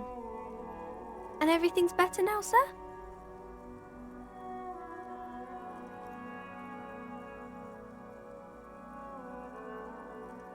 That's great, sir. She looks at Dick. Dark, arrogant, violent, likely overcompensating for something. He isn't even drawn right.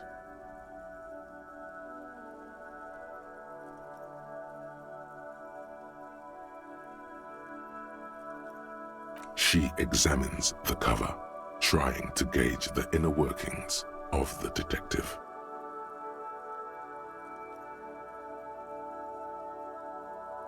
Of course not, sir. He's just a fictional character. He'll be no match for you. Maybe you can show me some real police work, sir. Like in the books.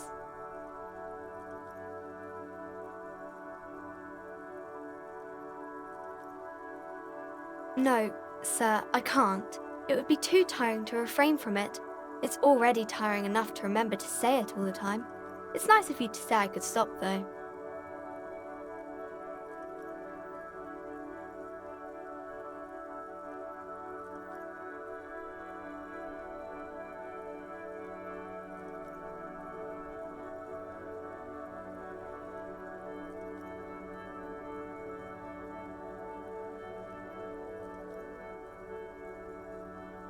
That's a friendly enough face, most of the time.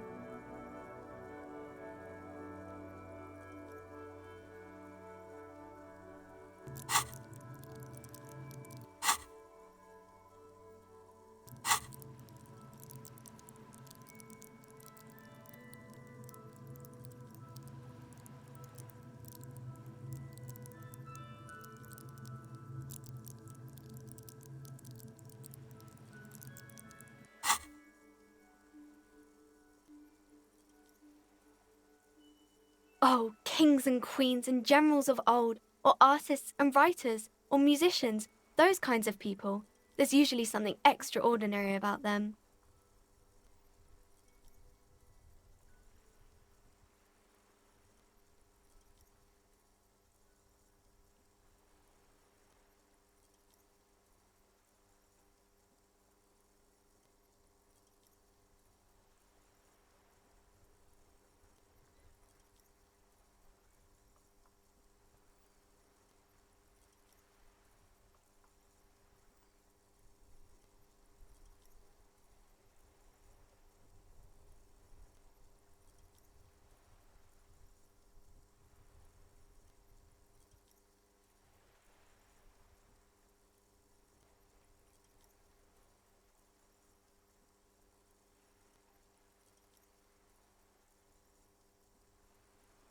I think that's why people read them, to find the secrets of their fame. Seems like most people who read those books fail to get more famous from reading them. But it does make the famous people more famous.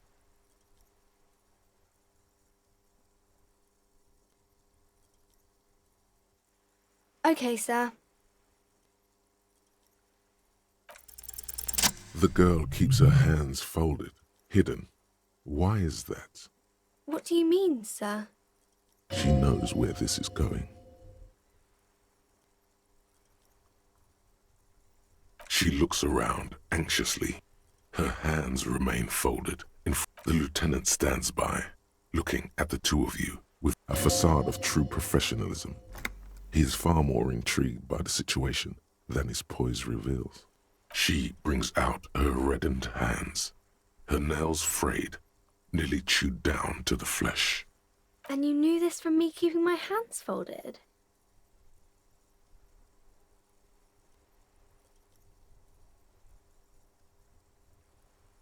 Well, that proves nothing.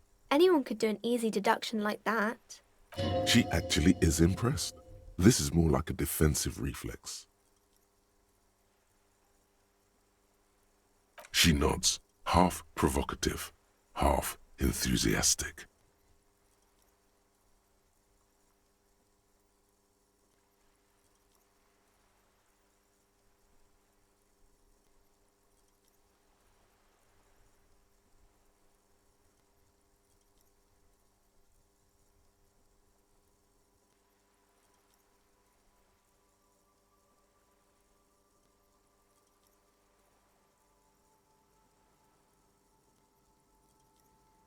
Maybe so, sir. Okay, I know it's a bad habit, and I shouldn't.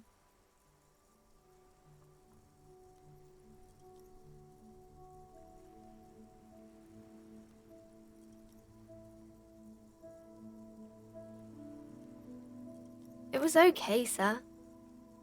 There's more that can be achieved here. Ask her to do the same.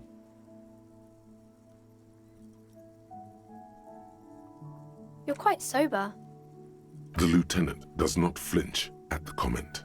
He does not flinch even a single bit. He is intensely not flinching. It takes effort.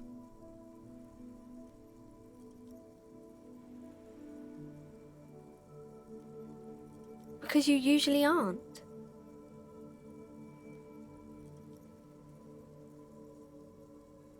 I sure hope you are, sir. There she stands, swaying on her feet, assaulted by the early spring breeze. She smiles at you. The whole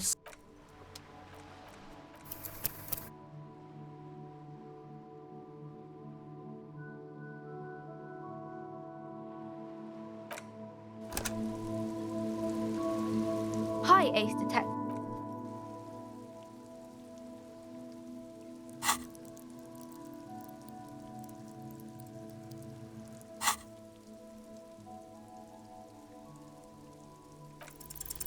You have absolutely no idea. Familiar? How?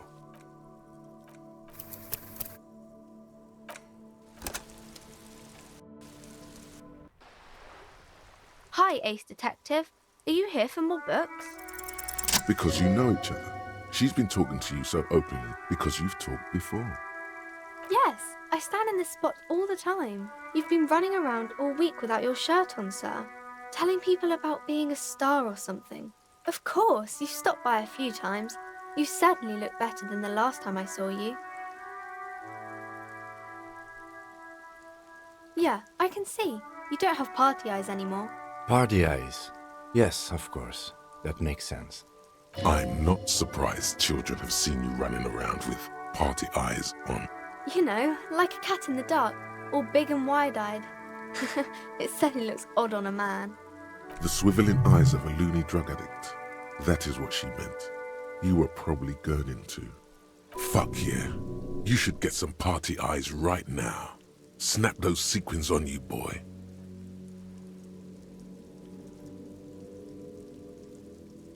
Oh baby, that's not what you have to worry about.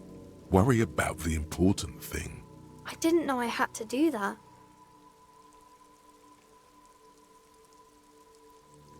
I'm glad I could help you, sir.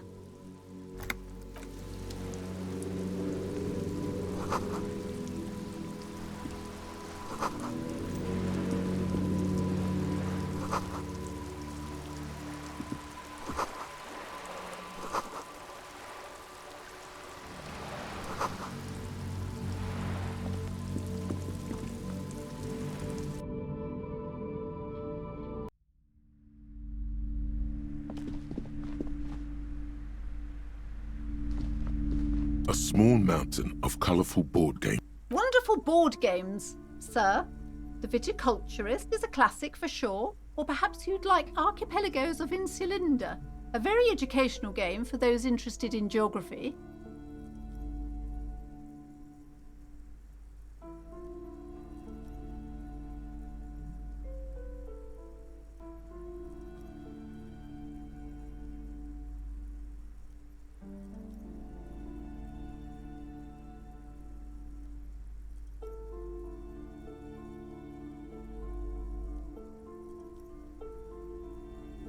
Browbritter is a fun game of economic competition, but can get quite intense after a while. We have games for the whole family. You can play with your children. Who are you going to play board games with? Do you have friends or family? Are you actually friends? Or just colleagues thrown together by circumstance?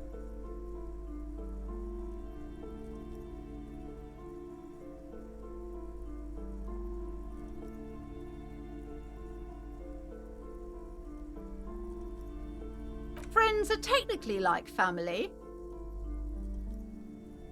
For playing with friends, I'd recommend Suzerainty. It's a civilization building game where you build a civilization, then set off to brutally colonize and repress other civilizations. It'll cost lousy auras there. No, role-playing games are popular among those types. I've heard they turn people into occult enthusiasts. An endless variety of sourcebooks, lore book. There's also a large hardbound tome with books in a board game section. Who wants to read books? There's a box that says Wirral, 3rd edition mega setting.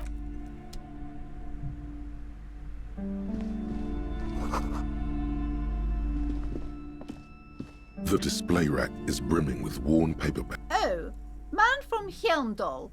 A very popular series of adventure, blood and violence, scantily clad women, epic narratives, all those mystical things he encounters. They're bound to grab those with little imagination and nothing to do. At last, someone sensible. However, if you're a novice of the series, I'd recommend... Rows and rows of Hjelmdaler men blur your vision. You make out some title, maybe 100. Man from Hjelmdal, not even close. Man from Hjelm.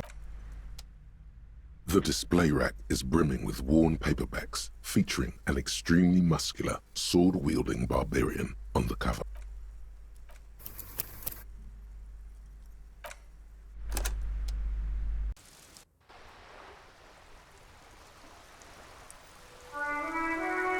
Hi, Ace Detective. Are you...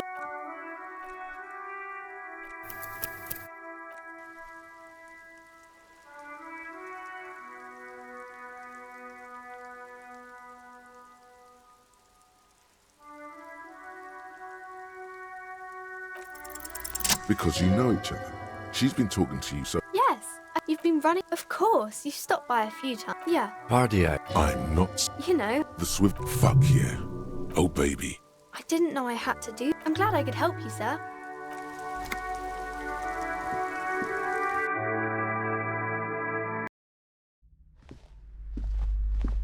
A small man... Wonderful Who are you going to play board games with? Are you actually friends? Or just colleagues? friend. For playing with friends, I'd recommend Susan... Welcome to Crime, Romance. Be welcome. And please take responsibility for the energy you bring into this space. A golden pendant hangs around the woman's neck in the shape of what looks like a tiny fish head trapped in amber. I am the proudest owner of our little shop of culture. She has fine-tuned her voice to find the most welcoming approach for attracting new customers. It doesn't work.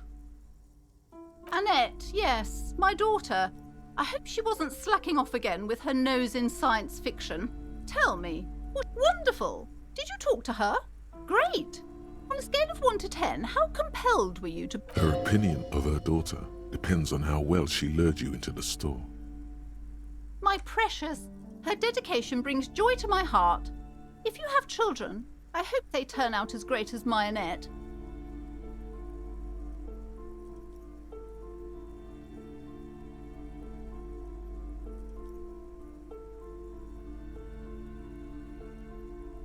Mind your own business, sir. In our society, you must be kidding. There's nothing like that happening. Good, sir. What does a young child do with money anyway? No, I save it for her as a fund. She's securing her financial future. Slap the cuffs on her. Oh, of course, officer. Good work. Are we done with the jokes now? Yes, we've had quite enough fun here. Right. The woman before you.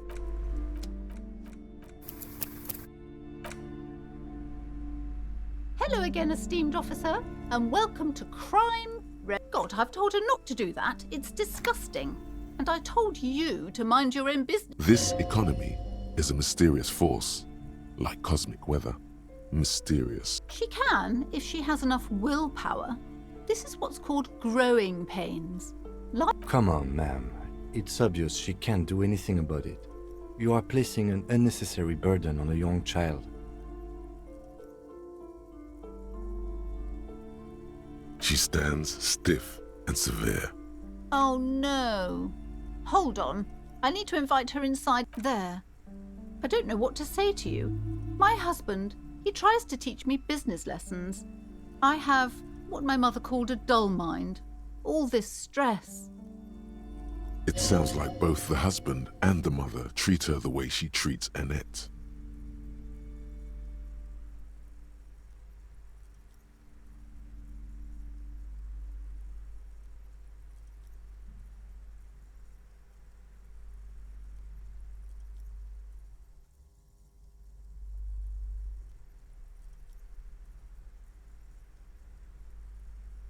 Yes, sometimes it's better to let people come to these conclusions themselves.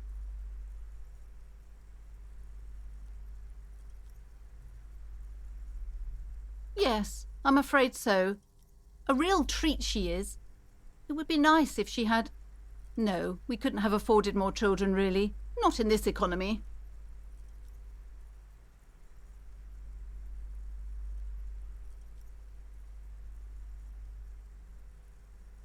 A glimmer of sadness blinks through the well-crafted exterior.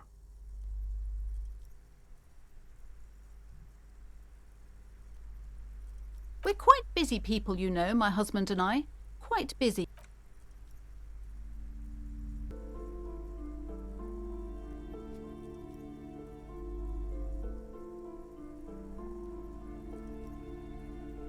I'm sorry. I'm sure you do understand. Yes, my husband is a successful entrepreneur east of the river. If only he were more involved in the business we're running up here. No matter. Soon we'll both be off for growth. It's a proper place to live. One of the most peaceful neighbourhoods east of Jamrock. Most of the buildings are empty at the moment.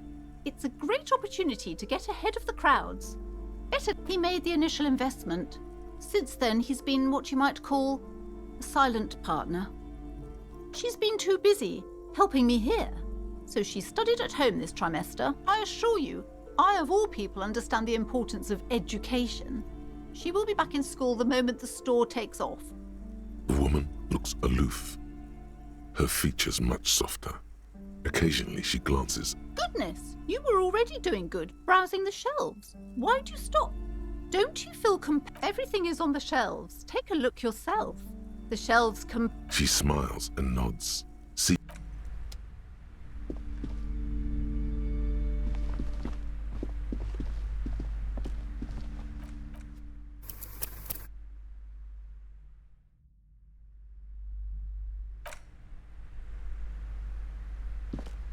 I'm sorry, sir. I can't talk right now. You just can't win. Out of the rain and into the gutter. Math. It's really difficult. Like, really. They say you need it to get rich. Better than standing outside in the cold, I guess. Oh, I found something while you were away. I thought this would fit you. Like, thanks for helping out. Not me. The city, I mean. Like a detective does.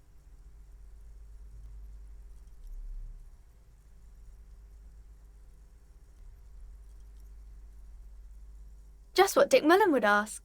I got it from behind the curtains. I'm not really supposed to go there. Maybe. It's the hat Dick Mullen wears all the time. You'll look way more serious with... Right, I have to get back to my homework now, before Mum notices. Hi, Ace Detective. Are you here for more...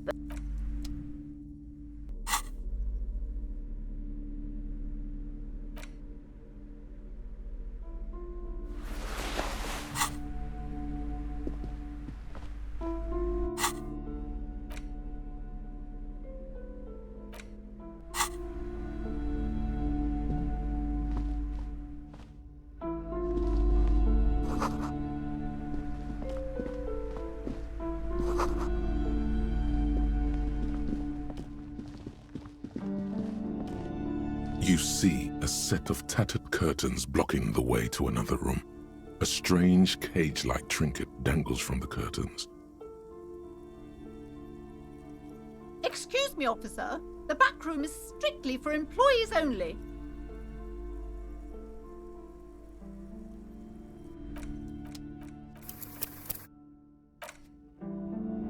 You see a tattered set of curtains and a... Nothing. Now please go back to browsing the books. Don't you... She speaks almost as if she's trying to put us... Oddly enough, the more she tries to draw you away from the curtains, the more alluring they become. You see some kind of charm, an irregular polyhedron assembled from bones, sticks, and straw. Inside, a disturbing fish head with empty eye sockets stares at you.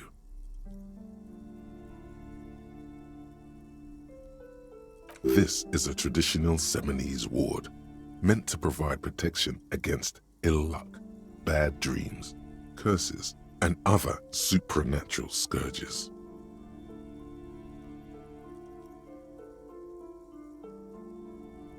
inhabitants of Ile de Fantôme, the Semenine Islands down south. Aside from poking at it suspiciously, there is nothing else to do with the fishhead charm at this time. Just as you're about... Sir, don't touch that. I told you it's off limits for the customers. Parapsychologically speaking, we're done if you decide to open. She looks away, mumbling. Why is everyone always messing with the curtains? Why can't they just buy books like normal people?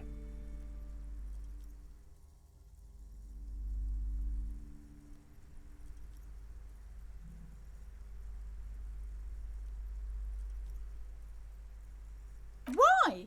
It's not like anyone was killed there. I'm sorry, I don't mean to be so impolite. Just please don't go there. I can't allow that. You'll only make things worse and unleash the powers. No, it's just a storeroom for the employees, I told you. Now please step away. You do? My God, even more reasons not to mess with the curtains. No! Please just talk to me, officer. There is something mysterious. The curtains, tattered with age and covered in dust, hang before you. You see a dimly lit room full of dusty furniture and... I warned you! You're unleashing forces beyond your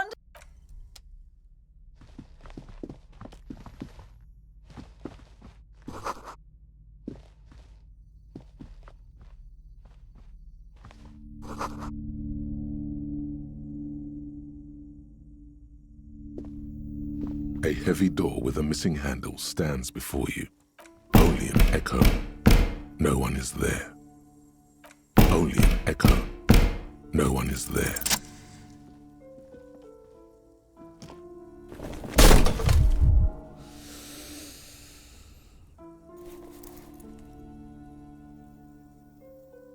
You smash into the wood and see a small crack appear on the doorframe.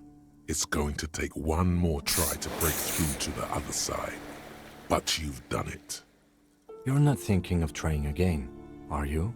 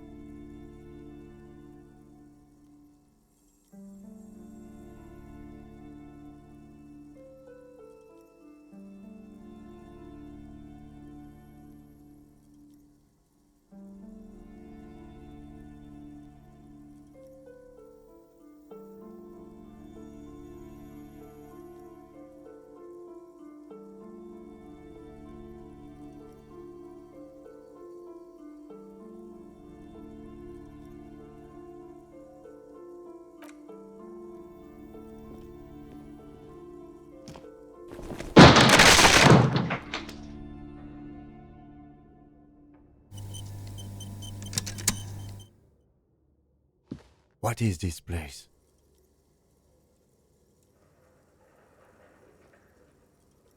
No, it's a gym. Though it looks like no one's been here. I doubt the electricity still works. Good thing we have a flashlight on us. Don't forget to take it out of your bag before we move on. An eerie feeling rises in your chest.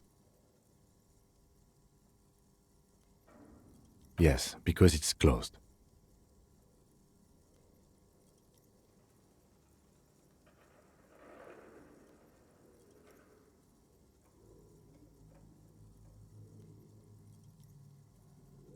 No need to look for supernatural explanations where a banal one will do.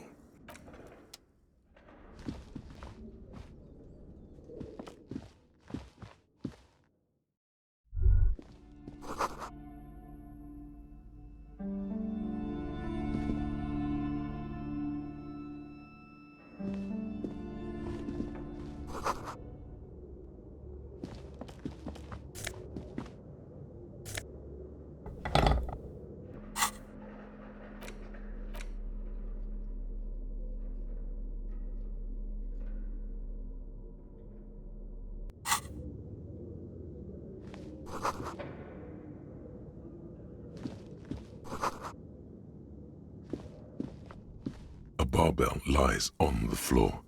The color has worn off its weight plates. It's 60 kilograms. Your triceps hum at the sight of these weights. There are no collars on the barbell. This is a safety hazard. Why does it feel so familiar?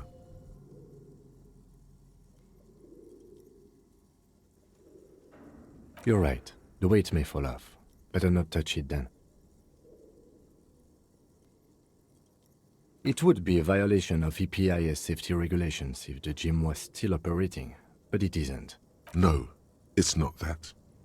It's the stale smell of rubber, the squeaky sound of sneakers, your bruised knee against the mat, and a whistle. Then the feeling is gone.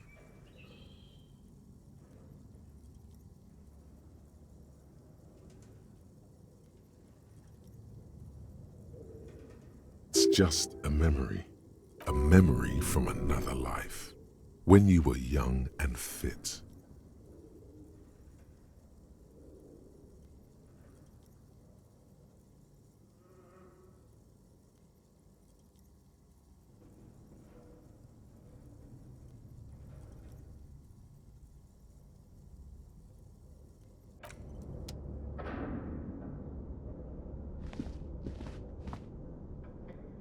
Yes?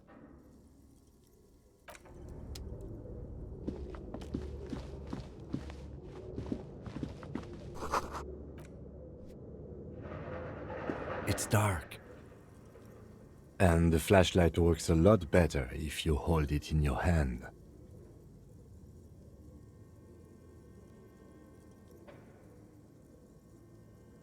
Yes, you might even call it a feature of the universe that you need to hold tools to use them. I'm sorry, the fundamental laws of the universe don't... So come on. Some areas are inaccessible without your flashlight. After you've... It's dark. And the flashlight works... Right. Some area...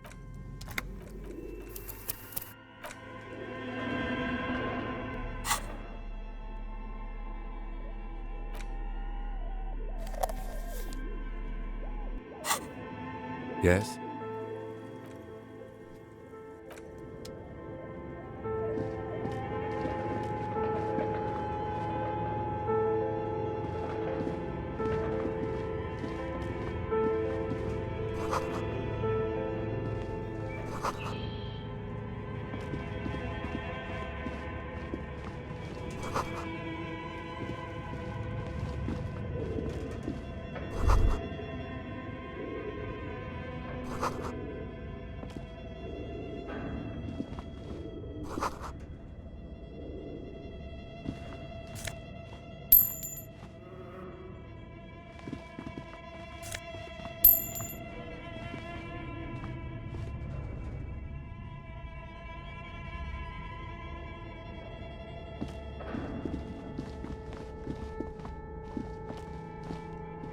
This appears to be some kind of machine with a cube-shaped heart and a wired framework. The keyboard has a rectangular on-off button. A piece of paper still hangs from the printer. A radio computer. Just sitting here without anyone inside. We have one of these down at the station, but I never really learned how to use it.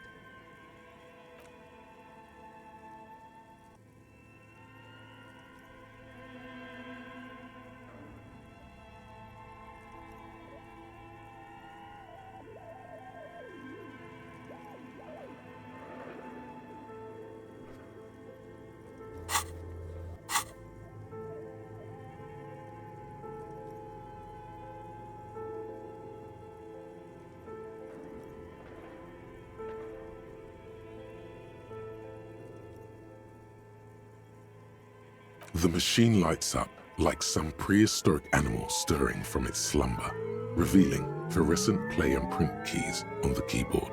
The hatch on the machine's central compartment is wide open. It's empty like a beehive without its brood. Some cables have been left. This is where the memory should go.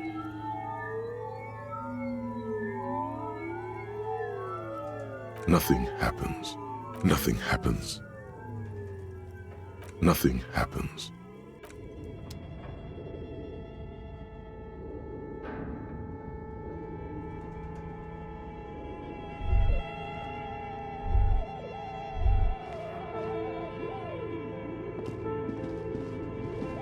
Your flashlight slides over an old green chalkboard covered in scribbles, sketches, and schemes. Some of the writing has faded with age, but you can still make out sections here and there.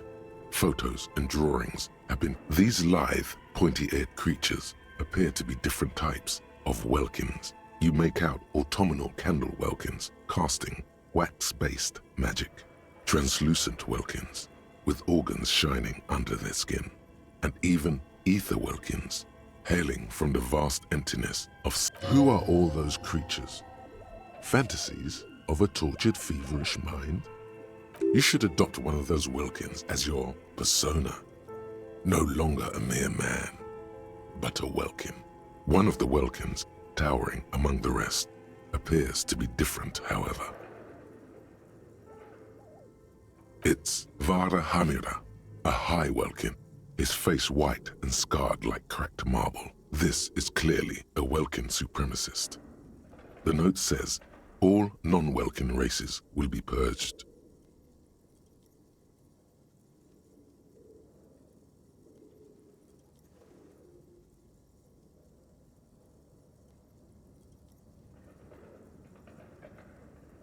The Haldor, the Twarg, the humans, and even headless men, all of them, purged. Imagine a world filled only... An inordinate amount of time has gone into drawing these little Welkin creatures.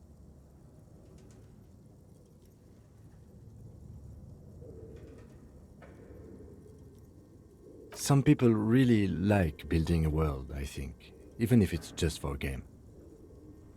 This looks like concept art for a project. It's not really real. Political commentary. That one has a great beard, too. Just look at those details. And for what? All gone. The photo collage depicts barren, icy landscapes wrapped in perpetual night. You see permafrost and glacial landforms. Dead. Entire oceans have been frozen from shore to shore. There are pictures of settlements on dried-up riverbeds, abandoned in a storm. Animal corpses in the dark, carcasses and bones.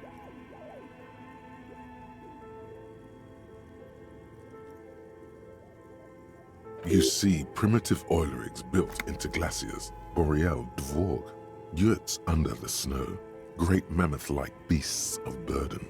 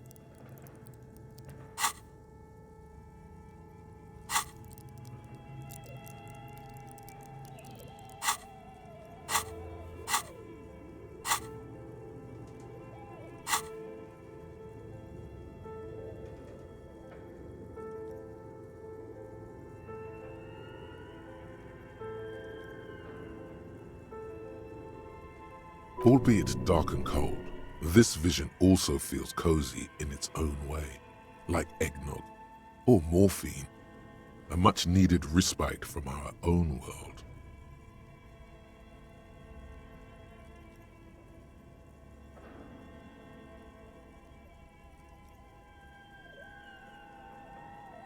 A pinned postcard reads,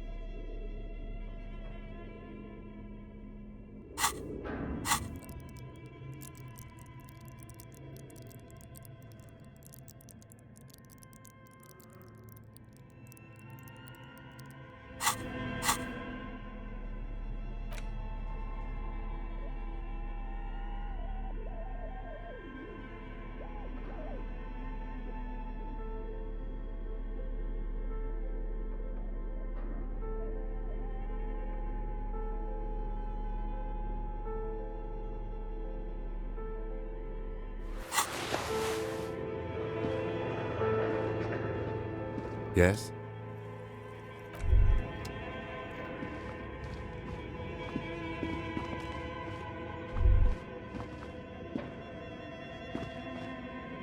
This old fireplace is covered.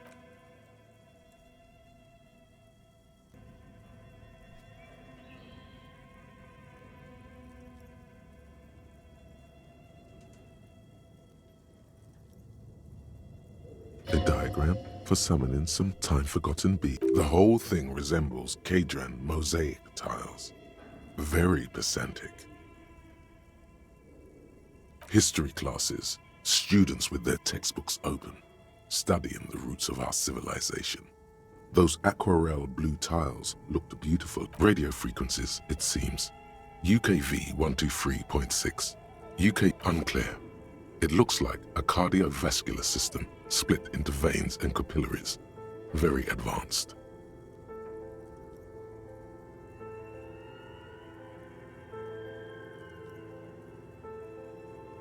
You think so? The web is comprised of radio stations, all lead back to one red heart, titled the Game Master Frequency. A note says, this one can listen in on any station it wants. Someone very important, the leader of a massive on-air game built by these people. A conductor for the hundreds of story threads that pass whoever decides to call in to a call-in station, it looks like. All of this is gone, left unrealized. There's no way a little basement studio working here could pull anything like this off. My God. It's as if the less money they had, the more ambitious their project became. The schedule. I know doom when I see it. The company was running out of funding.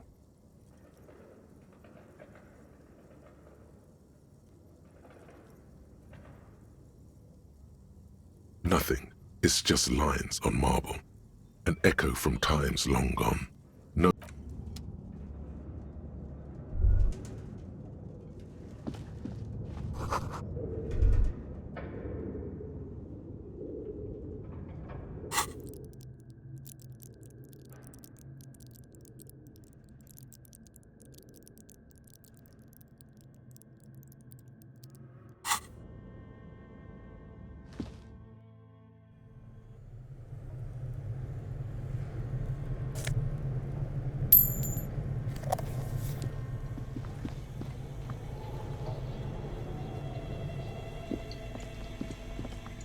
You see a terrifying ice bear with a...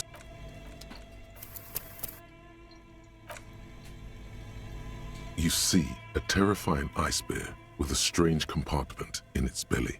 The door is covered in frost and the lieutenant doesn't answer. His eyes are glued to the animal. A sharp slice of light shines out from its mysterious belly. A gust of freezing cold air rushes to greet you.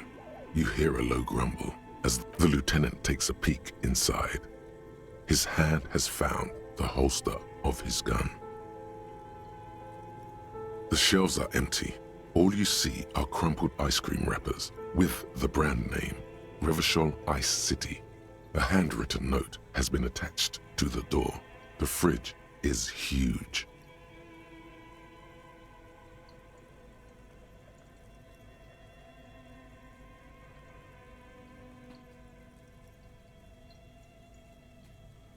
You pocket the note and the little fridge magnets keeping it on the door.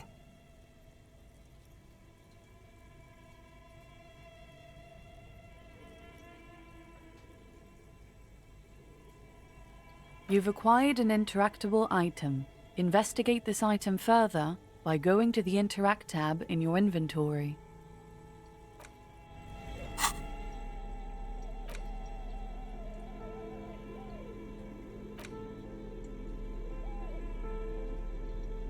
The note is written with a blue pencil on a piece of lined office paper. The kitchen magnets have left spots. Does it say anything interesting? This is tangential at best, but the lieutenant's detective instinct is still active. Someone has scribbled, S. I can't believe the off-site copy is still here. The illiterate ginger kid keeps stealing stuff from the studio, so I had to hide it somewhere safe. You'll find the filament memory with the offsite copy in the frozen ice cream maker. Please take it home, ASAP. It's important. I'd do it myself if I lived in a civilized place with a freezer. Take care, Sully Soif.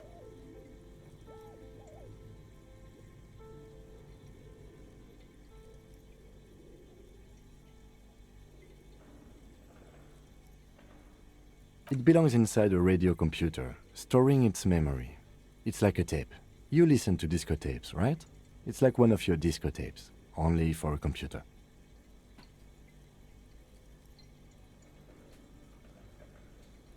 Someone who owns a radio computer? My guess is as good as yours, officer. Really? You don't have a single guess? Oh, I'm sure that child would love to get his hands on the filament memory. Even if he doesn't know what to do with it, he'd probably try to pawn it for speed, based on our encounter.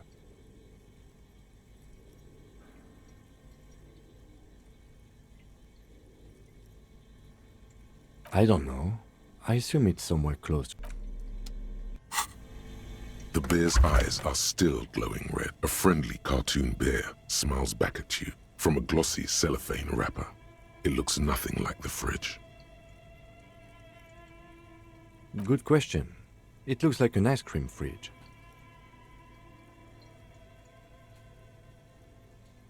I know. What an unfortunate marketing choice. What is even worse, the bear is still costing them money to this day. The fridge buzzes with energy. The electricity bill on this thing must be catastrophic.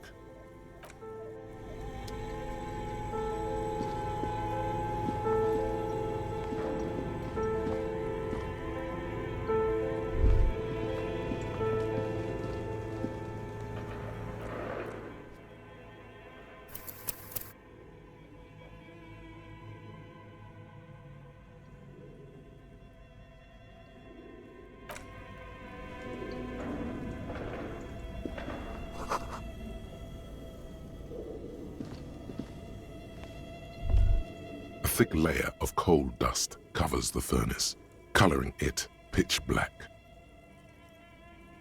Looks like this furnace has a face, and it's a face of agony. Looks like it.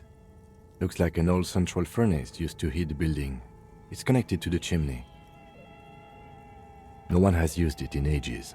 No signs of any recent fire. Only dead rats. It's dark and grimy here.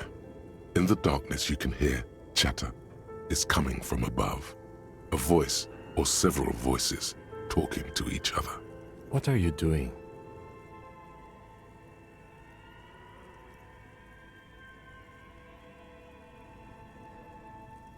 Wait, really? You should investigate, see if someone's upstairs. A lush layer of coal now covers your skin. You feel the spirit of Ramut Karzai, ancient hero of Grad, pulsing through you. All that's left is to cover your face in war paint. 3 dangerous stripes appear onto your cheeks. What are you doing? Please wipe your face clean, officer. No, you're a proud warrior. Keep it.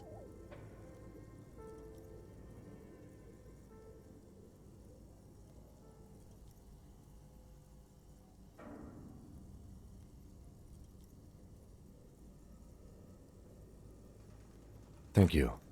So, where were we? A hollow ring. You feel something in your chest, an unnatural pressure. It's spreading to your left arm. Yeah. Screaming isn't all you feel is pain and weakness.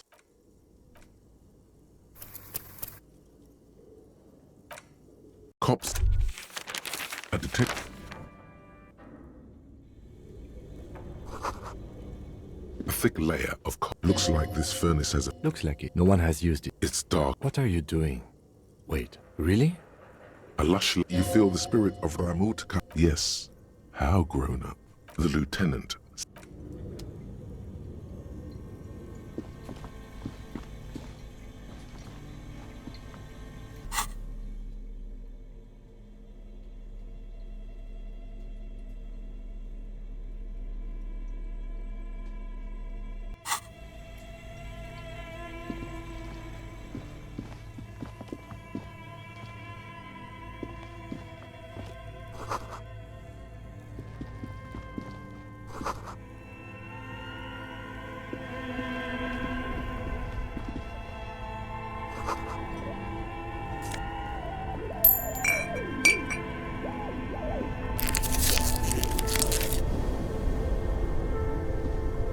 Two cables are plugged into the breaker box. The red one leads to the ice bear fridge, and the black one to the ice cream maker nearby.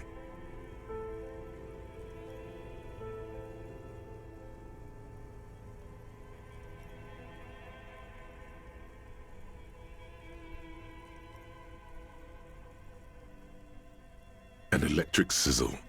The room is slightly quieter now. This orange machine is buzzing like an old submarine. It has a hand-cranked ice cream churner on top and an electric freezer that appears to be frozen shut. Turning the crank feels oddly satisfying, like stirring your childhood dreams. In the distance, you hear water dripping. It's all gone now. You'll never become a poet or an entrepreneur. You slip your fingers under the frozen lid, but the ice is too... If you want to try again, then you need to have the pry bar in your hand, detective. Equip the pry bar by going...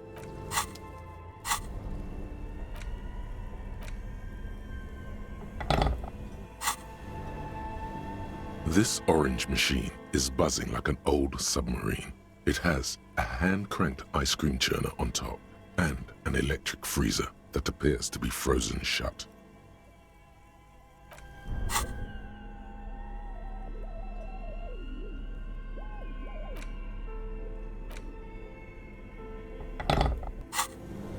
This orange machine is buzzing like an old submarine.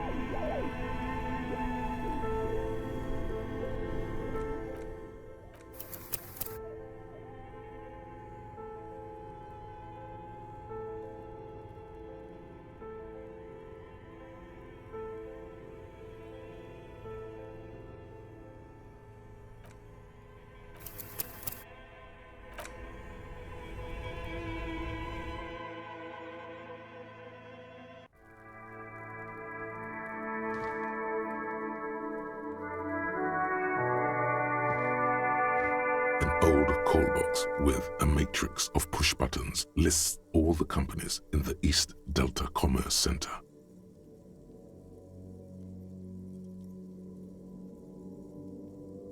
off-key melody starts playing after you ring the doorbell. Kuno, please stop calling. She thinks you're the gremlin child. What would he say to this?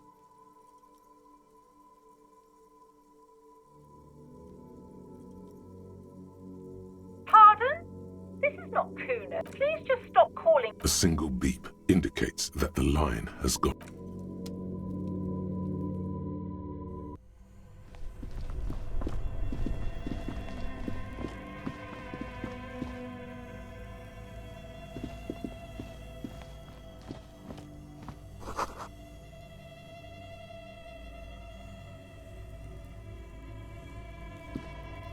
A few bricks have fallen off, revealing a compartment behind the wall.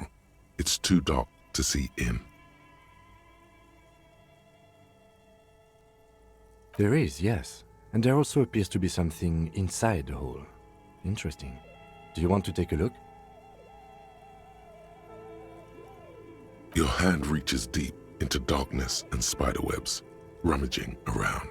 Are these any good? Most of them are rusty and inoperable, like the rest, but one catches your eye. A bolt-action model with a fine wood stock, in better cosmetic order than the others. Take it. You're a police officer. Police officers carry guns. That's a rare sight. Seems to no longer be functional, but still a beautiful thing in its own way.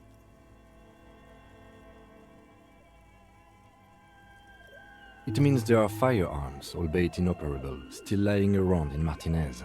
It's an interesting coincidence, I would say. He likes this find. Seems like an old bunker from the revolutionary period. Look at all those rifles. Must be an old weapons cache.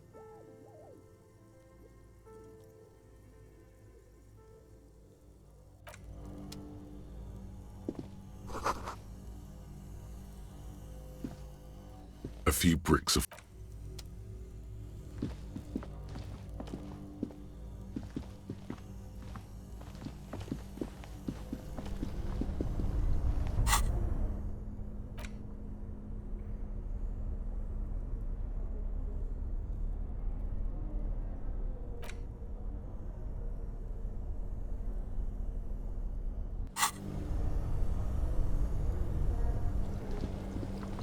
This orange machine is buzzing.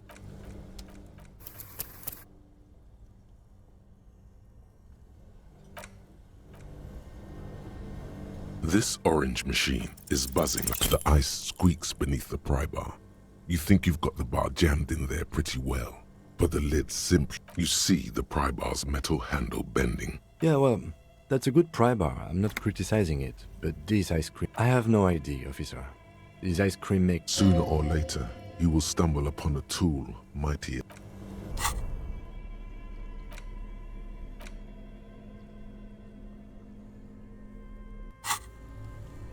This orange machine is buzzing like an old submarine. It has a hand-cranked ice cream churner on top.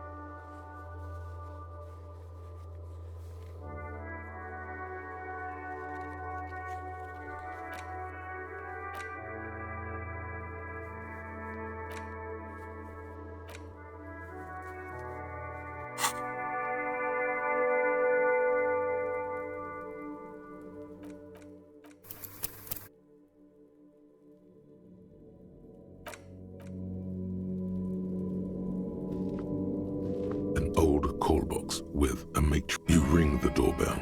But what an ominous name for a hair salon.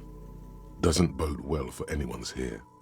All you hear is static, but no one answers. You ring the doorbell, but you wait for a minute or two. But all it looks like someone has melted half the plastic off with a light. You hear static from the intercom speaker. It's... Yes, hello. This is Tricentennial Electric. She sounds almost antique, as if her voice was being played off an old wax cylinder. A receiver must not be working properly.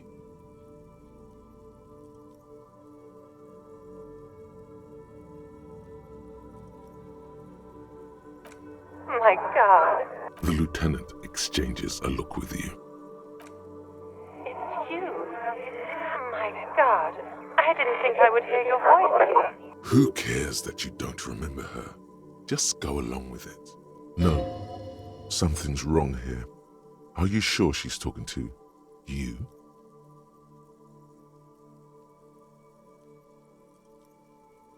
Michelle, just please. Why did you even call? I don't understand. You've been gone for months. I thought you didn't care.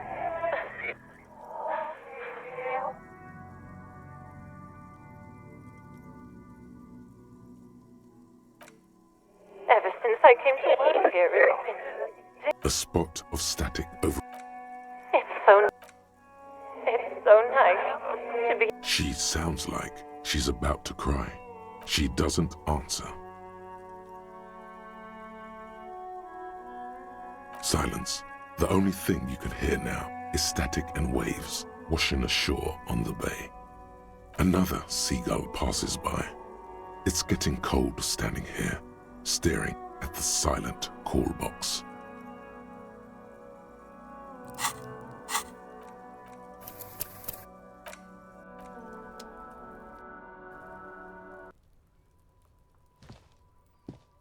An old call box. You ring. What an ominous... All you hear. You ring. You wait.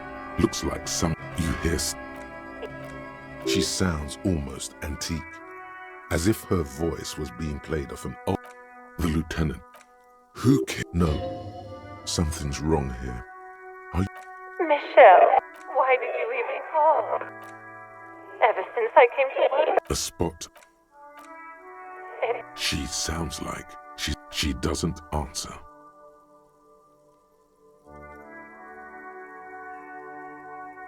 Silence. The only thing you can hear now is static and waves washing ashore on the bay.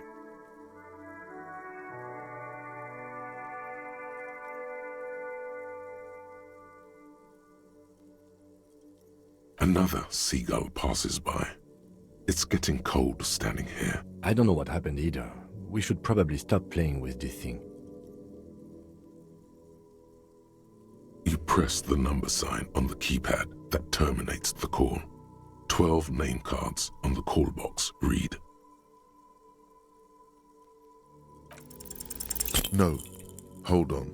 The last thing you need in your life is more hysteric emotions. Forget it. Find something else to do.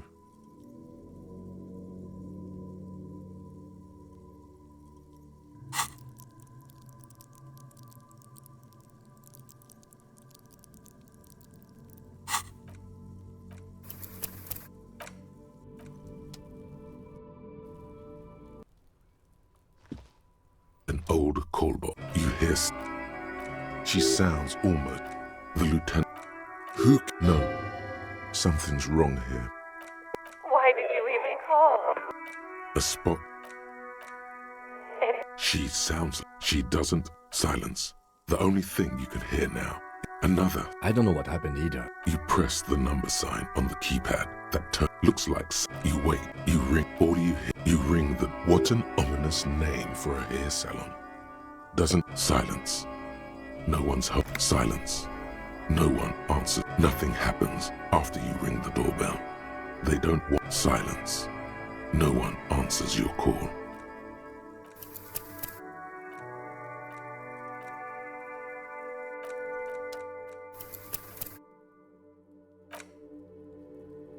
an old call box with "This button looks new."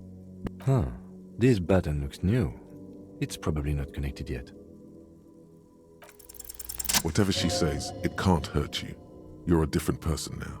Stronger, healthier, and...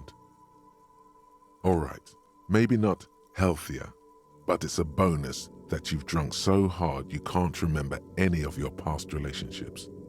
Oblivion's the ace in your corner. There's a light buzz as you press the doorbell, waiting for her to answer the call. It's cold outside, and you can hear the wind blowing into the speaker. Yes, hello. This is Tricentennial Electric. Have you come to place an order? My God. Here come the bad vibes again. Relax. Distance yourself from it. It's huge. My God. Wait, is she... Michelle, just please. Why did you even call? I don't understand. You've been gone for months. I thought you did. Is this some kind of joke?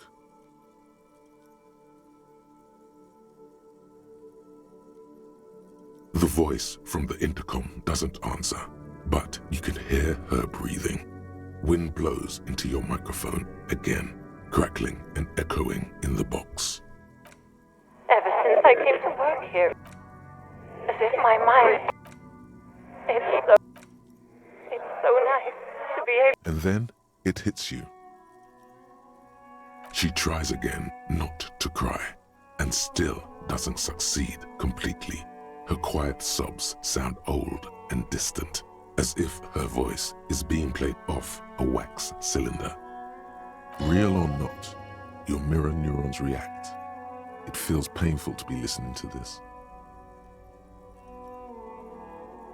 Her sound melts into the static from a long-distance phone call. From time to time, you can hear people talking in the distance, but can't make out any words.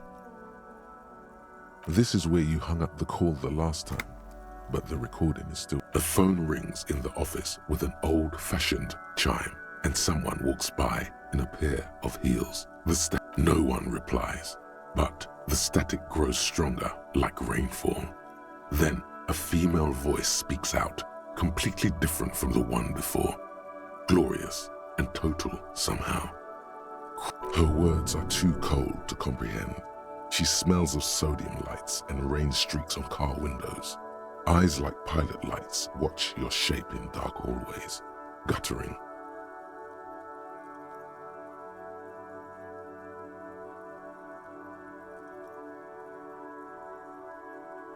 So... It was a recording trapped in the circuitry from some ancient tenant. This sometimes happens.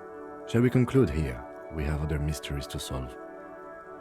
I don't have time to explain it to you right now, maybe sometime later. Don't take this the wrong way, but during our short stint working together, something weird is almost always happening to you. That is true.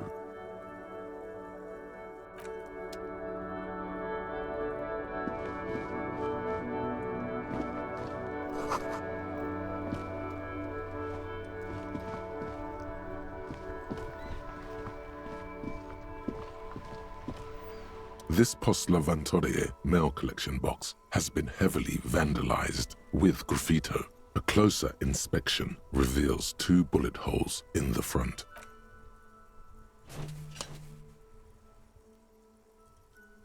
The box seems happy. Eat shit, pig, fucked by the coon, and St. G with a crown have been scribbled on it. Jenny is a whore, and best set mailbox also.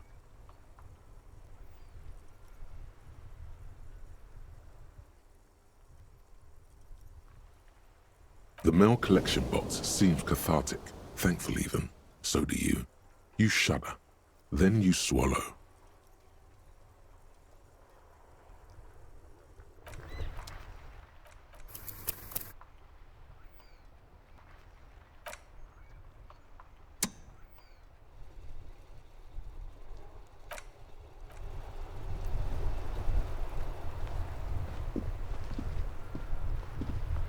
The dented...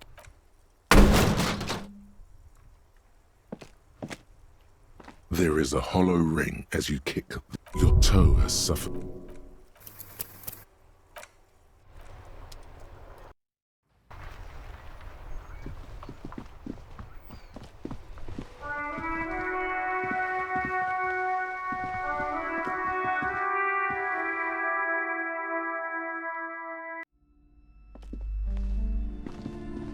You broke down the back door, the wards, the door. It's all I suppose it's all over now. I guess there's no escape. Just a door? This place is cursed, Detective. They don't call it the doomed commercial area for nothing. Just look at the sheer amount of companies that have failed in this house. I hope you're happy now. Happy that you've ruined everything. Now that you've broken the door, the curse is coming to get me as well. Of course you didn't. You're nothing but a policeman. All right. You know what? I'm willing to let you investigate the doomed commercial area. We are set on the path. There's little else to do.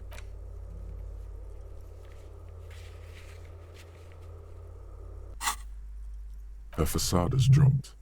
Now you see the curiosity behind the fear. But before we go on, tell me, did you encounter the malignant entity?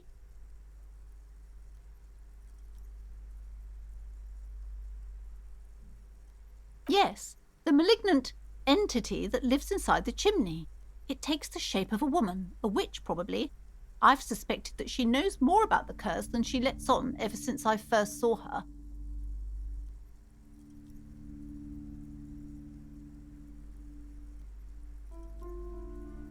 Yes, I've heard that. It's enormous. She has barricaded herself behind some metal security curtains upstairs. God knows what she's doing there. Some unnatural magic, I assume. You should go find the entity and ask what happened to all the companies in the building. And do return to me after you've talked to it. If you're really interested in cracking this mystery, then we should go back to the furnace. Maybe you could yell into it or something. Make some noise. You'll think of something, you always do. Despite his cool, the lieutenant's interested. Okay, but please, only a few questions. You wouldn't want to disturb the spirits.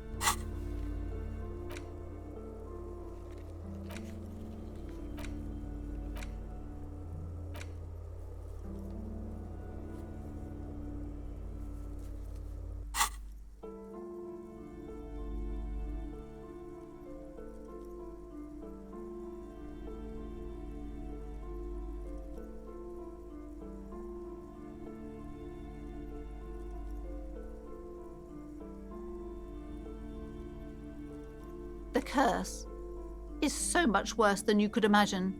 It's a disease, eating at the very foundation. It's the curse of financial distress, of ruin and bankruptcy. Didn't that curtain just move?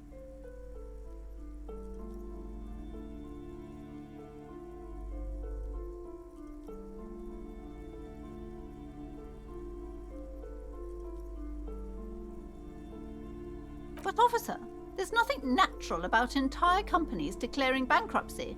There's something wrong with this building, I can tell you.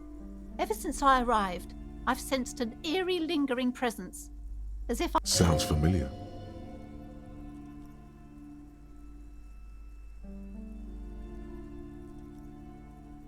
She nudges her glasses, anxious and tense. It's not good to talk about the curse, not in detail. The negativism, it's dangerous. Talking about the void wraiths angers them. Wow. Void raves. You have new words. Yes, I've contacted numerous parapsychologists and even a pair of Simonese mediators. They provided me with the wards. The wards help to keep the doom at bay and protect us against the darkness that lies further in the building, even though now I fear it's not enough. Oh, this?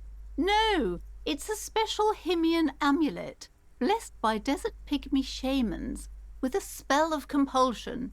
There are numerous spells cast throughout the store, I had the books anointed with a different inducement spell, for example. It's guaranteed to boost sales 15%. Yes, the Simonees are very crafty, and their wards are extremely powerful. Lesser wards... The woman looks aloof. Her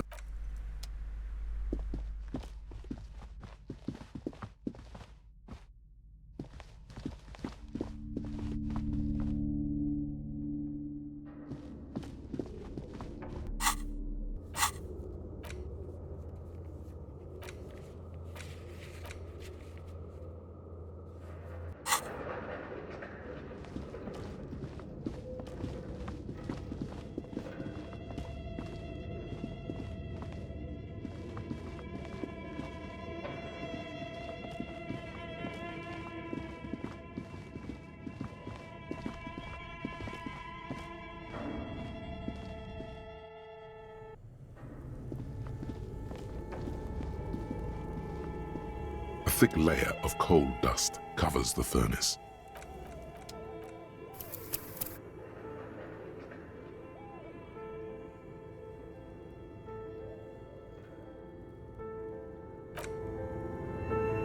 A thick layer of coal dust covers the furnace, coloring it pitch black.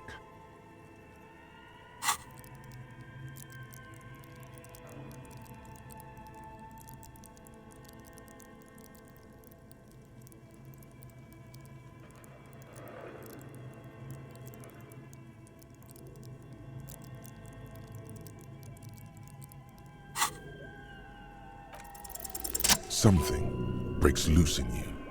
A mighty bellow echoes throughout the chimney's depths. The chatter of tiny voices above suddenly cease. Then, Hello? you've awakened the entity. Hello? Did you say anything? I can't hear you. Please come upstairs. There's a safety curtain on the second floor. I'll open it. You hear a low rumble upstairs, the sound of a curtain being... After you, officer.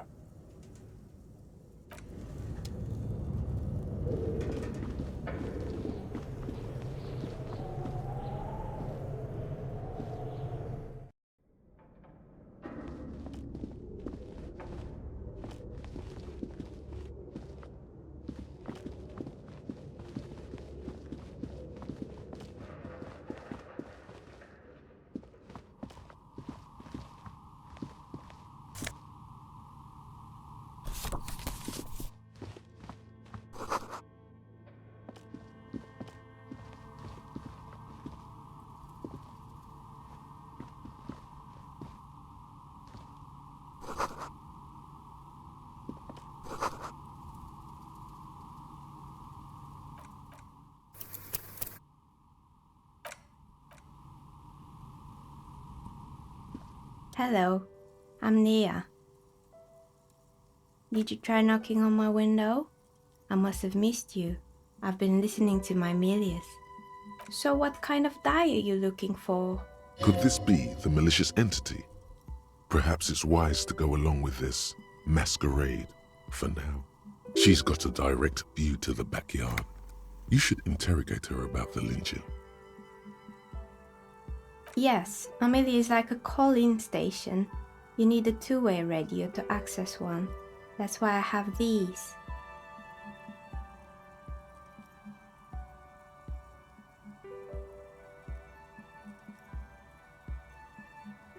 Mostly, they just teach you to swear in different languages. But some of the stations can be quite interesting. I was so absorbed, I must have missed you knocking. Then how did you get inside? By the south entrance? You know what? It doesn't even matter. What matters is that you're finally here. Let's talk dice. Did you have something specific in mind? I'm a novelty dice maker. Tell me the name of your role-playing system and I'll make the die you need. That's why you're here, yes?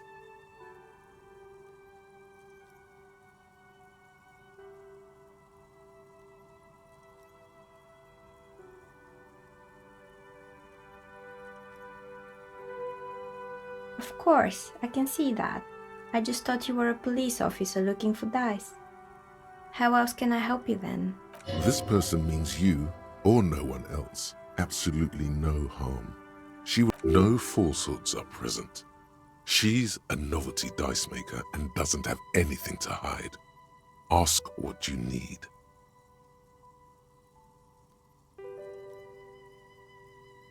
Nothing really. I didn't know him.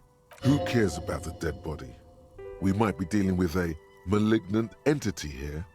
The lieutenant looks at his notebook, then the woman under the large window. Your window looks directly onto the courtyard. You're saying you didn't see or hear anything unusual last Sunday evening? I'm sorry, detective, but as you know, I usually have my headphones on when I'm working. It shuts out most of the daily ruckus behind my window. Well, there's always something going on in the Whirling's backyard. During daytime, there are usually those kids, and lately I've been seeing a lot of drunk workers hanging about. Must be because of the strike. She's heard of the murder, but did not see it, sire. She's not sorry to disappoint you. Informing on someone in a murder investigation would intrude upon her focused existence.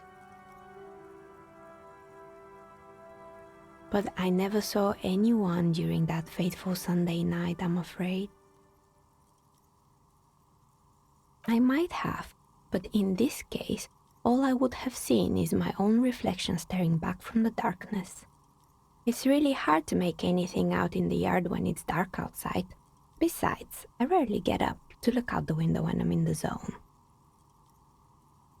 It's an odd profession, making dice for people, but I like it, and I prefer doing this to sitting at home. She nods. Anything else, officer? How did I become one? It was a business decision. I was a regular jeweler at first, but that's an unfocused field with too much competition. Some of my friends were role players. They asked me to make some polyhedral dice out of cobalt.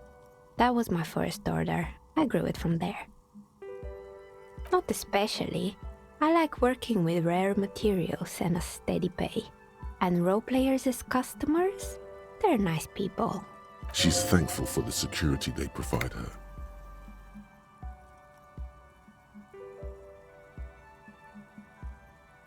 We're inside the chimney of an old central furnace. It's strange, I know.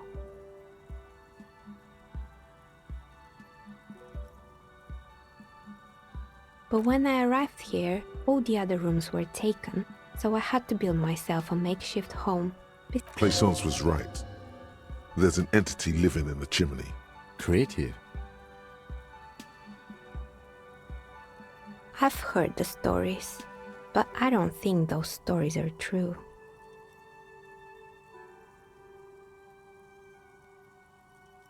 It's just capitalism. We only hear about tales of success, so it's often surprising to realize how many ventures actually fail. Plaisance, the bookshop lady? I've heard that her business is doing rather well. Have the energy spared her somehow?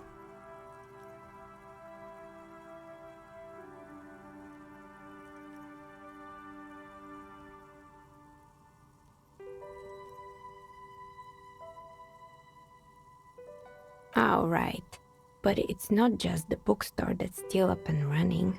What about the whirling in rags? Some people say it's part of the building complex.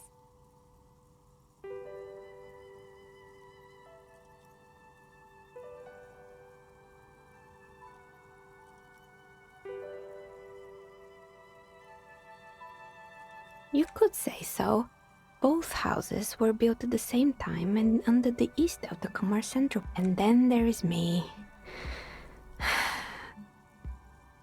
I've been here for 14 years, selling novelty dice to role-playing enthusiasts. Not exactly a million-real business idea, yet somehow I've survived despite the talk of malicious energies. Strange, isn't it?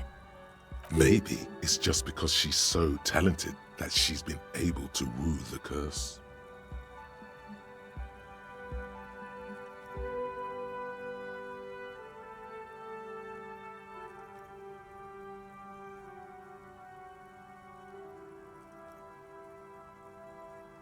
I was just about to ask, what do you think? Do you think the curse is real? Time has come to face the source. Fear not, for the forces of the universe are supporting you in this psychic quest. Exactly. Truth is always so disappointingly mundane and boring. But I'm glad we got this sorted out. Anything else I can help you with today? That's all she has to say on the subject. She's been thorough and truthful, as far as we can see. Blaisance is not going to like what you have to tell her.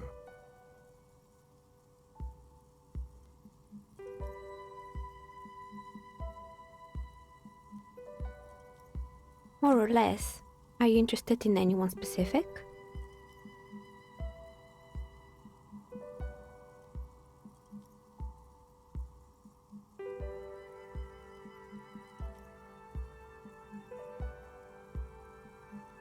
Yes, I think it was called Androgynous Orlando or something similar. They weren't a big hit around here. Turns out that working class men don't like genderless haircuts. They're scared of that word. A bit of experimenting every now and then isn't bad. It's not about the haircut, it's about the confidence.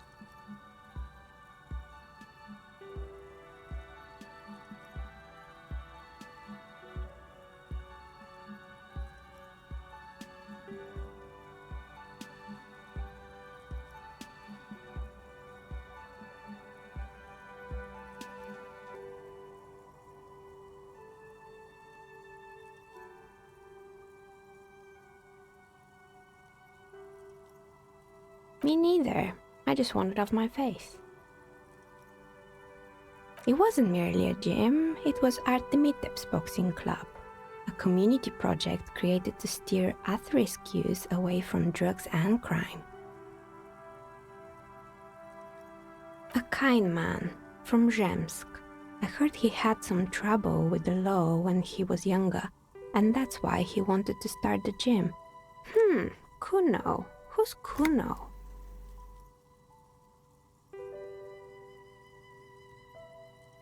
Oh yes, you mean the kid with the sailor's mouth.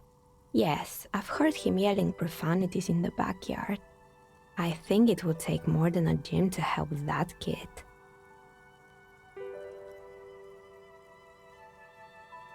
It didn't. If anything, it made the youth situation in Martinez even worse. At some point, someone started a rumor that the punching bag downstairs was full of amphetamines. Eventually, the coalition took away the funding and the club went bankrupt. This was a few years ago. It's gotten much more peaceful around the plaza ever since. Oh, this one's a mess. There used to be a company that promised to repair windows 24 hours a day. What could go wrong with this one, right? Turns out, the business was actually set up as a front for an illicit group that was producing snuff milieu. Who would have guessed? What's the snuff milieu? And they never cleaned up the debris either. Now it's just littering the hallway and I have no idea how to get rid of it on my own. It's a Sub Rosa radio station that broadcasts real murders with real victims. Some people pay good money to get off on it.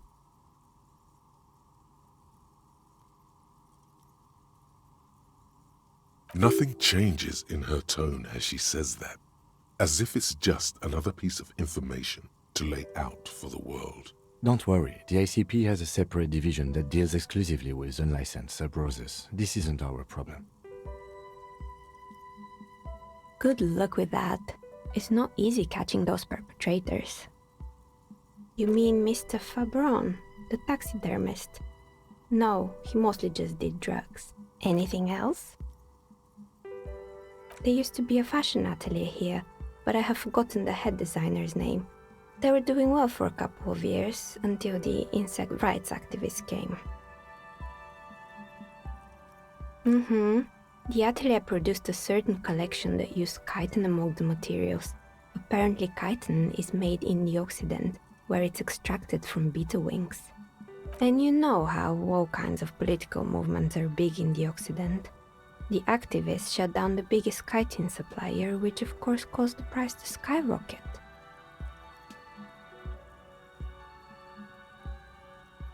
And, naturally, all the most fashionable tastemakers refused to be seen in chitin from then on. The atelier went bankrupt before they could finish the collection.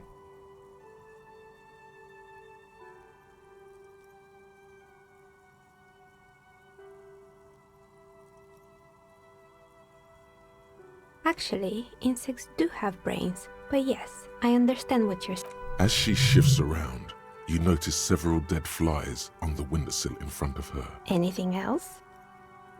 Fortress Accident, the radio game studio.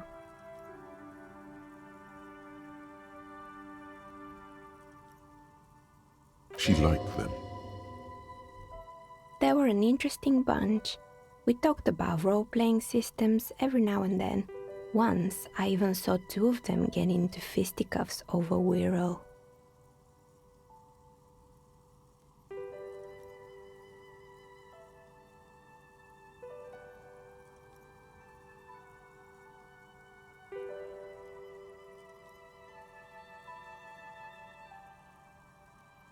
They certainly took their work very seriously, even if they seemed the usual. They ran out of money and couldn't get the project done on time.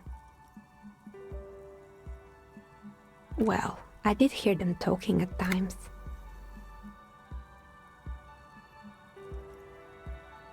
They seemed to believe they were historical individuals on some grand quest.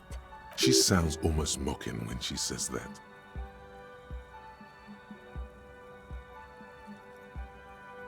Yes, but when the money started to run out, they just began to complain a lot about capitalism. You know, how the markets are rigged to keep out new businesses and so on. In the end, they just didn't get it done. They didn't have enough willpower to produce something truly historic, and to show up to work on time. She's right. Showing up to work on time is important.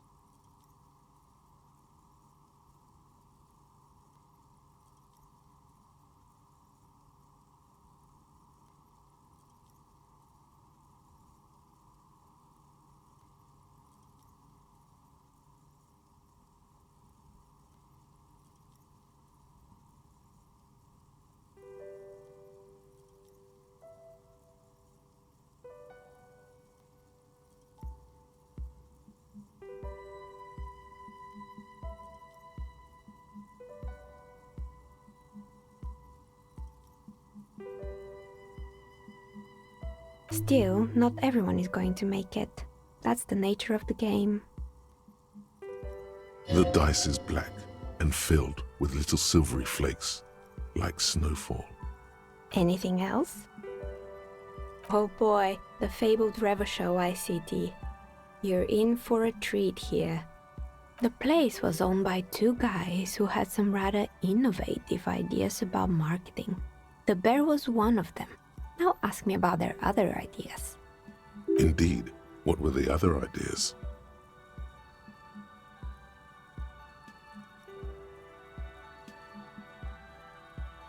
There was really just one, and it involved picking out the prettiest girls in the neighborhood and paying them 20 cents per hour to man the booth.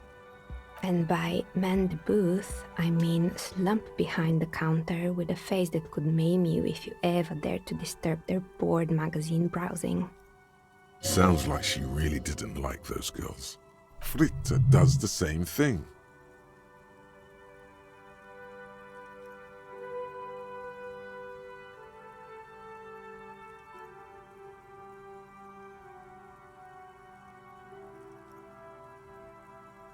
Employing silky teenage girls is a widespread practice, yes. Unfortunately, they always come in packs.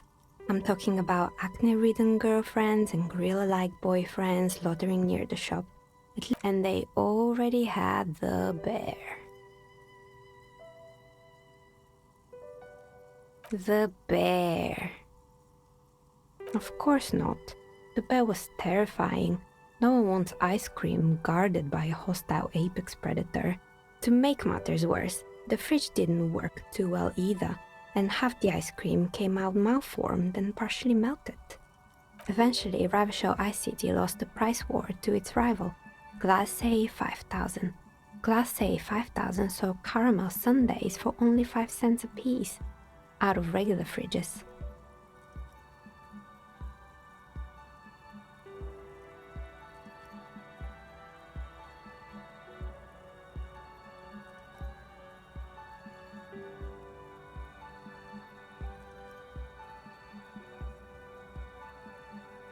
The taxidermist who made it said it was his vision beast. He said he met his vision beast while high on desiccants. He called it Megatherion. Sounds cool. Why is everyone doing drugs in this place? Even the taxidermist? Megatherion, a mega wild beast. It's an imaginary beast that by telling you to do more drugs, mostly. The horrific necktie tightens around your neck, strangely excited. But it doesn't feel particularly fun this time around.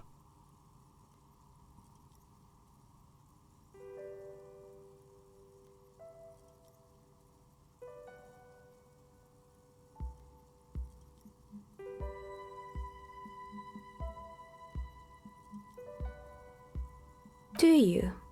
Well, good luck keeping it under control. Anyway, now you know the story of the fallen ice cream empire. Anything else? Another failed business, perhaps? Oh, right. I hope you didn't try to ring me. I think none of those doorbells work, including... The doorbell with the empty name card must belong to her then.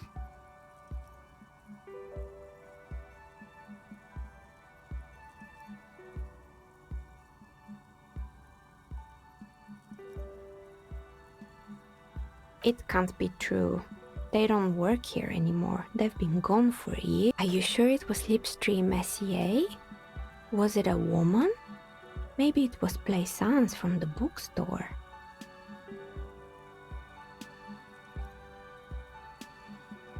Tricentennial Electrics? It used to be a major electric company 100 years ago. No, it was something else. It was eerie. It was too real to be just a prank. Either we're dealing with a professional actress, or whatever happened, keep your cool. It's probably better to admit that it was a harmless prank. Pranks can be eerie. Oh, the kids these days. We were just one of them, and now they're terrorizing us. No solidarity. That's right. I haven't even written my name there. As I said, it's quite useless right now. It doesn't work yet.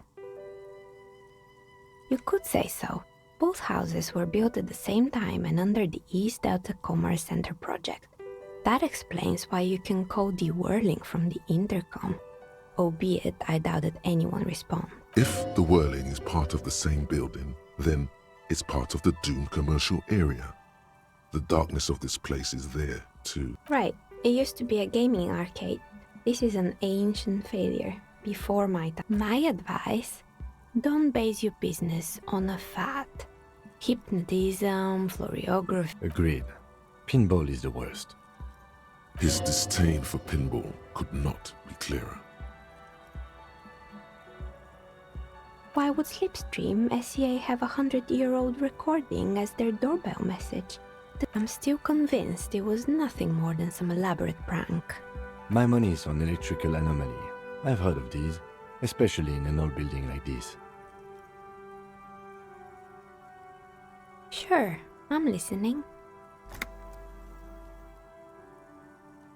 I'm pretty sure it still doesn't work, but sure, I'm listening. Good. I hope it clarified things a bit. What else? I'm listening. Good. I hope it clarified things a bit.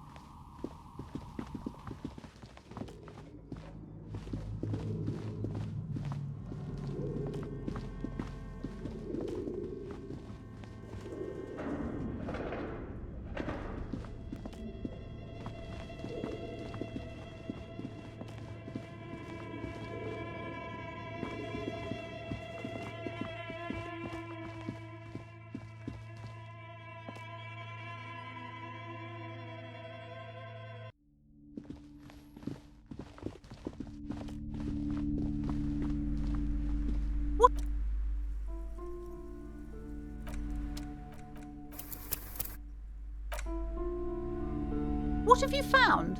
A novelty dice maker? Well, spit it out. Why does she need the dice? For some kind of sorcery? Sometimes they use the ankle bones of sheep. I don't understand. If it's not her, then where is the source of the doom? She's squeezing on the pendant too tight. Just don't say you don't have any answer yet. The uncertainty is killing her. To hell with it.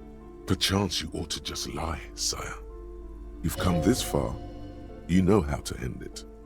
There is an entity behind the entity.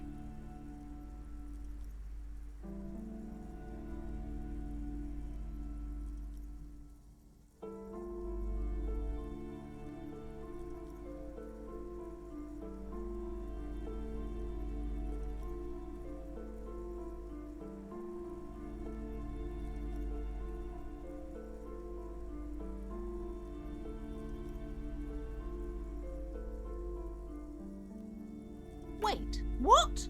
The entire economic system? This is a lot for her to pass.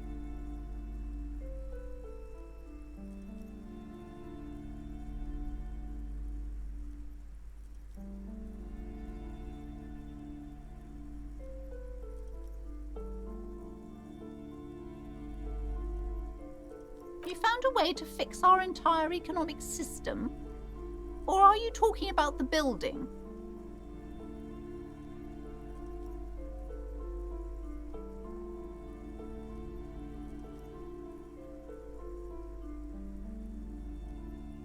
Of course. I trust my Seminole's wards and charms kept you safe while you perform the ancient rites. All that matters is that the energies are retreating. I can already feel the curse lifting. It will be a long time until we're fully free of it, of course, but still. Thank you, officer. Truly, you've brought a better psycho-emanation to this humble bookstore, and that's no small achievement. She so badly wants this to be over. It will only last a day or two, a week tops. Then her mood will sour and she will feel the curse again. All right then. All's well that ends well.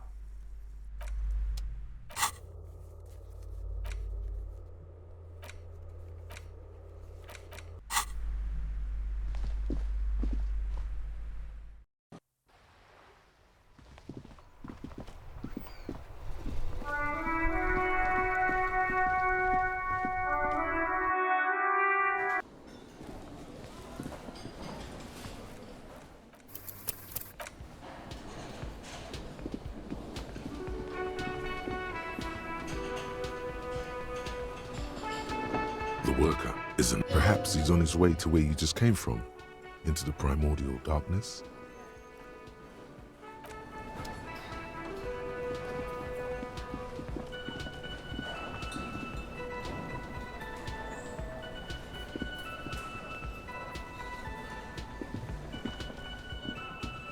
A thin man is smoking below an exhaust hood, occasionally sipping from his mug. As you step in, he nods toward the table. It must be his name.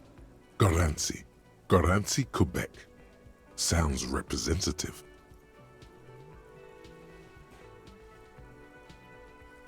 The man puts his cup down and replies something, his left hand drawing arcs in the air. He smiles and bangs his ladle against each of his pots in turn. It's almost like music, especially with the sounds of assorted dishes boiling. The man ponders his...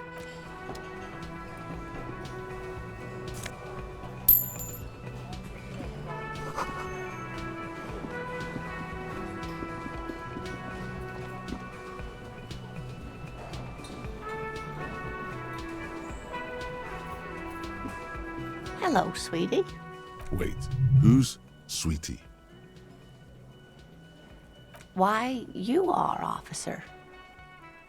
And have you found anyone to be sweet to?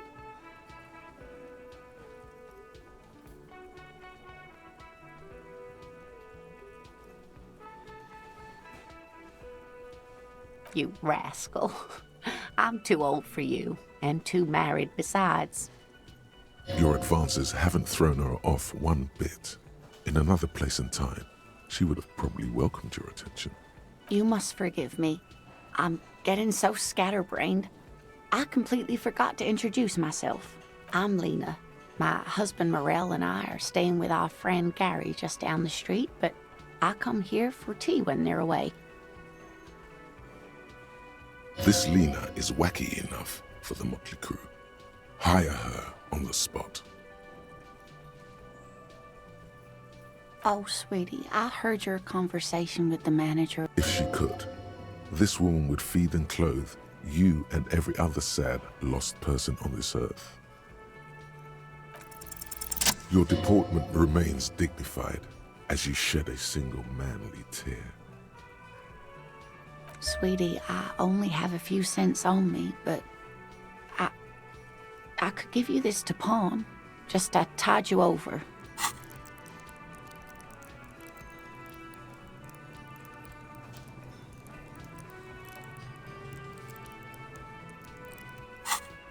Wonderful. He has a pin. The pin is round and slightly tarnished. 3 sailboats in bas-relief with the sun hovering over the water behind them. It's easy. You bring a valuable item to a pawnbroker, who then gives you money for it. You can get it back later for a slightly larger sum if it hasn't been sold, but cross the plaza and follow the road along the coast. Down by the water, there'll be a shack nestled against an old stone facade. That's the pawn shop. An old friend of my husband's goes there often. He says the owner is quite helpful.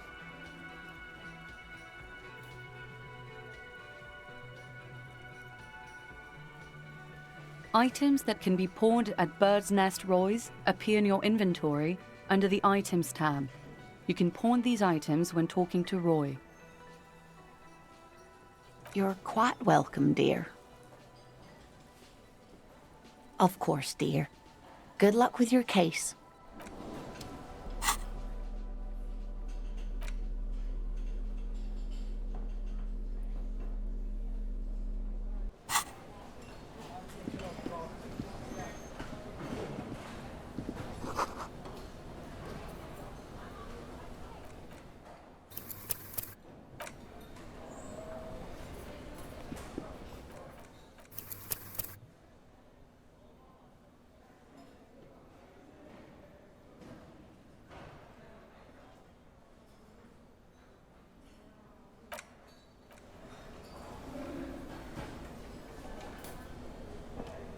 Can I help you?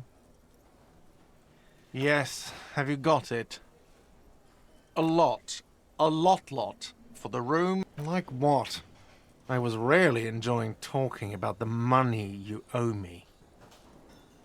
Do I have a shaker in my hand? Is this a shaker?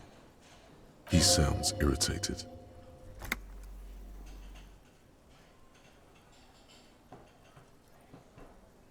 Am I wearing a little bow tie? Am I smiling? Do you see me smiling and shaking my little shaker? No.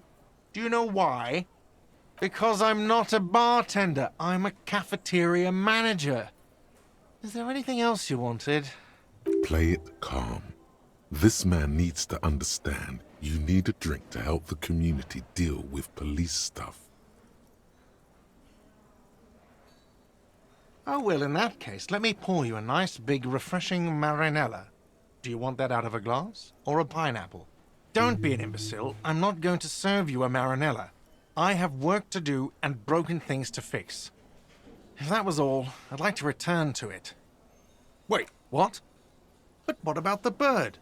Yes, the bird. I found it lying on the floor with a broken wing the morning she left.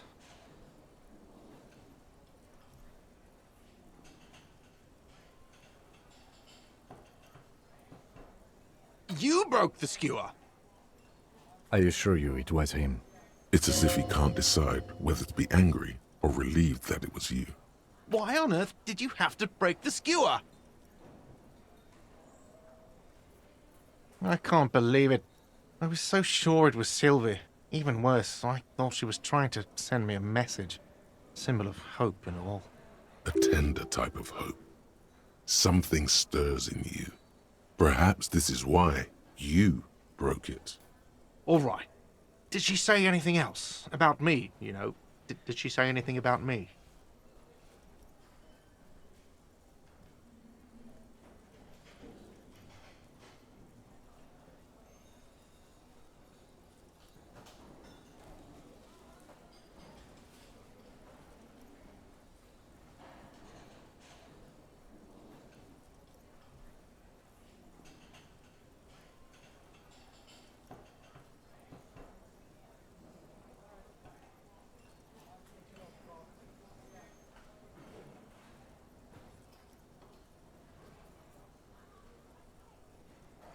Really?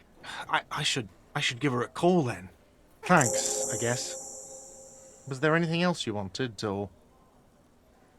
Or can you give him a moment? Somehow you realize this is not going to net you any professional discounts. Already he's reverting back to defensive. What thing? Yes, not the whole damn union, thank God. Just the nastiest and loudest faction. They come here in the evenings. Dumb, unruly types. Think they're big shit. But they're good customers. They place big orders and always pay on time. He hates the union, but grudgingly recognizes its power over him. So he's directing his frustration at you instead.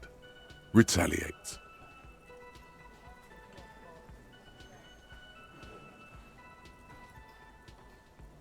I don't. I'm simply providing a service, or really facilitating the offering of services to paying customers, and it doesn't matter. I don't have to explain myself to you. We should find out who this Lord faction is, occupying the booth. Loudness means talkative, and we need info. We don't. We have to wait. They'll show up sooner or later. Men get hungry, even men on strike. You glance at the clock on the wall behind the manager. Huh.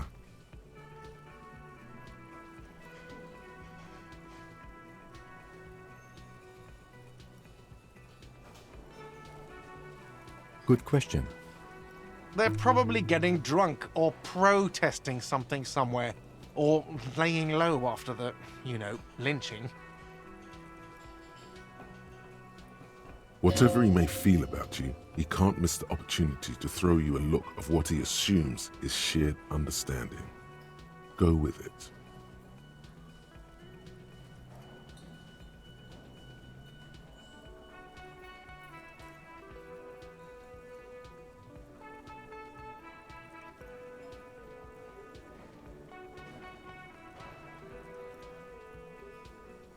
Yeah, the union guys think they're untouchable.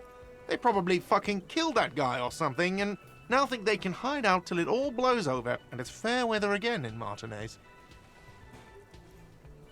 I have a feeling we'll make their acquaintance sooner or later. What? By the way, you should come back to this thing-based questionnaire if you see anything interesting in the whirling later. Absolute. You wait and see, cafeteria manager. Absolutely in the question. First we find a sad banger. Then your body is ready, sire.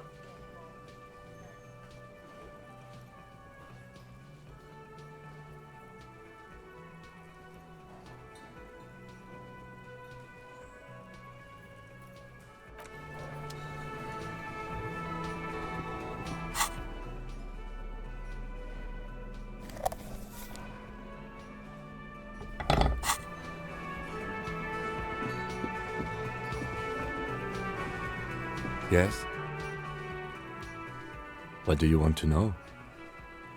You mean like a brief? 3 days ago, the RCM Emergencies Desk received a report about a security guard who, during that time, the victim had been stripped of his belongings.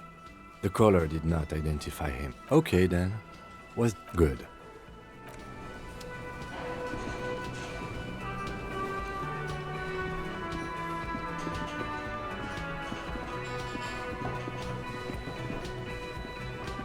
You see a heavy steel door with a prompt. You immediately feel drawn. The door stands silent. unmoved by your words.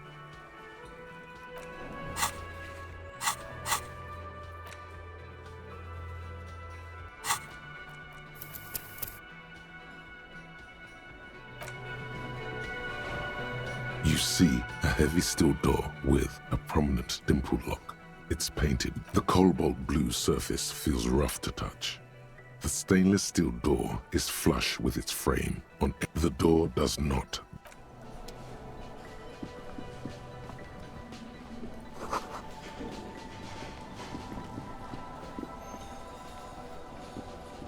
Can I help you?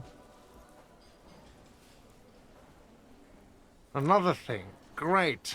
I love those. Oh, yes, that door, sure. No, I don't have a key. I don't know how to get there. And I don't care either. It's not like I've been wondering. Or some boring storage space with a bunch of old junk and dust. Junk and dust. He's attempting to maintain an air of indifference. It's absolutely not convincing. Fine, okay, a little. But my job doesn't leave me time for wondering about one locked door in one of the cafeterias I manage. So, I haven't opened it. I have cleaned the whole place 100 times over, though, after the animals. And I haven't found a key, so good luck with that. Yes?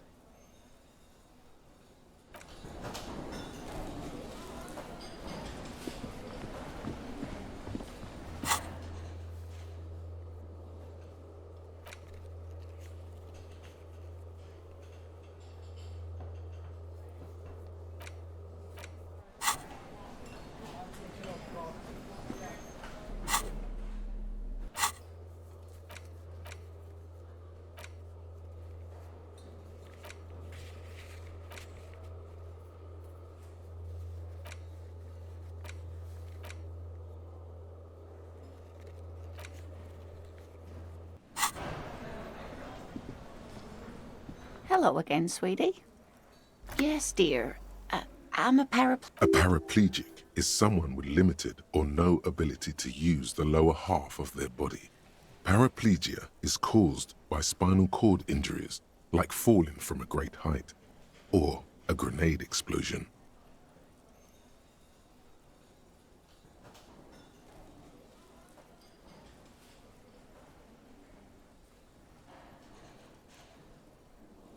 No problem. There is no bitterness in her voice. She accepted the curiosity her condition inspires a long time ago. Whatever do you mean?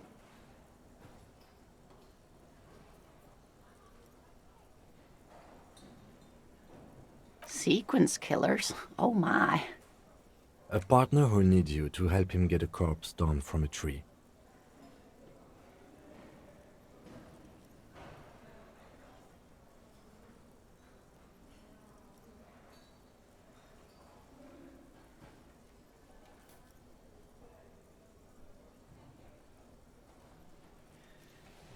I can assure you with absolute certainty, there... Now, gentlemen, no need to squabble. I wouldn't be of much use to you anyway, sweetie.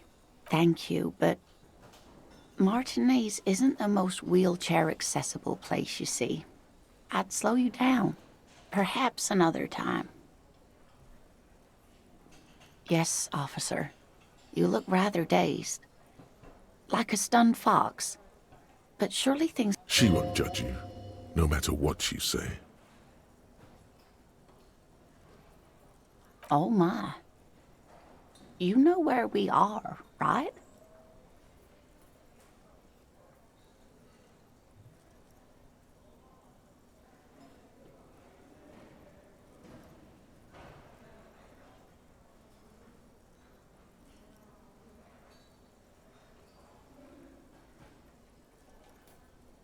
Now.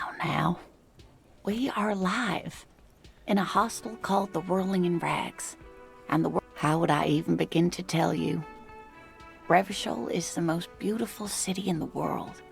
I haven't seen very many other cities personally, but everyone says so. Revachol is a rare jewel. This city used to rule the world. Speaking of history, you know what year it is, yes?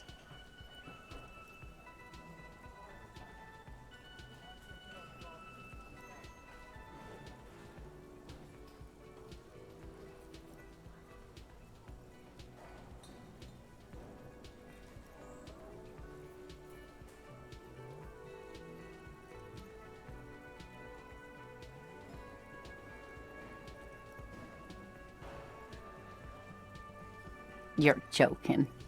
Try again, one more time. What year is it?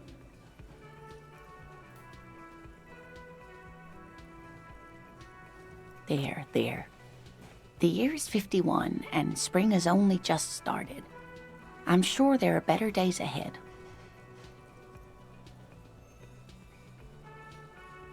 She looks flustered, her hands smoothing out the creases in her blanket, even as she attempts to reassure you.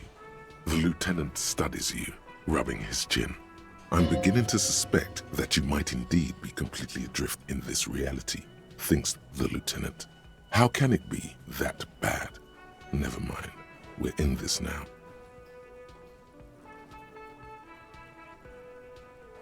I can tell that this is taxing for you, so I'll just ask one more question. What regime are we living under? What mode of government?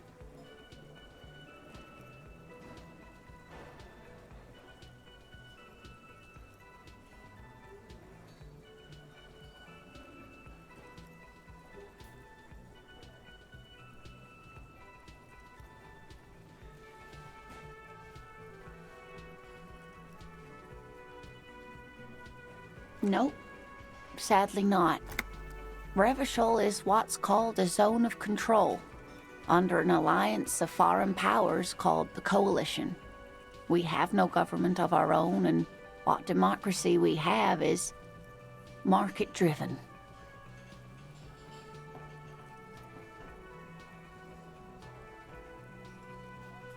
Oh dear, this is troubling. You really ought to know that, being one yourself. There aren't any cops in Revachol, not in the traditional sense. The status of law enforcement, but we should stop for today, sweetie. You look like you need a break. Besides, I'm not the best person to explain the big things to anyone.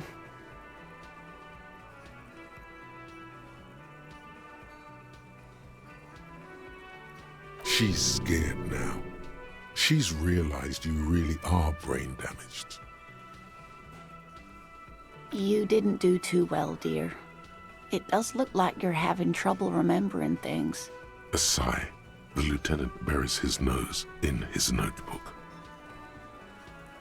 But maybe a fresh set of eyes is what the world needs. And while I'm no doctor... She means this sincerely. Worrying won't do you any good. A defeat, I'm afraid. The people of this archipelago tried to build something new, something different. The rest of the world didn't like it, so they came and ended it. This was 42 years ago.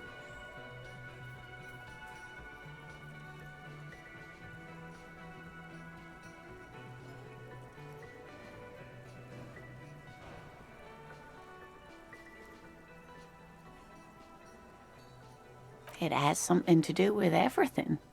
I'm just a poor woman, she thinks. What do I know of these things? And how can I help you?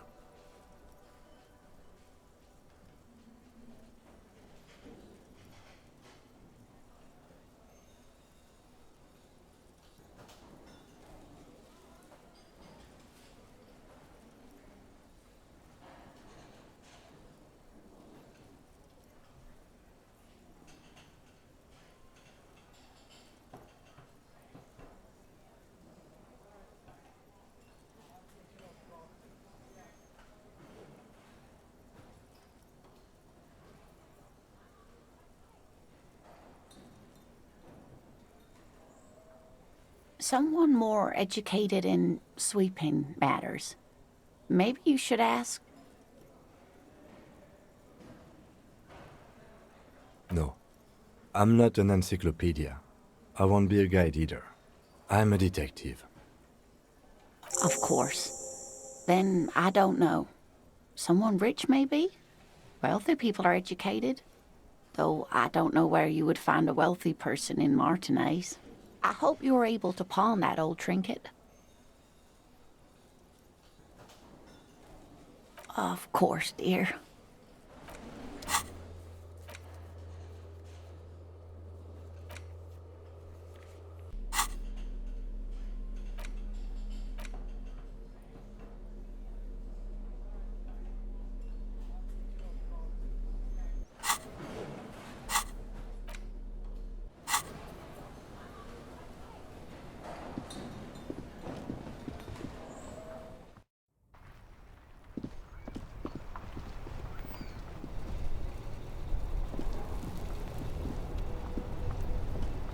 Hello again, my man.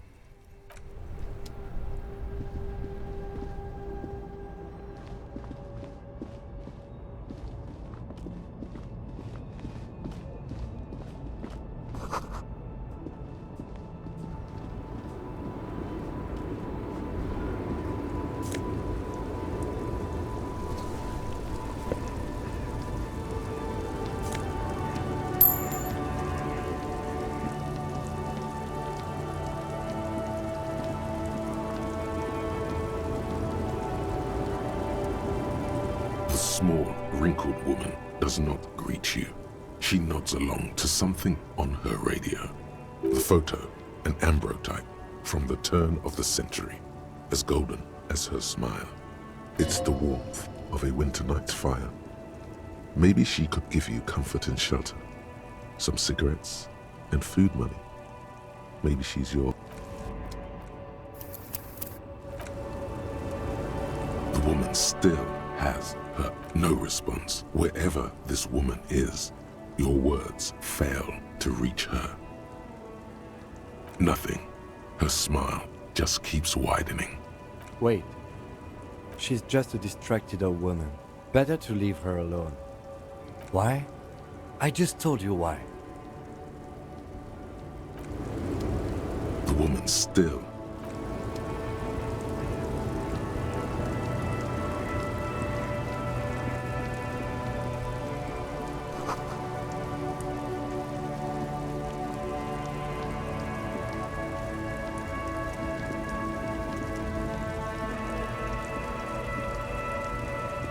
An old monument stands in the middle of the traffic island, pointing toward a silver plaque on the statue's pedestal reads, "I am Philip III, the Squanderer, the greatest of the Philippian kings of Revachol, son of Philip II, the opulent, father of Philip IV, the insane." Not a good track record of mental health in that family.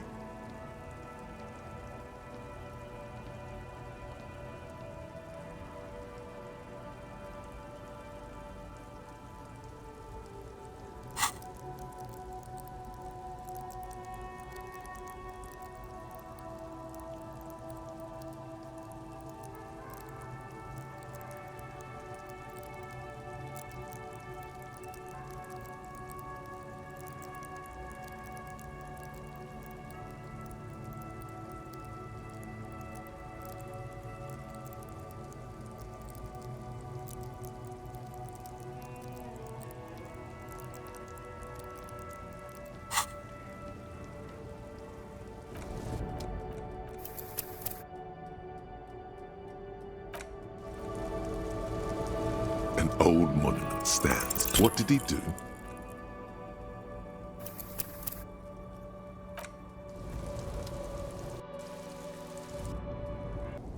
An old monument stands, even by the standards of the Philippian kings. Old sumptuous Philip was known for his profligacy.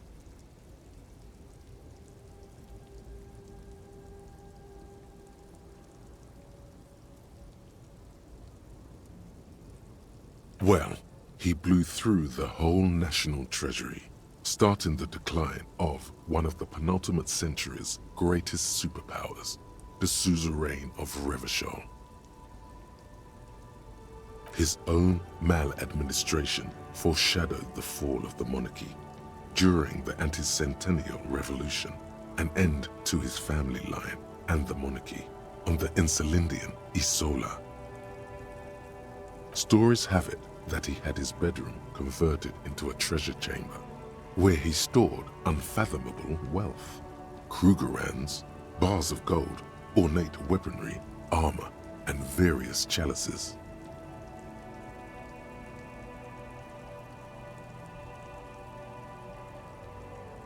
He called it the Sol Aurum. It was obscene. There were whispers he slept on a huge pile of gold-dipped feathers, like some obese dragon. Instead, The man certainly knew how to live.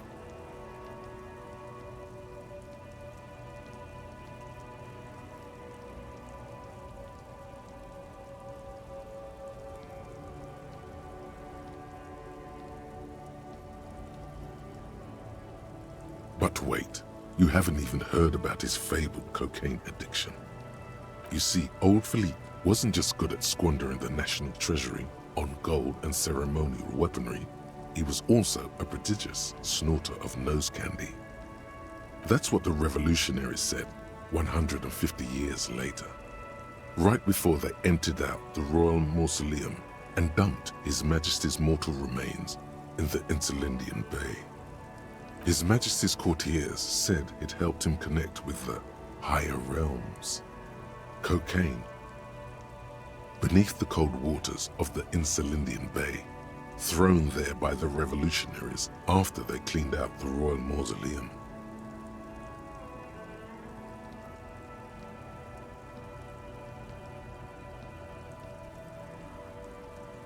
The original was blown apart by communards, then further damaged during the landing of the coalition's airships during the turn-of-the-century revolution, when Martinaise was leveled.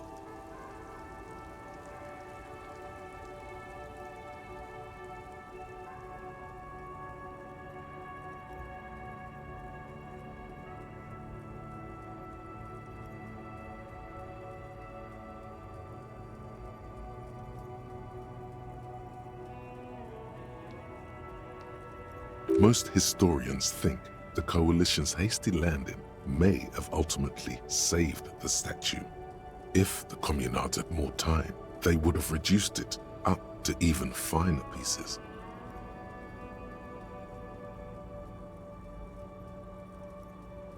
Some years ago, a group of liberal, artistically inclined individuals, designers mostly, thought it would be ironic to restore the statue of the most wasteful ruler of Revachol in the poorest part of the city. The statue is supposed to capture the moment it was blown apart, like an instant frozen in time, a rare butterfly trapped in amber, floating on a sea of shit.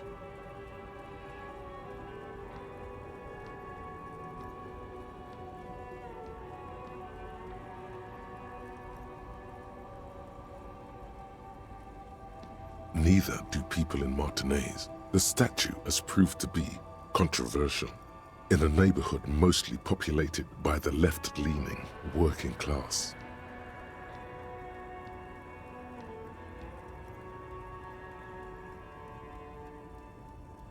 Philip III, the squanderer, however, with his bronze face up in the air, doesn't seem concerned about what the hoi polloi think of him in death. A silver plaque on the statue's not a good track record of mental health in that family.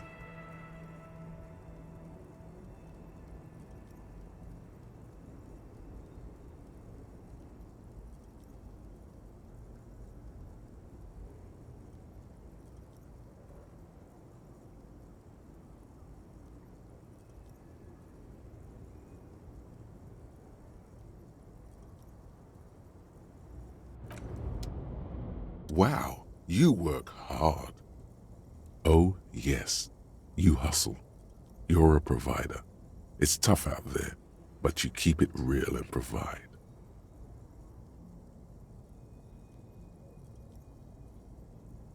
Oh yeah, like a horse, a workhorse.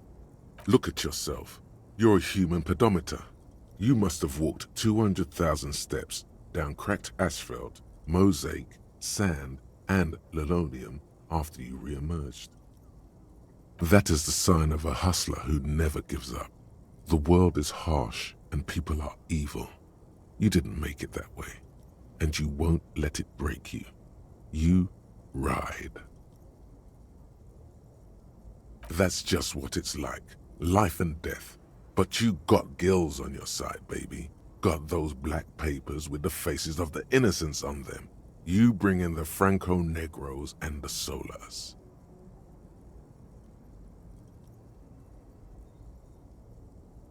It ain't easy, but you do it. Day in and day out. You didn't make the rules, but you won't lose.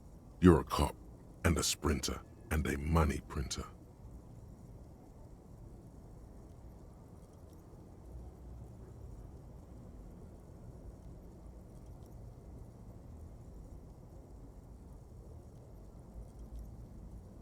You didn't log that in as a donation either. You don't log any of that shit in. You're a straight rider. Sure. And has it been easy? Is life easy? Have you not gone into cardiac arrest? Are you not about to have an anxiety attack or shoot yourself in the mouth? But you still hustle 24/7, ride or die. Now, ask yourself, are you rich? That's right. You work harder than anyone. You almost rode yourself to the grave, and you're still practically a hobo. Why is that?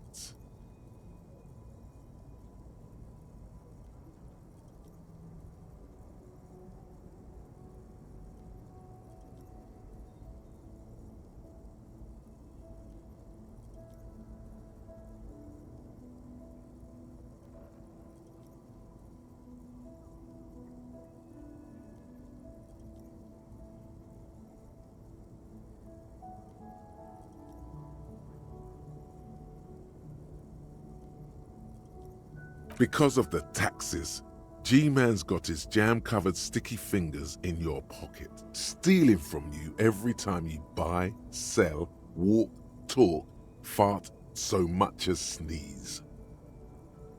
Every time you wipe your ass, they got their direct and their indirect modes of taxation. Sales tax, excise duty, extraction tax, alimony. One tax that doesn't even have a name. Plus there's the stuff people in other countries pay for. That makes them ask for more money from you. Here. Total tax duties add up to 98% of all your money.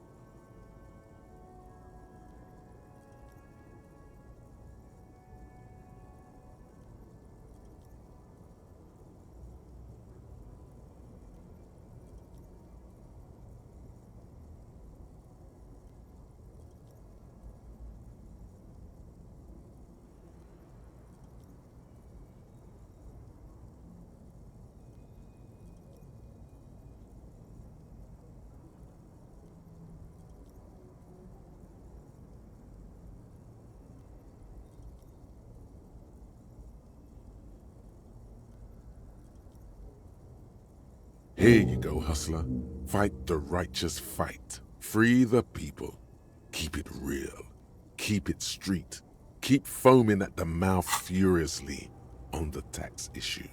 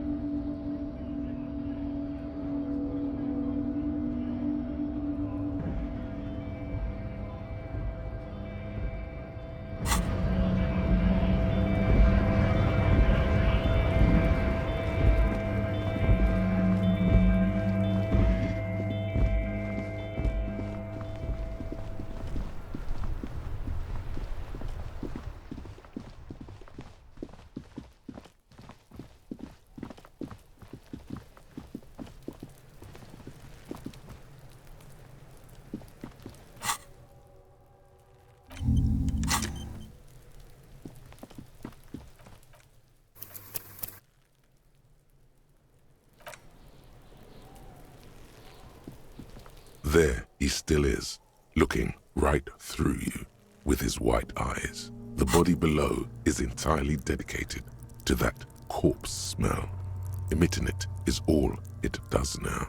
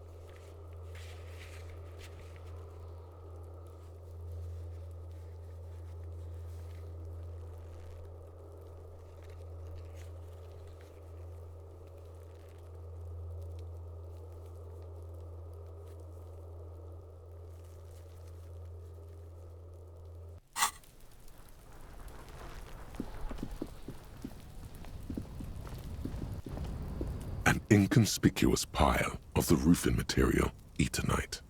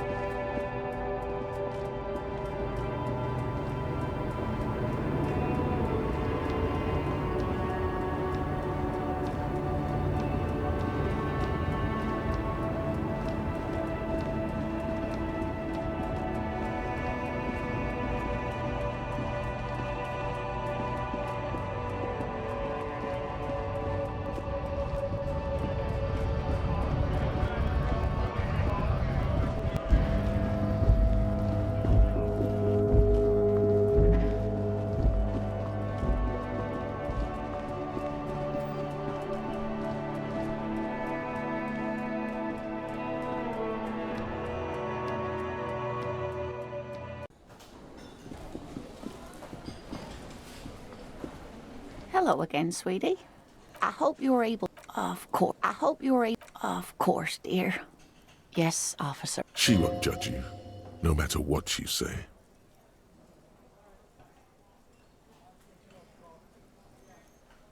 She nods, but still looks worried.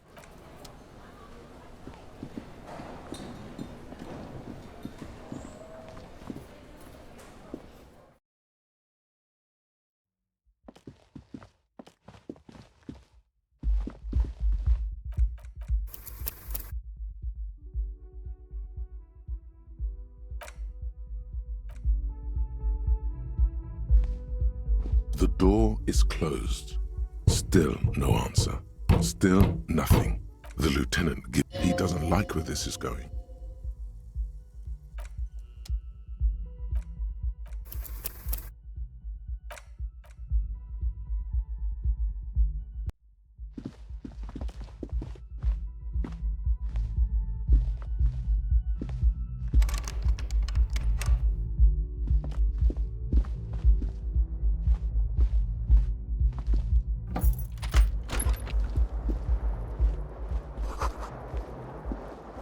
The bed is cold and not particularly empty. The option to go to sleep becomes available.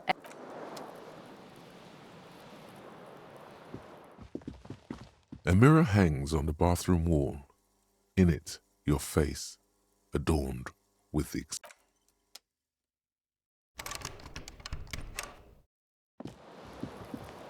Kim also tries not to look at the pile of taped viscera on the carpet, or the weird suitcase on the hat rack, or the potted plant dying in the corner. But it's all just too morbid to ignore. No problem, officer.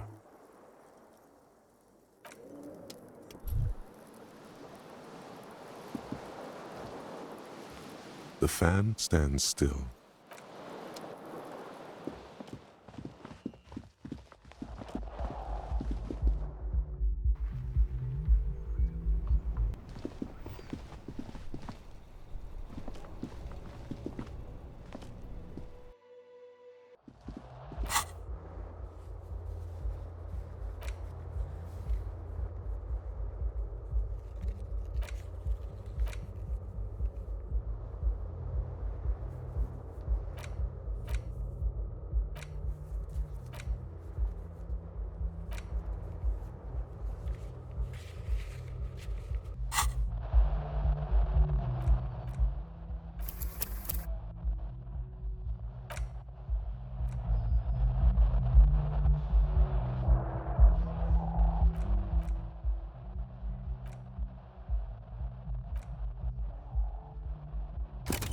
Cop suffers final heart attack. A detective lieutenant of the RCM passed away yesterday. His death, though a